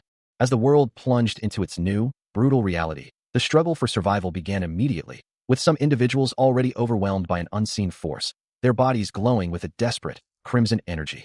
The true horror, however, quickly revealed itself not in monsters, but in humanity itself, as desperate groups turned on each other, armed with crude weapons, their voices echoing with bitter questions about those who merely watched the world burn. The breakdown was absolute, with individuals facing death not by monstrous claws, but by human hands, a grim realization that the mana drain had left them vulnerable to their own kind. From a high vantage point, a lone figure observed the unfolding savagery, a harsh voice from below accusing them of being nothing more than a pathetic spectator. Others, driven by fear or a twisted sense of mercy, took matters into their own hands, offering a brutal favor to those they believed would soon turn into mindless husks. The world itself seemed to split, reflecting the duality of humanity's descent, one side consumed by monstrous rage, the other clinging to a fragile, fading calm. Amidst the sudden, overwhelming chaos, Sung-ho could only stare in disbelief, utterly shocked that such devastation could erupt without even a formal declaration of war. Explosions ripped through the air, tearing apart structures and sending debris scattering, the sounds of destruction echoing the world's rapid collapse. Even as the world burned, a figure in a gas mask offered a cynical observation, remarking on the government's futile efforts to protect its citizens until the very last moment. He looks down at the document in his hand, a wry thought crossing his mind. They're amazing, completely different from a guy like me. If only everyone were like them, the apocalypse might even be bearable. But what can you do? Everyone's different. With a decisive snap, he secures his gear. Stepping towards the exit, he asks himself, well then, shall I go and get ready again? His boots echo softly as he descends the steps. 3 minutes remained until the Earth's first dungeon would make landfall. Kneeling amidst his supplies, the reality check was complete. But, he wonders, is this enough to handle the new wave of disease that hits? He meticulously reviews the farming route he's committed to memory, ensuring every turn is etched into his mind. even considering the mundane detail of his non-magic metal watch, wondering if he might forget to remove it before the wire disease could affect it. A slight scoff escapes him, acknowledging his own extreme caution, yet dismissing it as merely an obsession. Clad in his protective gear, he feels a grim satisfaction, knowing he has done everything within his power to prepare. From this point forward, he can only commit to following his meticulously planned route, as the zombie spores have officially made landfall in the Republic of Korea. Amidst the chaos, a desperate plea echoes from beneath the rubble, a lone hand reaching out for help. The world has changed, as a grotesque, real zombie lies amidst the rubble, its form twisted and its movements accompanied by a chilling, scraping sound. Another infected creature lets out a guttural, drawn-out cry, its mouth agape in a silent scream as the eerie scraping continues. A third groans on the ground, adding to the growing chorus of the undead. The urban landscape is now dotted with these shambling figures, their cries echoing through the desolate streets. A sudden, jarring sound rips through the air, a dynamic shift in perspective hinting at rapid movement. As the world descends into chaos, Sung-ho speeds away on his motorcycle, leaving behind the last moments of normalcy for countless families. He observes a cluster of aggressive zombies, their eyes glowing with an eerie red light, noting that there are fewer than he had anticipated. Behind the visor of his helmet, Sung-ho calmly processes the information, a simple "I see" confirming his assessment. Meanwhile, a terrified survivor is trapped inside a building, pounding on the window as the undead press in from outside, their guttural groans a chilling prelude to despair. He considers the situation, noting that if anyone hadn't turned into a zombie, they would only get in his way, as he accelerates the motorcycle. The engine roars as he speeds through the city streets, admitting to himself that while he was driving, he hadn't seen anyone who wasn't a zombie. He brings the motorcycle to a halt, dismounting with a quiet hiss of air, and approaches a building. He pulls out a hammer, attempting to pry open a metal shutter, declaring that the shutters won't block him. With a powerful strike, the metal shatters, yielding to his force. Inside, a blue portal shimmers into existence, as he commands it to open. Having successfully activated the mysterious blue portal, he steps through, his mind already racing with the urgent need to move quickly. He wastes no time, vaulting over obstacles within the dimly lit interior of what appears to be a deserted store. The thought crosses his mind that it will take considerable time for officials to regain full control over the zombie hordes, making it crucial to raid this hardware store for supplies before then.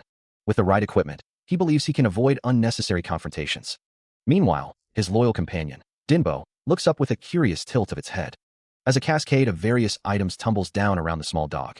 Surveying the shelves, he mutters to himself, wondering what exactly is meant for pharmacy Kim. He surveys his surroundings, taking stock of his provisions, and concludes that he has enough to proceed. Confident in his preparations, he believes he can finish this task much faster than anticipated. Or so he thought, as a formidable obstacle suddenly appears before him. A heavy, reinforced metal shutter blocks his path, prompting an exasperated question about the double security. However, anticipating such challenges, he had prepared for this exact scenario. Producing an oxygen cutter, he begins to work on the formidable barrier. Yet, despite his specialized tool, the shutter proves to be far more resilient than he initially judged. Sparks fly as he struggles, wondering if even a weakness could be exploited in such a sturdy construction. Having equipped a patch to track organic matter, he lets out a grunt of effort, as he observes the first of the creatures, musing, the cute little zombies. A low hum of energy emanates from him as a growing horde of them surges forward, and he calmly finishes his thought, "Are still coming for me." The memory of the Busan ship incident still echoes, a voice reminding him of the horrors he's witnessed, as a horde of pale figures, some with unervingly glowing eyes, begins to stir. Through the desolate streets, Sung-ho sprints, the grotesque forms of the undead shambling relentlessly behind him. Yet, a scoff escapes him as he stands over a freshly dispatched creature, thinking this current threat pales in comparison to the true catastrophes he's faced. Even with his abilities seemingly weakened, he knows his skill remains. He moves with practiced efficiency, a brilliant blue aura flaring around his weapon as he strikes down another foe. The impact resonates with a sickening crunch. He muses that even a novice could handle these creatures, provided they understood the fundamental weaknesses. With the immediate threat neutralized, he resumes his swift retreat, glancing back at the persistent, groaning pursuit. He continues his relentless assault, a surge of blue energy erupting from his fist as he sends another creature flying. With a powerful kick, he obliterates a second zombie, its form dissolving into purple particles. Even with his abilities nerfed, his strength remains undeniable. Standing over the defeated creature, Sung-ho notes that earning points seems to be getting easier, having just gained 2 more. He turns his gaze towards the street, a question forming in his mind about what to do next. A new horde of shambling figures emerges from the gloom, their numbers far greater than the ones he just dispatched. He observes their approach, noting that normally, these monsters would have taken a detour through an alley. Deciding on a new strategy, he begins to run, now equipped with an oxygen tank and a mask. Glancing back at the pursuing horde, he acknowledges the unexpected utility of his current loadout. With a surge of blue energy, he prepares to unleash his full power, declaring his intent to face the entire horde head-on. As his blade arcs through the air, he mentally addresses his foes, telling them that his previous avoidance wasn't fear, but simply a refusal to waste his valuable farming time. A focused strike, imbued with potent blue energy, connects with the first line of defense. The impact sends a shockwave of azure light through the horde, shattering several of the creatures instantly. He continues his relentless assault, a wide, sweeping arc of energy, reaffirming his earlier statement that fear played no part in his strategy.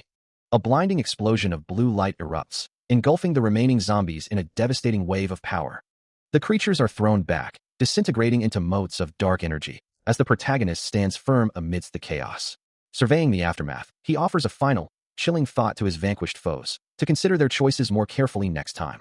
He declares, his voice resonating with an almost casual power, that he is merely someone who discarded his old body for this game. And as he strides forward, surrounded by a faint blue aura, he acknowledges that there are no weaklings here, but questions if they truly believe he would be afraid of them, when they aren't even worth his fingernail.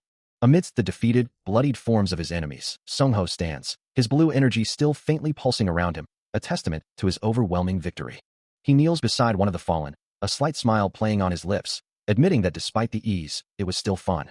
His gloved hand reaches out, collecting a glowing, crystalline reward from the vanquished foe.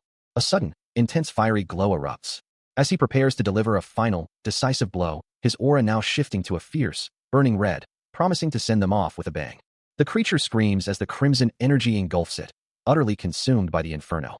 After the big fight with the zombies, and having finished farming the remaining creatures, he grabs a spray can and heads toward the local police station. Unfortunately, upon arrival, the station had already been looted. He wonders if he's one step too late. Before he can even process his disappointment, he finds himself among the corpses scattered across the parking lot. One of them, a man in a bloodied shirt, still clutches a pistol in his lifeless hand. Looking down at the grim scene, Sung-ho's expression hardens as he mutters, "This is bad." With the necessary supplies secured from the looted station, he revs the engine of his motorcycle. The groans of the undead echoing through the desolate streets. A new ability, terrain detection, acquired from a hobgoblin, activates, causing his eyes to glow with an ethereal blue light, further enhancing his perception and movement thanks to the stat boosts from his items. He speeds away, leaving the city behind, but the zombies are relentless, gathering and chasing him through the forest. The horde grows, a slow but steady tide of the infected.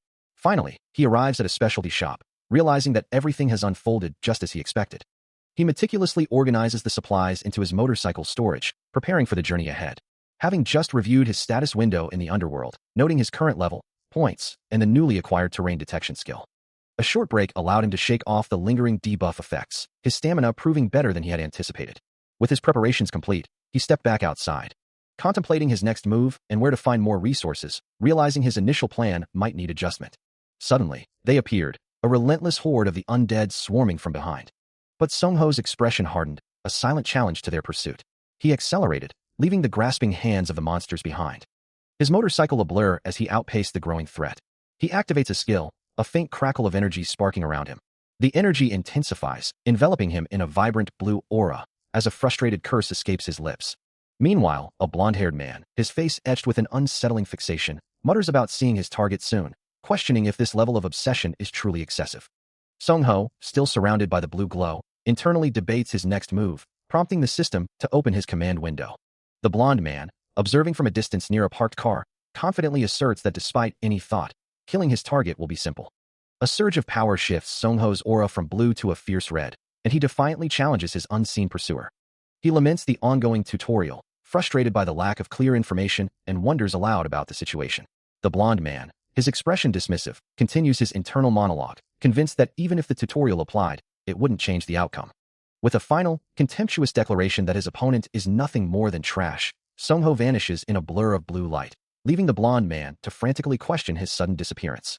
Even after his target's sudden disappearance, the blonde man finds himself deeply bothered by the lingering frustration. His thoughts spiraling into a dark contemplation of whether he'll have to resort to killing someone in real life. The idea of such extreme measures, even for him, is unsettling. In a vivid memory or imagined confrontation, he violently grabs an obscured man by the collar, pulling him close and demanding answers quietly. The captive, in this mental replay, asks why he's being tortured, then confesses, "Well, because I took the girl you prized over." A menacing grin spreads across the blonde man's face as he urges him to be honest. Suddenly, he recoils with a sharp gasp, as if struck by a shocking realization or a new piece of information. "You already on the bed with her?"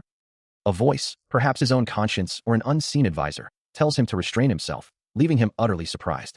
He then reflects with a cynical smirk, musing that at the very least, one shouldn't harm innocent people. Huh, seriously. He hears the words, a question about his loyalty, and a scoff escapes him. As the other man, calm and collected, reminds him to restrain himself. But the blonde man's fury boils over, dismissing the advice as the ramblings of selfish trash. His frustration manifests in a brutal, imagined strike, a powerful blow connecting with a helmeted figure's head, red energy flaring violently around the point of impact. The force of the imagined assault sends the figure reeling, their head snapping back from the impact. The calm voice of his advisor cuts through the violent fantasy, reminding him of the present. A quiet thanks is all he offers, acknowledging the restraint he must maintain. He reflects on the recent confrontation, a red glow emanating from his neck as he admits the violent outburst had, in a way, helped clear his head. His face contorts in a grimace, recalling a moment of desperation where he pleaded, spare me. A memory of red energy erupting from an impact, a violent burst of power. In this vivid recollection, he stands helmeted over a defeated foe, a frustrated thought escaping him. Damn, I've fought over 100 demon kings in Suza, but... He kneels, observing the system message that confirms his growth. You have gained 50 SP. His helmeted gaze intensifies as he muses on his newfound strength. Following a period of intense training, I became stronger than I ever thought possible. A sudden realization makes him pause. However, back in the present, a dark-haired man stands in a doorway, looking down at Li Hyun, who lies unconscious on the floor. The man calls out, Hey Li Hyun. He then mutters to himself, even if I am trash just like them. Li Hyun's thoughts return to a holographic warning. Watch your back. Those who steal from others without reason. A terrifying vision of red-eyed monsters surrounding a lone figure with a bat makes him question, behind me. He continues to reflect on those who only care about satisfying their own desires. When suddenly, a vivid vision of himself, with stark white hair, appears surrounded by a horde of red-eyed monsters, their forms blurring with aggressive intent. A desperate plea escapes his lips as the creatures overwhelm him, a purple aura flaring around his struggling form, the memory echoing a profound sense of helplessness. Back in the present, his own bloodied hand lies on a cold surface, a stark reminder of his current, painful reality. His thoughts drift to a deeper question, wondering how people can be so cruel to their own kind. 3 months after an incident of intentional trolling, a new system was introduced. And while its intentions were good, the results were a complete mess, as the hooded figure moved with lethal intent. The first murder occurred only to instill a minimum level of fear among users, but the system itself didn't directly kill anyone. Instead, while there were no direct murders, there were countless indirect ones. The system's judgment echoed, declaring, You are a murderer. For the second type of murder, if you didn't kill them directly, the system would check for complicity, judging how much you were involved in the death, making it possible to be exonerated. So why did they go out of their way to become murderers? The primary allure of the murder system lay in its promise of stat accumulation and significant stat enhancements, along with the coveted ability to steal an opponent's unique skills. However, such immense power came with a steep price, as failure within the system meant immediate termination. The newly acquired special abilities were a significant draw, especially since the game offered a complete reversal for those trapped in a doomed survival scenario. However, where there were advantages, there were also severe drawbacks. To maintain the benefits, one had to constantly keep killing, activating a death field around them. This was just one of the conditions of being a murderer. If 3 or more players were killed, a chain was formed, forcing them to summon a barrier and fight a death match amongst themselves.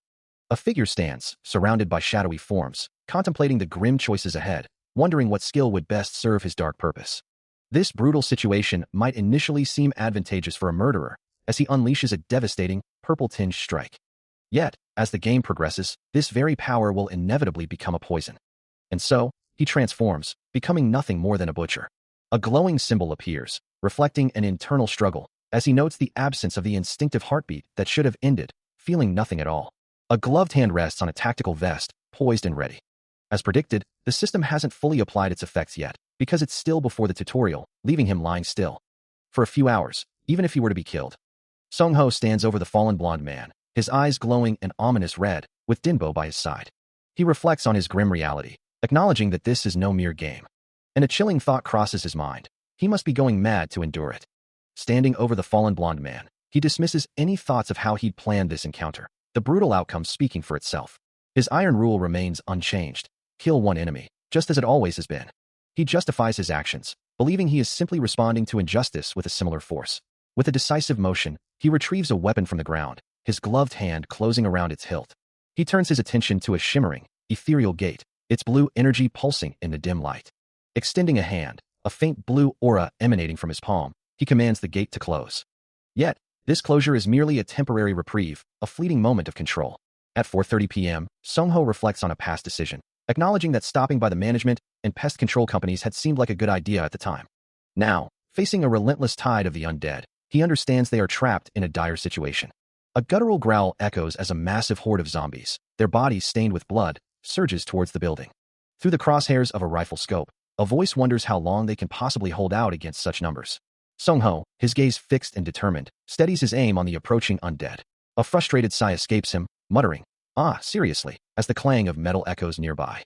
Now in the thick of it, Sung-ho, his weapon glowing with a faint blue aura, fights alongside other survivors, fending off the relentless zombies, as he exclaims, "I told you guys. There are times we can't even kill those of the zombies."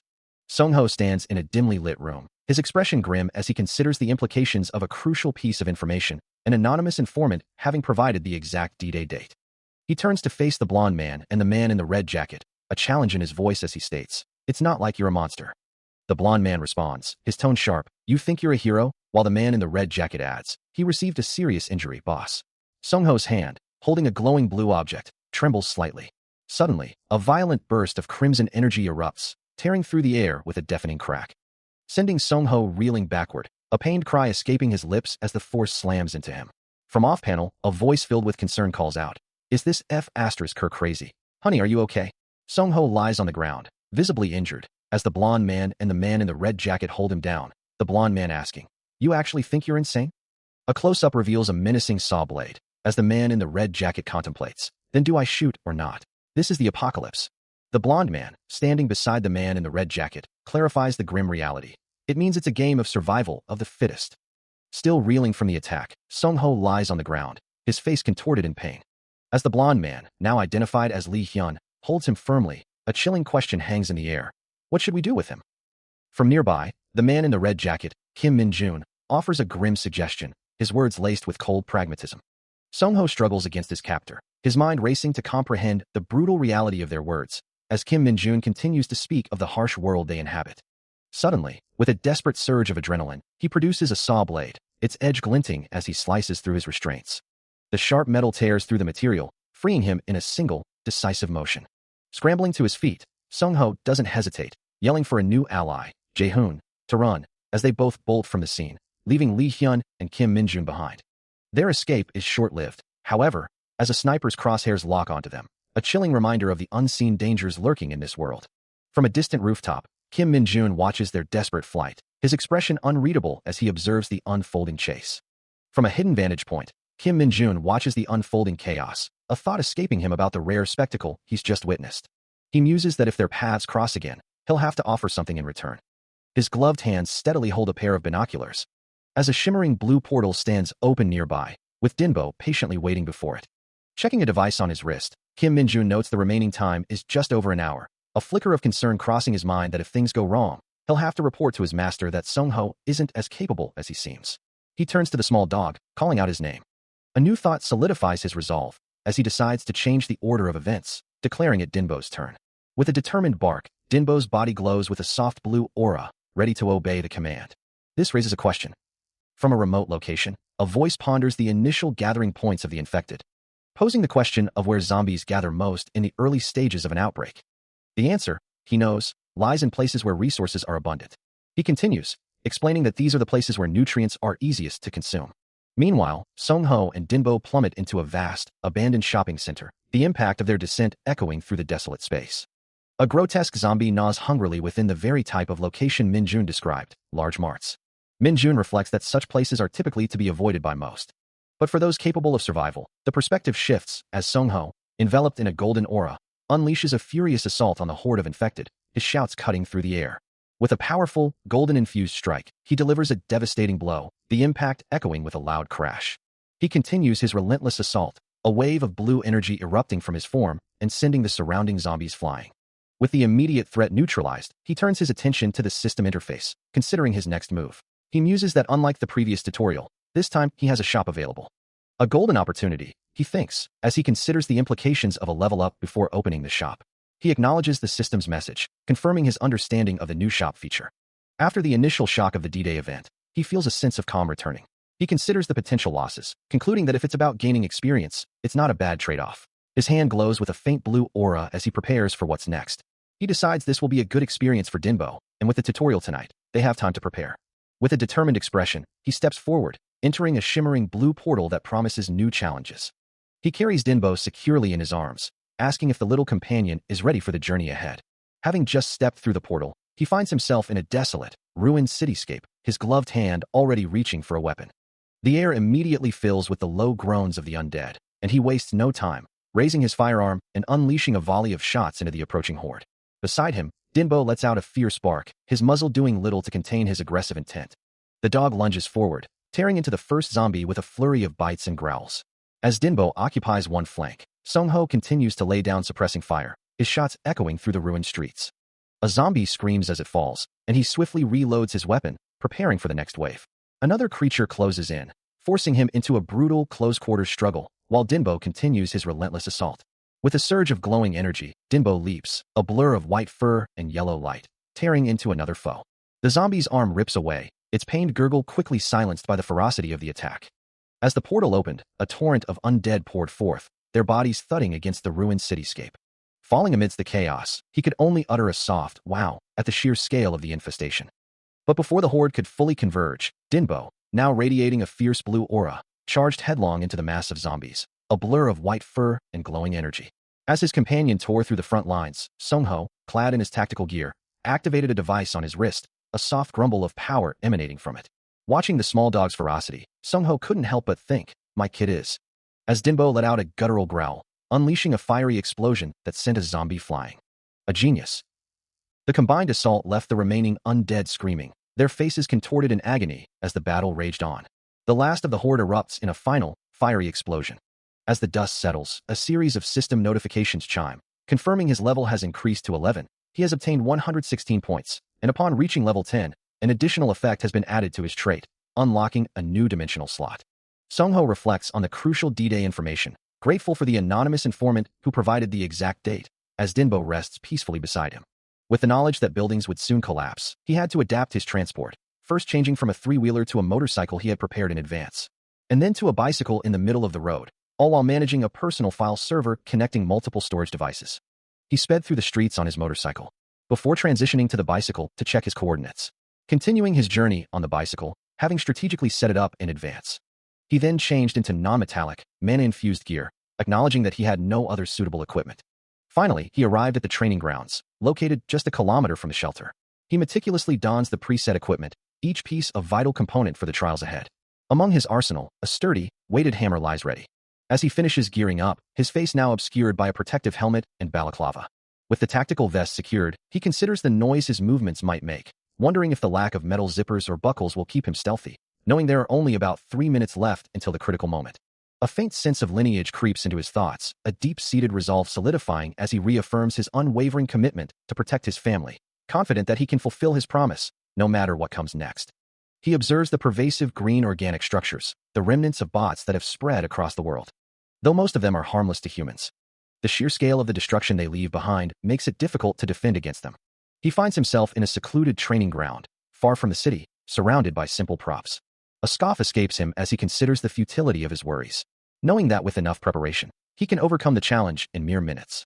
He reminds himself not to worry as a portal begins to open, revealing the other side. As the final seconds tick down to the destined hour of 6 p.m., a strange phenomenon, known as the wire disease, finally descends upon the city. Across the urban landscape, buildings begin to glow with an eerie red and pink light, signaling its arrival. The catastrophic event has now officially landed in Korea. In the world of the game, this devastating affliction was infamously known as the Metal Plague. And now, the once familiar city begins to crumble under its relentless assault. The city began to fracture, its towering structures groaning under an unseen force as the very ground beneath them cracked and gave way. What was once a bustling metropolis now lay in ruins, a landscape of twisted metal and shattered concrete, with even the remnants of a helicopter scattered amidst the devastation. The catastrophe dragged down the entire civilization humanity had painstakingly built, reducing centuries of progress to dust with a deafening crack. In less than a blink of an eye, buildings crumbled into themselves, their foundations failing instantly. Amidst the chaos, a shimmering, blue-edged rift began to tear open in the sky, its ethereal glow contrasting sharply with the crumbling world below. The portal solidified, revealing a vibrant, untouched forest on the other side, a stark, impossible vision against the backdrop of urban decay. The world had been reset, thrown back to a primal state, a new, brutal era where humanity would be forced to contend with a reality akin to the Stone Age.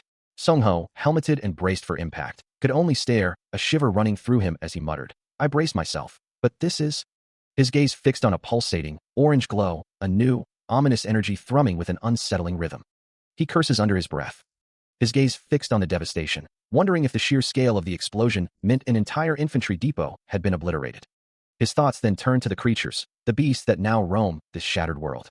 A small, golden orb rests in his gloved palm, and a sigh of relief escapes him. But the moment of calm is fleeting.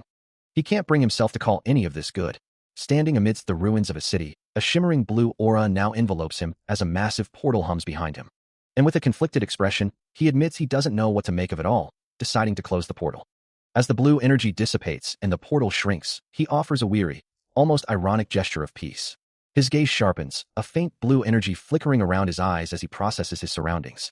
Reflecting on his journey back to the shelter, wondering if his initial thoughts about the world were truly accurate. A slight frown creases his brow, a hint of concern in his expression. As he approaches the familiar entrance of his makeshift home, he finds 3 small, mushroom-like creatures gathered outside. One of them pipes up, surprisingly articulate, asking if he's returned to steal from them again. Kneeling down to their level, Sung-ho responds with a bewildered tone, confused by their sudden familiarity and the nickname they've given him. The creature continues, its demands shifting, now inquiring if he's there to trade for sweet potato jelly. He rubs his chin thoughtfully, a rustling sound accompanying his contemplation of their peculiar request. His patience wearing thin, Sung-ho's eyes narrow, his voice firm as he warns them not to push his limits. He stands before the small, mushroom-like creatures, one of whom insists that their demands are endless. Considering their stubbornness, he then proposes an alternative, trying to find a compromise. However, the red mushroom creature quickly interjects, clarifying that food isn't the issue, only the need for something sweet. A sigh escapes him, as he resigns himself to their peculiar demands. Kneeling down, Sung-ho presents a small bag, a faint smile on his face as the creatures look up expectantly. He thinks to himself that no matter how many times he refuses, they simply won't give up. With the red mushroom still looking up, Sung-ho uses a stick to draw a single circle on the ground. The small creature whines, finding his offer no fun, but he firmly asks if they are sure they can only take 1 portion each. The mushroom lets out a sound of protest. As Sung-ho stands over the drawn circles, the creatures still gathered around. Sung-ho, still trying to reason with the persistent mushroom creatures, offers a compromise, asking if it wouldn't be better for them to just eat 1 portion. One of the small, red creatures responds with a soft, insistent sound, causing him to quickly backtrack, apologizing for his haste. The creatures continue their soft, repetitive protests, their tiny forms vibrating with dissatisfaction. Then, one of them seems to concede, asking if he'll take that as a deal. Just as he thinks the negotiation is settled, a system message flashes, informing him that the boss Black Beetle requests a contract. A contract? He wonders, hadn't the interaction just concluded with the successful communion for Jottage and Dingo? His brow furrows in confusion, the unexpected request leaving him utterly bewildered. He considers the system's prompt, a question hanging in the air. Would signing this contract prevent him from interfering and ensure the creatures wouldn't be claimed as his possessions? The contract details appear, outlining the parties involved, Kong Sung-ho as Party A, and the boss Black Beetle with 3 companions as Party B. The terms specify that Party B shall retrieve rare ores and unusual items, while Party A, Sung-ho, must provide sweet potato jelly in exchange. Further clauses cover compensation for breach and mutual agreement for amendments or termination, leaving him to wonder if such a formal, yet bizarre, contract could truly be legitimate. He muses that he has nothing to lose by signing it, but a sense of unease lingers. With a decisive motion, his hand presses against the glowing interface, the system responding with a soft, activating hum. Immediately, a new system message confirms the contract's establishment, declaring the Black Beetle swarm as his possession. A look of utter bewilderment crosses Sung-ho's face as he questions the reality of the situation. He glances down at the small mushroom creature beside him, playfully chiding them for their inability to immediately begin searching for items.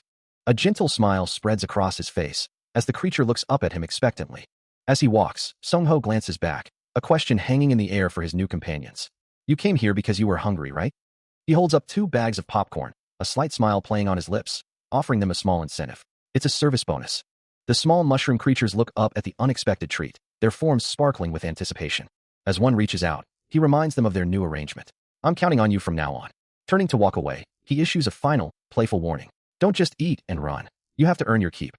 A determined look crosses his face, hinting at the lengths he'd go to enforce their contract. Or else I'll wonder if I should have chased you to the ends of the earth.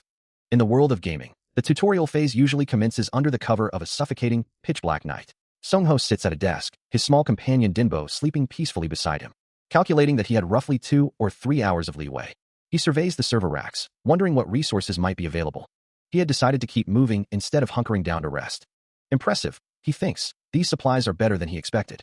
A water bottle, an energy bar, a sturdy knife, and even a crossbow lay before him. With a firm grip, he takes up the knife, ready for whatever comes next. He knew that MNC, a broad term for inorganic matter that had undergone a specific process of mutation, was a critical factor in understanding the new world. Resampling the data from the survivors, he could definitely pinpoint the exact scope of operations. With a focused intensity, he set about his task. Having finished cataloging the gang's gear, he began processing the scavenged computer equipment. He pulled out the PC tower and the NAS hard drive he'd scavenged from the apartment complex, connecting them to his laptop. Surrounded by the fruits of his scavenging, he meticulously sifted through the data. Upon opening the files, he found them packed with a massive amount of media, a digital treasure trove of the past world. And just as he was wrapping up his search, surrounded by other scavenged electronics, he stumbled upon something he never anticipated. His eyes widened in disbelief, a quiet, "What the?" escaping his lips. On the screen, an image of a female idol stared back, prompting the thought, who would imagine, actually an idol? He muses that it's surprising to find someone with such striking visuals was just an ordinary citizen, but ultimately decides it's better to simply wipe the data. His fingers hover over the keyboard.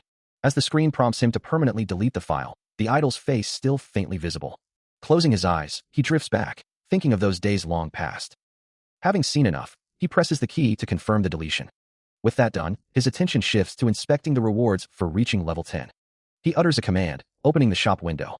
The mysterious shop, accessible only to the rare, materializes before him, filled with various items. As the mysterious shop window materializes before him, Sung-ho's gaze falls upon the displayed items and their prices, noting that they seem to have increased significantly since the last patch. He considers the implications of the shop's hidden functions, believing he can only fully exploit them through the tutorial. The items themselves, like potions and juices, appear as glowing, ethereal projections, their physical forms only manifesting once purchased. He muses that the shop's mechanics operate much like a game, and if that's the case, he'll easily decipher any remaining mysteries. With a purchased potion now solid in his hand, he turns his attention to the next feature, curious about the bonus points. A new window appears, detailing a dimensional slot that allows him to retrieve specific items from a storage pouch, with the note that items can also be registered to quick slots. He observes the interface, recognizing it immediately as essentially a quick slot bar. The glowing blue interface confirms his understanding, as multiple cubic slots appear before him, ready for designation. Sung-ho stares at the holographic interface, a sense of wonder washing over him as he realizes the implications of his new ability, meaning he won't have to carry as much gear at once. And he won't have to worry about leaving anything behind, like the Fossil. With the dimensional slot now active, the interface displays 0 out of 1 designated items, while his loyal companion, Dinbo, rests peacefully nearby. He observes another message on the screen, acknowledging that calling this a bonus is an understatement, recognizing it as a truly game-scaling trait. Turning from the sleeping dog by the fireplace, he instructs Dinbo to keep guard on the house while he's gone. A confident smile spreads across his face as a vibrant blue aura flares around him. And with a final glance at the glowing prompt, he steps forward, enveloped by shimmering particles, ready for the next tutorial. He plunges into the new tutorial, the darkness absolute and suffocating, a stark contrast to the world he just left. Even with his enhanced senses and combat skills, he finds himself utterly blind, the pitch-black environment rendering him helpless. A frustrated sigh escapes him, realizing his current abilities are simply not enough to navigate this oppressive void. He hasn't encountered any monsters yet, but the thought of being ambushed while blind prompts him to consider his inventory. There's no point in saving his resources, he muses, if he perishes from sheer blindness. A system window appears, displaying the shade grapes, an item promising a temporary boost to night vision. He swiftly consumes the item, and a system notification confirms his night vision has been significantly enhanced. Removing his helmet, his eyes glow with an ethereal green light, a gasp of surprise escaping him as the darkness recedes. A triumphant exclamation leaves his lips, as the entire cavern now lies clear before him. With his vision now piercing the oppressive darkness, he could finally discern the true nature of the tutorial area, a desolate tunnel stretching into the unknown. His eyes, now glowing with an unnatural yellow light, focused intently, the world around him clicking into sharp, terrifying detail. This was one of the defining traits of survival life. A brutal lack of user-friendliness that rarely notified anyone when an event truly began. Instead, the arrival of a moving wall of zombies served as the official announcement. Hordes of the undead, their eyes glowing crimson, swarmed through the ruined city streets. But what exactly triggered this relentless zombie wall? The question hung heavy in the air as he observed the grotesque faces of the approaching horde. The answer soon became clear, as the source of the endless tide was revealed. The zombie wall was being spawned by a member of the Umber Kai, a chilling revelation that hinted at a deeper, more sinister plot. A specific condition must be met for the tutorial's hidden mechanic to activate. A player must first acquire a tutorial-specific item. Crouching low, he moves with caution, his thoughts focused on the task at hand. He considers the object before him, wondering if it truly is the weapon he seeks. By intently focusing on an empty coordinate for a set duration, a peculiar bug exclusive to the tutorial comes into play, manifesting as glowing blue geometric projections. The trick is to snatch the weapon before the duplication process fully completes, as the blue energy pulses around the spiked bat he now holds. With a triumphant grin, he secures a second identical weapon, exclaiming his satisfaction. Just like that, a second identical item was successfully duplicated, glowing with residual blue energy. What's more, the duplicated weapon retains the original's weight and is entirely free from the bug that enabled its creation, a perfect, unblemished copy. Of all the countless variables, there's only one thing he needs to trust, and that specific change is the only way to play. He listens intently to the sounds of them getting ready. His grip tightens on the bat, a silent challenge to the freaks. Even if he wanted to avoid them, it's impossible. With a swift motion, he swings the bat. The weapon ignites with a brilliant blue glow, radiating raw power. He has a couple of things he'd like to try out in this tutorial, as he brings the glowing bat down upon his unseen enemies. Option 1, he thinks, involves killing zombies.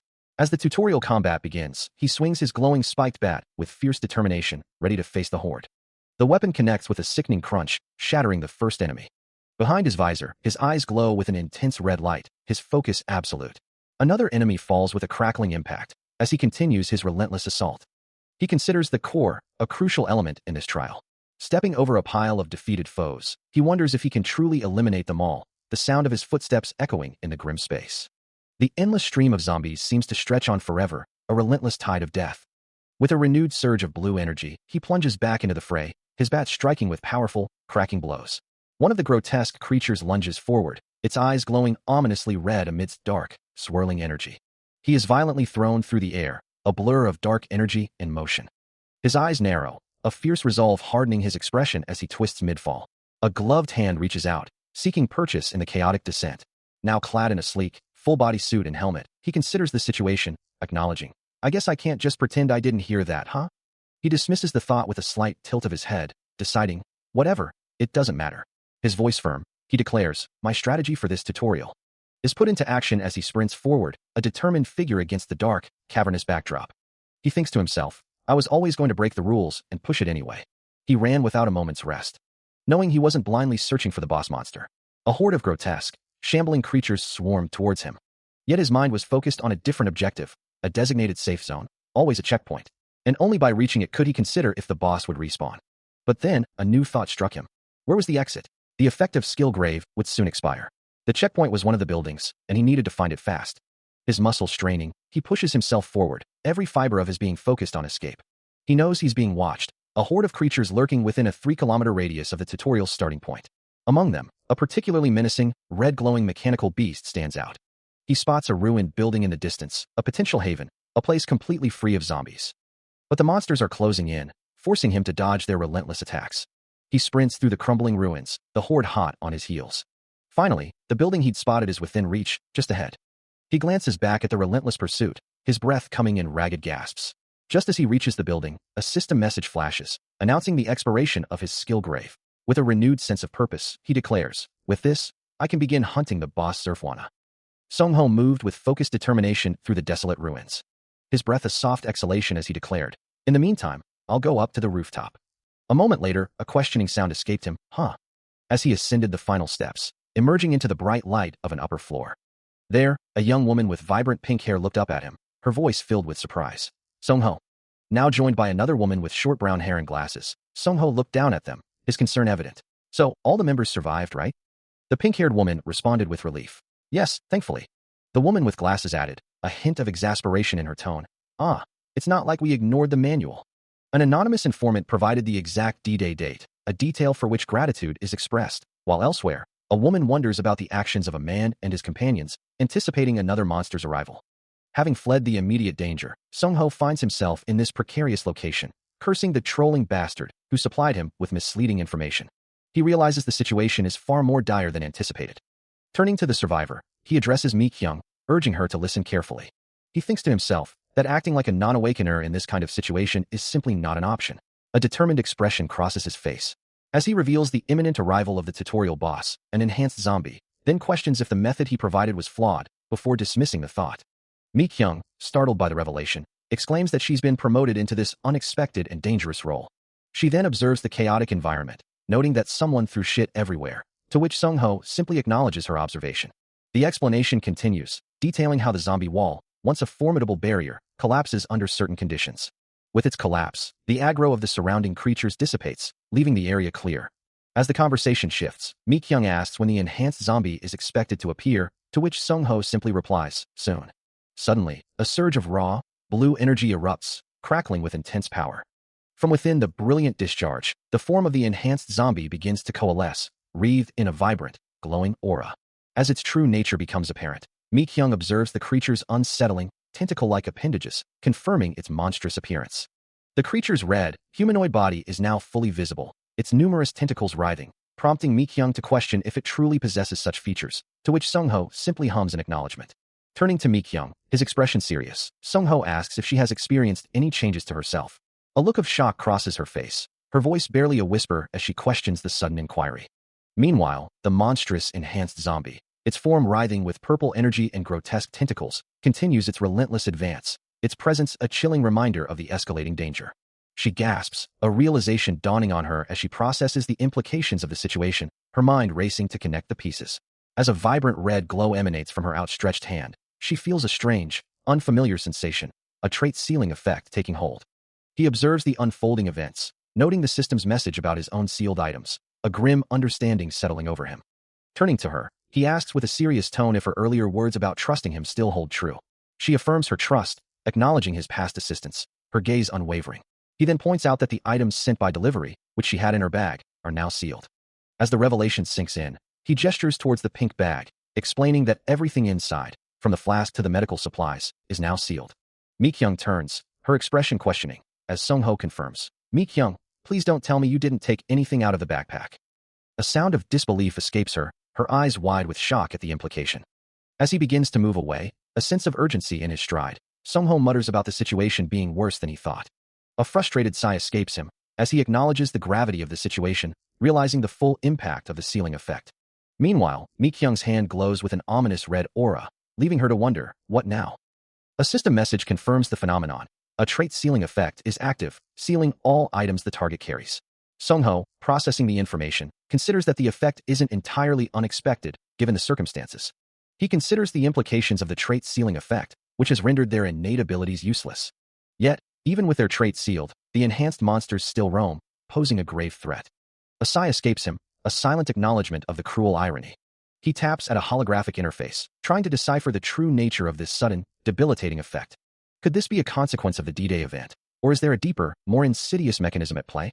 His gaze falls upon his holographic inventory, now displaying 3 empty slots, a stark reminder of their lost resources. The realization hits him with full force, not only their traits, but every single item they possess has been sealed away. Despite the overwhelming odds, he knows there's no turning back, no room for despair. Kneeling, he grips his bow, a silent vow to overcome this new, formidable challenge. He scans his surroundings, a small white creature resting on his arm, unable to locate his allies. With a determined shout, he vows to seize the next opportunity that arises. A sudden red glow catches his attention, and he calls out, drawing attention to his position. A growl escapes him as he braces himself, even in the midst of this chaos. He unleashes a flurry of rapid, forceful strikes, red energy splattering with each impact. Surrounded by a vibrant red aura, he continues to engage the shadowy figures in a brutal, close-quarters battle.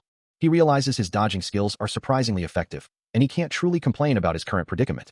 A powerful impact reverberates, as a system message confirms his strength has increased, prompting him to wonder if this is a side effect of the incident. Even in a situation where all losses are recovered, the fear of returning to zero still lingers, yet Sung-ho addresses his opponent with a sardonic gratitude. His voice carries a chilling promise, declaring his intent to end the fight in a single, decisive blow. A blur of motion, he surges forward, leaving a trail of vibrant blue energy in his wake. The air itself seems to ripple and distort around him as he closes the distance.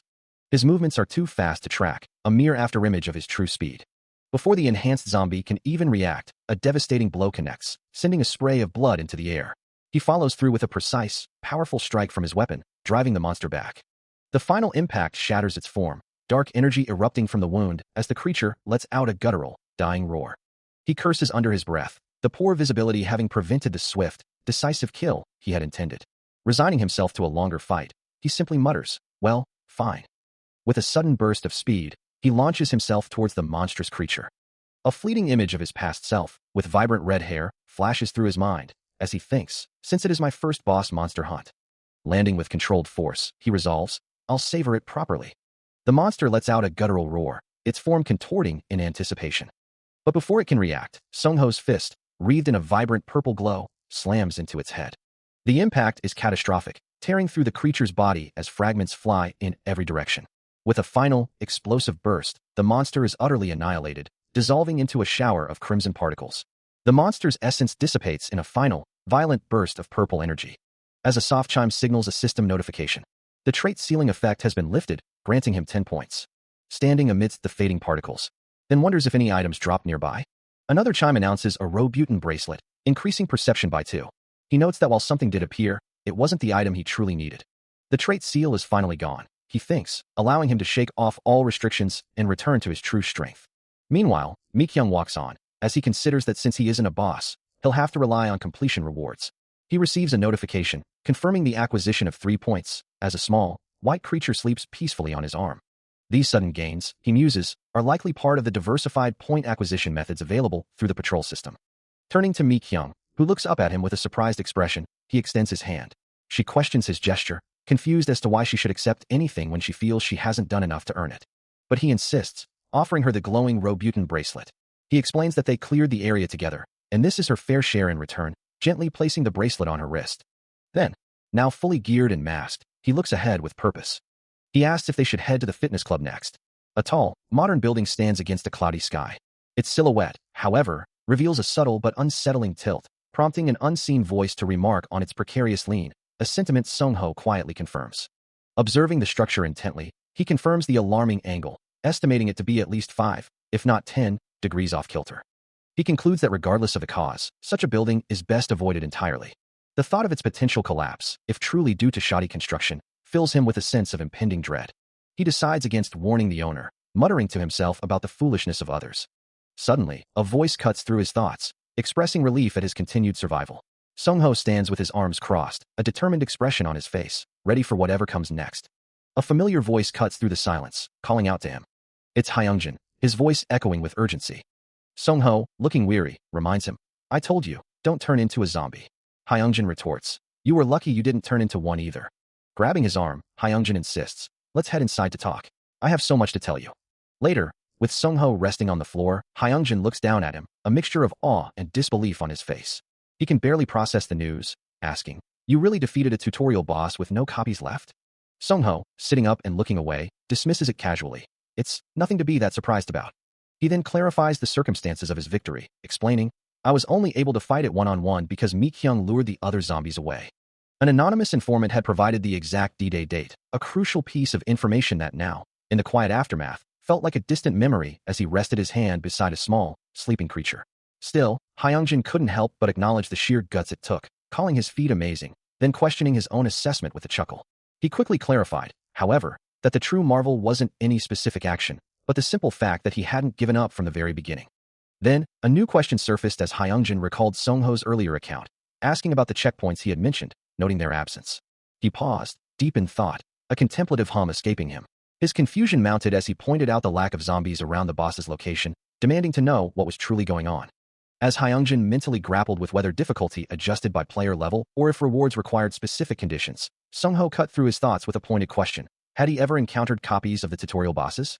The mention of copies clearly caught Hyungjin off guard, prompting a confused query before a sudden realization dawned on him. He explains that if that's the case, it seems points are gained for escaping after being spotted by a monster, or for helping someone. Mikyung listens intently, her expression a mix of surprise and dawning comprehension, as she processes this new information about the system's rewards. Hyungjin agrees, then asks what else Sungho has to say, eager for more details. Sungho adjusts his collar, a slight pause before he continues, preparing to delve deeper into the system's intricacies. He then asks Hyungjin about his trait, leaving the other man momentarily confused. Sungho clarifies, asking where the system message about his awakening came from, urging him not to play dumb. Hyungjin explains that the system has been updated to a new version and instructs him to check by the status window. This means awakening first was something like a promotion reward, a unique benefit for early adopters of the system. He continues, a golden aura flaring around him, questioning if survival itself is the key to awakening. Sung-ho clutches his head, a frustrated sigh escaping him, finding the situation utterly ridiculous. If the system's rules are truly different, he muses, then they're essentially playing a completely new game, while Mi-kyung looks on with concern. This implies that the information he's relied on from survival life might not be entirely accurate. Mi-kyung adds, looking down, that unlike the system, she can't earn points simply by escaping, having tried it herself when a monster spotted her. For him, however, Oh Hyungjin declares, a powerful red aura now radiating from his flexing form. He gained physical boosts regardless of his strength or agility. Sung-ho reveals, his hands glowing with a soft green light, that if he closes his eyes, he can perceive mana through the soul. As the conversation continues, Mi-kyung admits that her mind is blank, unable to process the implications of their situation. She continues, explaining that given the flow of events, it feels like she's just been dragged along, and the thought of leaving them behind is unsettling. With a thoughtful expression, she confesses that honestly, she's torn about what to do. As the group sits in contemplation, Oh Hyungjin suggests that Sung-ho could easily leave them behind if he wished. He continues, pondering how the others would react to such a decision, and whether they would be able to accept it. Mi-kyung listens intently, her gaze fixed on Sung-ho as the weight of the discussion settles. Oh Hyungjin then adds that it's probably a matter of personality, implying that Sung-ho's nature might prevent him from abandoning them. Sung-ho looks up, addressing them directly, and asks what would happen if they were to become envious or jealous of his potential departure. Ultimately, he makes his decision, declaring that they should stick to the plan. He reflects that the first time he truly reveals his real self should be when he can trust friends unconditionally, people who can keep pace with his growth. Of course, he's prepared as well. He thinks, let's be a little more shameless. This is his attack prediction. A gasp escapes him as he considers, it's not surprising. He continues, it's not surprising that I'm still thinking about attack prediction. Sung-ho's expression is one of quiet determination. Meanwhile, Oh Hyungjin muses that he'll have to make a decision soon, but he plans to focus on promoting himself first. An anonymous informant had provided the exact D-Day date, a crucial piece of intelligence. Meanwhile, Oh Hyungjin's thoughts turned dark, believing that if he could crush his superiors, he would. His face contorted in a grimace, a clear sign of his ruthless ambition. Elsewhere, Sung-ho reflected on his own past, a single tear tracing a path down his cheek as he acknowledged the worth of the information he had given. A voice then broke his reverie, politely interrupting to ask about his level. The man who had spoken looked surprised, wondering why the question had come so suddenly. Sung-ho explained it was just a random thought, comparing it to the tutorial boss everyone knew. Mi-kyung listened intently, her expression thoughtful as she processed his words. The unnamed man, holding a drink, then added that with the kind of mana Sung-ho possessed, he should have easily surpassed the tutorial. A man with short brown hair explains the situation, detailing the presence of hunters above level 60 and 80, alongside unidentified monsters. His words are punctuated by a sharp, impactful sound. As Mi-kyung voices her concern, asking if they aren't worried about Sung-ho, who is only level 2, and what might happen if he gets hurt. The man dismisses her worries, asserting that he won't be harmed, before Sung-ho himself adds, with a hint of indifference, that he doesn't care. The man then turns to Mi-kyung for confirmation, and she quickly agrees, affirming his statement. She continues, explaining that since she herself is only level 2, it feels perfectly fine to her. Sung-ho, however, responds with a wry tone, wondering if they are perhaps covering for him. Meanwhile, in a different location, Oh Hyungjin kneels over a fallen figure, recalling an event that resulted in someone being knocked out. He then announces his departure, stating that it's late and he'll be heading out. With a soft whirring sound, he rises and prepares to leave, his form silhouetted against the ambient light. Sung-ho listens, his expression unreadable. Meanwhile, the table is laden with food and drinks, as Oh Hyungjin continues, mentioning some ignition and snacks. Mi-kyung watches him, a hint of concern in her eyes, as he asks if she's sure she wants to eat. He then shifts the topic, wondering aloud why the team wouldn't have helped them. Oh Hyungjin continues, his voice dropping slightly, revealing he'd never told Sung-ho about eating something strange with his wife. He admits it's embarrassing, but feels compelled to share the story now. He explains that it was because he was embarrassed and didn't want to talk about it, recalling the incident when he ate with his wife and then fainted. He clarifies that it wasn't a simple fainting spell, but rather a complete loss of consciousness, as if his mana had been drained. Sung-ho listens intently, as Oh Hyungjin prepares to reveal the true point of his story. He continues, explaining that everyone has their own story to tell, whether it's significant or small, and that you can share it whenever you feel ready. Just as he is doing now, referring to himself, the coach, and Mi-kyung. From behind, Sung-ho considers that they seem to have an idea that he was searching for something. Oh Hyungjin gestures, reminding him that one way or another, he is a trainer. Sung-ho's expression hardens as he acknowledges that the level gap was extremely close, to say the least. Placing a hand on his shoulder, Oh Hyungjin assures him that he will grow stronger with more experience. He emphasizes his plea for him to survive until the day they can all be together. Meanwhile, Mi-kyung lies still, seemingly asleep or unconscious. Well then, he turns his back, the soft glow of the room reflecting off his dark clothing as he begins to walk away. Looking down at Mi-kyung, who remains on the floor, he offers a final, quiet promise. I'll stop by from time to time. Sung-ho surveys his new surroundings, a grim realization dawning on him as he mutters, reality is worse than any horror movie I've ever seen. With a heavy swing, he brings his pickaxe down onto a glowing crystal formation, only for the tool to shatter with a sharp crack. He stares at the broken implement, a frustrated question escaping his lips. Does this even make sense? Looking down at the vast, glowing crystal field, he finds a small comfort in his foresight. At least I had already put all the information I could gather into the system. But thank God. The sheer scale of the crystal forest stretches before him, a testament to the danger he narrowly avoided. I almost got totally screwed. Despite the initial shock, a new perspective begins to form. But I guess it's not all bad. He reflects on the past, realizing the burden of anticipation is now lifted. Anticipating the D-Day was so much easier than actually living it for a few days. I won't have to worry about D-Day anymore. I can just lay out here to play. As he looks out over the shimmering landscape, a strategic advantage becomes clear, and the monsters will be much easier to deal with. As the new reality settles, the urgent need to organize the current situation and formulate future plans becomes paramount. Sung-ho stands amidst a desolate, snow-covered landscape, his thoughts consumed by the harsh truths of this transformed world. This is the apocalypse of the apocalypse, a world where survival is the only law. It is a brutal survival life, where every moment is a struggle for existence. The sole purpose of this game, this new reality, is simply survival.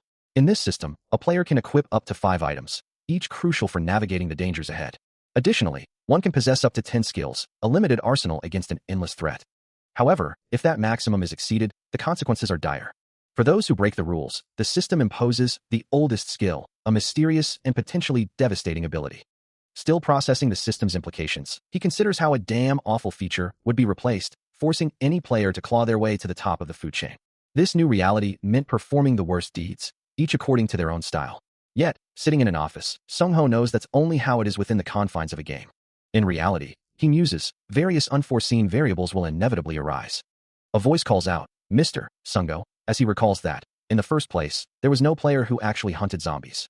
A man with short, dark, curly hair looks on, deep in thought. The woman from before continues, explaining that based on the circumstances, she's certain she patched God mode during the week, but she doesn't know what changed or how. Contemplating this new information, Sung-ho wonders, then, what should I do? His expression hardening, he concludes that actually, nothing has changed, because the fundamental goal remains the same. Acknowledging the crucial information received, Sung-ho mentally thanks the anonymous informant who provided the exact D-Day date, his mind already shifting to the immediate tasks at hand. His focus sharpens on the core objectives, strengthening his supplies, acquiring better skills, and gathering essential items. Above all, he must survive. With a determined gaze, he concludes that for now, he simply needs to continue doing what he has always done. Examining a small, glowing circular object in his hand, he considers his next moves. In the short term, his immediate objective involves the underworld forest. His strategy there is clear, to complete the most construction and real estate projects, thereby securing the entire valley. Yet, he acknowledges the stark contrast with reality, where the world is currently focused on farming festival fireworks and keeping tabs on the hillside villa party. He considers the broader scope of his survival, the mid to long-term challenges that loom ahead. A mental montage of faces and figures flashes through his mind, representing the complex web of individuals and obstacles he must eventually confront. A sigh escapes him as the sheer weight of his responsibilities settles in, realizing there's simply too much to do. His mind races, threatening to overwhelm him, as he feels his thoughts spiraling out of control. He shifts his focus to the immediate future, knowing that once midnight arrives and the zombies fall into their dormant state, his window of opportunity opens. With a renewed sense of purpose, he resolves to head directly to the underworld forest. He reminds himself to stay grounded and focus solely on the preparations for that immediate goal. Turning his back on the confines of his room, he steps out, ready to face the night. As he walks away from the building, the larger, more distant problems are set aside, to be dealt with at a later time. Mi-kyung, her voice sharp with playful challenge, demands to know why he can't even offer her a proper fight, while Oh Hyung-jun, kneeling with a bag, meekly protests that he was never the brainy type. He reiterates that he was never the brainy type. Mi-kyung, however, isn't letting up, taunting him about being too scared to fight death, prompting Oh Hyung-jun to cry out for her to stop, as Sung-ho watches the exchange. Stepping in, Sung-ho suggests they just let it go and head home for a drink, but Mi-kyung, still pouting, flatly refuses. A sudden thought strikes Sung-ho, a chilling realization that if that bastard Kang Sung-ho had awakened and become like them, what then? Meanwhile, a figure in a black jacket and green mask, wearing a cap emblazoned with an E, declares with cold resolve that it would be better to eliminate him as soon as possible. Sung-ho's internal monologue continues, reflecting that he had a bad feeling and stayed behind, and sure enough, his premonition was correct. As he walks away with his companions, Sung-ho glances back, a grim expression on his face, thinking, that bastard is still obsessed with him. He wonders if they are now trying to burn his house down, escalating their vendetta. Mi-kyung stands alone, clutching a brown bottle, her expression unreadable. Meanwhile, Sung-ho reflects that even among 97 team members, there is no room for bargaining. A voice cuts through his thoughts, telling him to stop whining and finish it quickly, adding a casual, well now. Sung-ho listens, his expression a mix of surprise and mild annoyance. The voice continues, observing that he looks like he's gone soft, then directly asks what he's doing outside. Sung-ho turns to face Oh Hyung-jun, who explains that he came out the back door to farm for materials. Oh Hyung-jun, his face stern, then demands to know why he's out at this hour.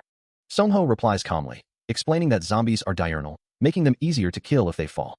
Oh Hyung-jun concedes, stating that as long as he mows down the critters and collects the materials that appear at dawn, he can do whatever he wants, isn't that right? A slight smirk plays on his lips as he dismisses the notion of inexperience, explaining that nothing in this world comes without a price, that one must always pay for what they receive. He reiterates his stance, emphasizing that there are no free rides. Oh Hyung-jun, holding a heavy chainsaw, remarks on the apparent diligence of Sung-ho's group. But Sung-ho cuts him off, his expression turning serious as he questions if the information being provided isn't truly free. Confused, Oh Hyung-jun asks what he's trying to imply. He replies that while the details aren't necessary, Sung-ho's actions have forced a change in his plans. With a chilling smile, Sung-ho declares that instead of bargaining, he's decided to simply take what he wants. Oh Hyung-jun stares back, utterly stunned by the audacity of the statement. Oh Hyung-jun's face contorts in sudden, wide-eyed terror. Guys, take care of him, he shouts, his voice strained. His companions, a woman with a short bob and a man with blue hair, stand ready with their weapons. As Oh Hyung-jun himself grips a heavy chainsaw, prepared for the unseen threat, a guttural roar echoes through the air, and a grotesque, red-skinned monster with glowing crimson eyes lunges from the shadows. Its sharp claws lash out, prompting a terrified cry of K-Keeper? What the? From one of the survivors. Meanwhile, Sung-ho, witnessing the sudden chaos, turns and sprints away, muttering, "This son of a bitch." His footsteps pound against the ground, carrying him further from the unfolding battle. Oh Hyung-jun surges forward, a vibrant blue aura flaring around him as he gives the command to catch their target. He sprints with fierce determination, his movements a blur of blue energy, as a call comes in from the guild, confirming Kang Taehyun's presence. Meanwhile, Sung-ho watches from a distance, a flicker of resolve in his eyes as he thinks about finally catching this particular individual. Back with Oh Hyung-jun, his blue aura intensifies, his eyes glowing with power as he faces an unseen threat, a mask obscuring his expression. A sudden, dark force erupts, swirling with destructive energy. One of Oh Hyung-jun's companions is instantly struck down, collapsing to the ground as Oh Hyung-jun looks on in stunned disbelief. The attack continues, throwing Oh Hyung-jun backward, his own body reeling from the impact as another ally lies defeated.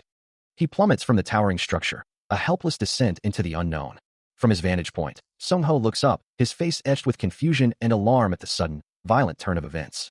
The quiet urban street offered little warning of the chaos about to erupt. As Oh Hyung-jun and his companion moved through the area, he issued a quick command. "You go left, I'm going right." But before they could fully split, a terrified cry of "Why yeah, oh Appa," echoed, signaling the ambush had begun.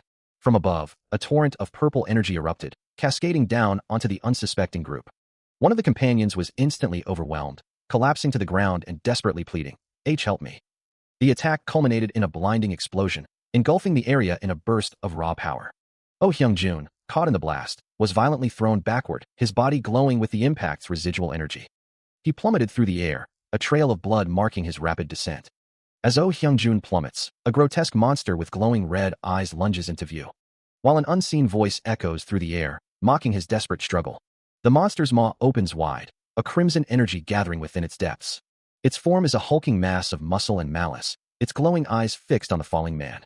A single, desperate curse escapes Oh Hyung-jun's lips as he braces for the inevitable.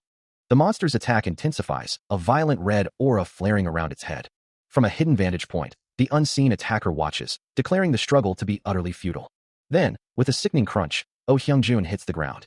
He lies broken amidst the debris, the monstrous entity now towering over his prone form. Sung-ho takes aim with his rifle-like weapon, a grim determination set upon him, as he acknowledges the unseen foe's previous strike, remarking, "I'm grateful that you even gave me a critical blow." But the unseen attacker merely scoffs, a sphere of glowing energy forming in their hands as they challenge. "Now then, shall we go for the finishing blow?"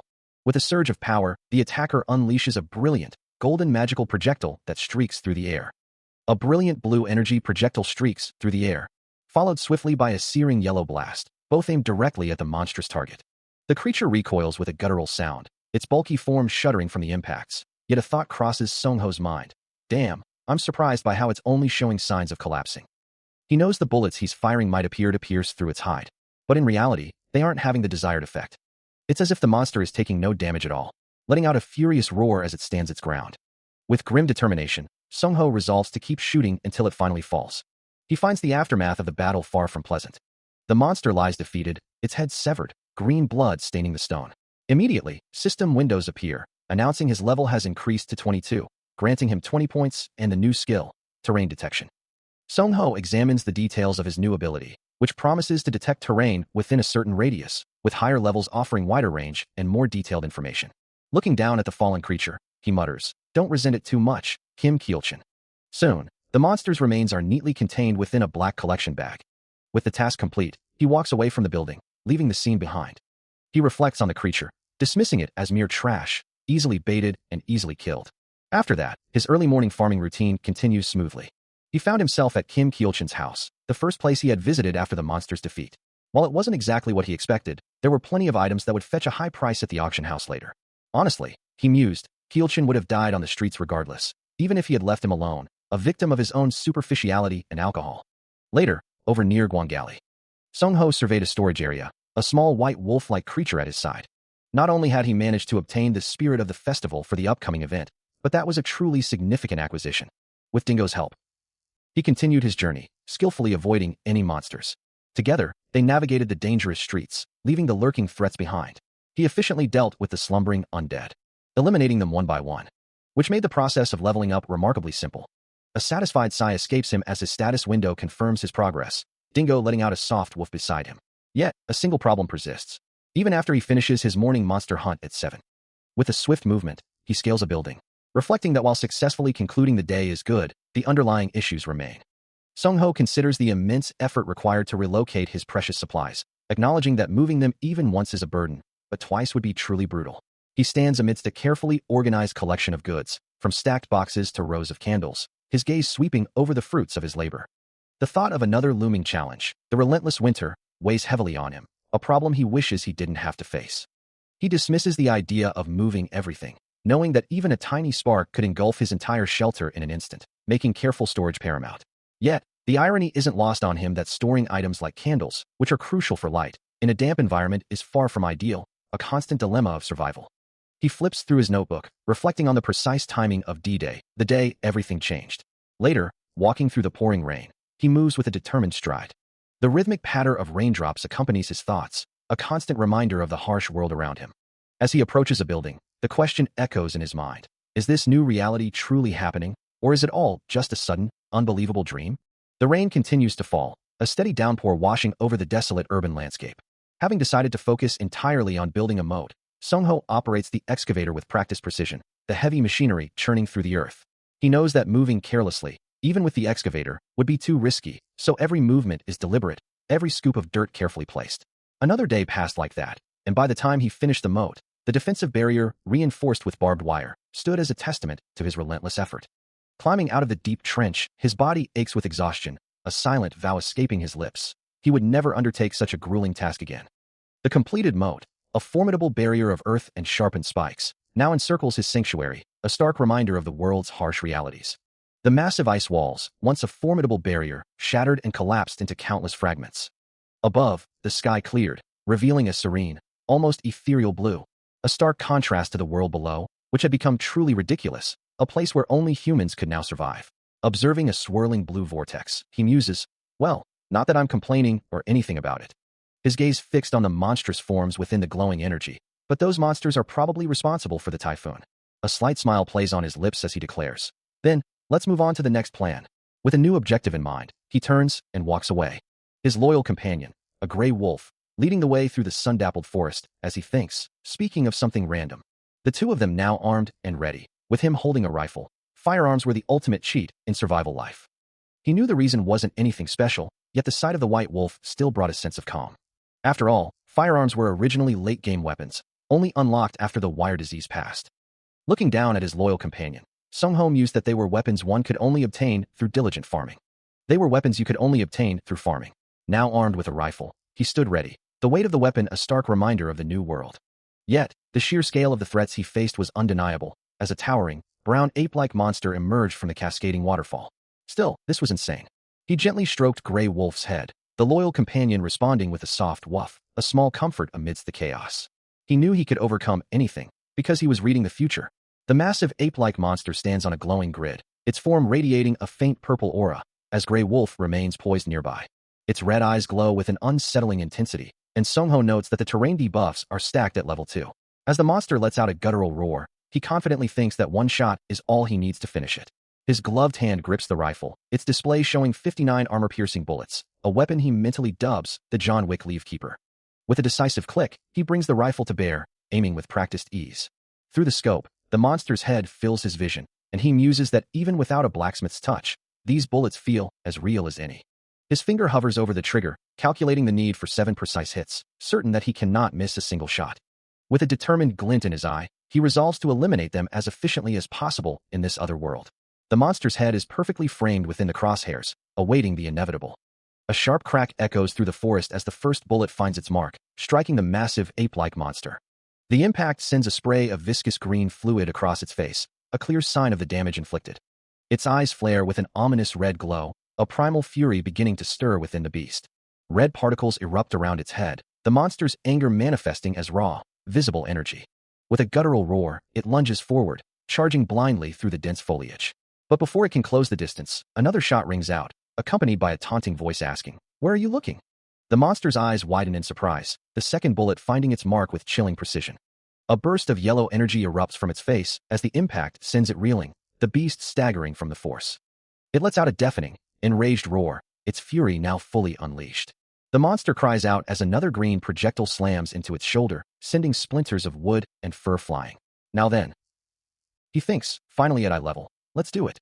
The enraged beast charges forward, its red eyes burning with fury. But Sung-ho simply smiles, internally calling it a damn old-fashioned bastard. The massive creature barrels through the dense foliage, closing the distance with terrifying speed, its heavy footsteps shaking the ground. Slot 2. He muses, a confident smirk playing on his lips. As the enraged monster charged, Sung-ho remained calm, his hand glowing with a soft blue light as he prepared his next move. A sharp crackle of energy erupted around his fingers, signaling the activation of a new skill. Meanwhile, the ape-like creature, still reeling from the previous blow, let out a guttural roar and hurled a massive log through the air. Sung-ho moved with impossible speed, dodging the projectile effortlessly, and as he activated Slot 3, a small, spherical object dropped from his hand. Closing the distance in an instant, he met the monster head-on, a shimmering blue shield materializing to absorb its next attack. Just as the shield connected, the dropped object detonated with a powerful explosion. Before the monster could recover from the blast, Sung-ho followed up with a devastating punch directly to its face. The combined force of the explosion and the punch sent the creature reeling, its body thrown back amidst a shower of sparks and debris. As Sung-ho landed lightly on the forest floor, the monster let out a pained, echoing scream. The monster, still defiant, taunts its opponent. "Even if you're a hunter, Professor, you're weak. Too light. Can't even fight." Charging forward with a powerful kick. But before its attack can fully connect, Sung-ho deploys a dark, shimmering shield, deflecting the blow with a resounding crash, then declares, "Now then." The impact sends a shockwave through the monster, its eyes widening in sudden agony. As a devastating counterattack lands squarely on its face, green fluid erupting from the creature. A torrent of crimson follows, as blow after blow rains down, each strike tearing into its flesh with brutal force. Finally, a blue system window materializes, confirming the success of the assault. You have gained 25 points. As the battle concludes, a system notification flashes, confirming his level has increased to 15. He pants, exhausted from the struggle, as more messages appear, a save acquired, skill points, stat points, and a new slot opening up. The new slot is designated H, and with it, his strength increases by 100 points. A new skill, Dimensional Slice, is also acquired, though he finds both the slot and the skill rather unimpressive. Still, he muses, the owlbear claws should prove useful as weapons. A determined glint enters his eyes, as he decides to extract every possible advantage from this encounter, leaving nothing to waste. With a guttural roar, he brings a chainsaw down upon the fallen monster, finishing it with brutal efficiency. Relaxing by a small campfire, Sung-ho lets out a contented sigh, finding a rare moment of peace. Nearby, the gray wolf gnaws happily on a piece of meat. While Sung-ho playfully asks if he wants more, despite having just finished a meal.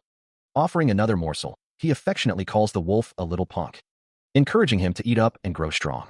He dreams aloud of them hunting dungeons together, a prospect that seems to amuse the wolf, who playfully snaps at his hand, before settling down to chew on a stick. With their brief respite over, Sung-ho suggests they get moving again, ready for whatever challenges lie ahead. He stares at the sudden appearance of a glowing purple interface, a familiar yet unwelcome sight. It's the auction house, a feature he recognizes from the game. But as he examines the options to list or retrieve items, a detail catches his eye, a 10% transaction fee, which seems unusually high compared to the game's original system.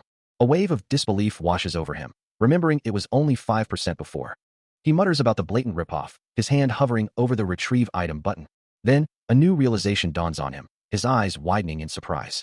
Someone has already listed an item, indicating he's not the only one active, prompting him to try and calm himself. He lets out a soft exhale, holding a small, retrieved box, the implications of other players sinking in. If others are as capable as he is, they will undoubtedly pose a significant competitive threat in this new world. He muses that it wouldn't be strange for the auction house to operate at a higher level than his own, even if he remains anonymous. As he navigates the interface, an old ebony club appears for sale, with options to buy or bid. Checking the comments section, he finds entries like, "No one yet," "Damn, did I level too fast?" and a to-do list, "Beat up a keeper XS." The peculiar phrasing of the comments makes him pause, a dawning realization crossing his mind. A slight smile plays on his lips as he thinks he knows exactly who wrote them. Meanwhile, a book titled Monsters of the Apocalypse by Schlieb and Kyo, Chapter 30, is displayed. A system message appears, emphasizing that anonymity is highly valued within this new reality. Elsewhere, a figure in a dark suit stands in shadow, contemplating, their face obscured. As a result of this anonymity, another player, wearing VR goggles and holding a controller, sits in a room, a small pink-haired companion beside them. The system allowed players to customize their appearance, even their gender and facial features, ensuring a high degree of anonymity, as beyond the global chat where only IDs were shown. There was no way to obtain information about other players' faces, unless they chose to reveal themselves. This minimal leak, intended by the developers, became a problem when players began to accumulate, especially for those with something to hide. He scrolls through the various messages, his fingers gliding across the holographic interface, the sheer volume of activity overwhelming. Then, a new message pops up, directly addressing him. "Who are you, a burnout chef?" He stares at the message, a direct address that cuts through his anonymity, the sender remarking on his similar personality in real life. A slight frown creases his brow, as he continues to process the unexpected intrusion. More messages flood his screen, the anonymous player noting his rapid leveling and business acumen, before directly addressing him as Kimbap Lover and acknowledging his reputation. A sharp notification sound rings out, followed by a burst of excited text. The player expresses their trust in Kimbap Lover Nim, and reveals they've been waiting for this interaction for a long time. They then inquire if he's currently with the president, to which Sung-ho curtly replies that he is acting alone. The anonymous player expresses surprise, having assumed he was part of the president's group after seeing flyers distributed on Doomsday, prompting Sung-ho to clarify that he only shared some advice with an informant, not direct involvement. The player explains their curiosity stemmed from his apparent knowledge of Doomsday, and apologizes for any offense caused by their assumptions. Concluding their message, the player agrees with Sung-ho's solo stance, stating that revealing one's party in this dangerous world is essentially suicidal. He receives another message, a wry smile playing on his lips as the sender remarks on his predictable nature. The anonymous player, a man with shaggy dark hair and a hint of stubble, seems surprised by Sung-ho's casual response, questioning if he's truly all right with the situation. Sung-ho simply laughs off the concern, a small chuckle escaping him. He then casually reveals a crucial detail about himself, stating that his unique trait is resurrection.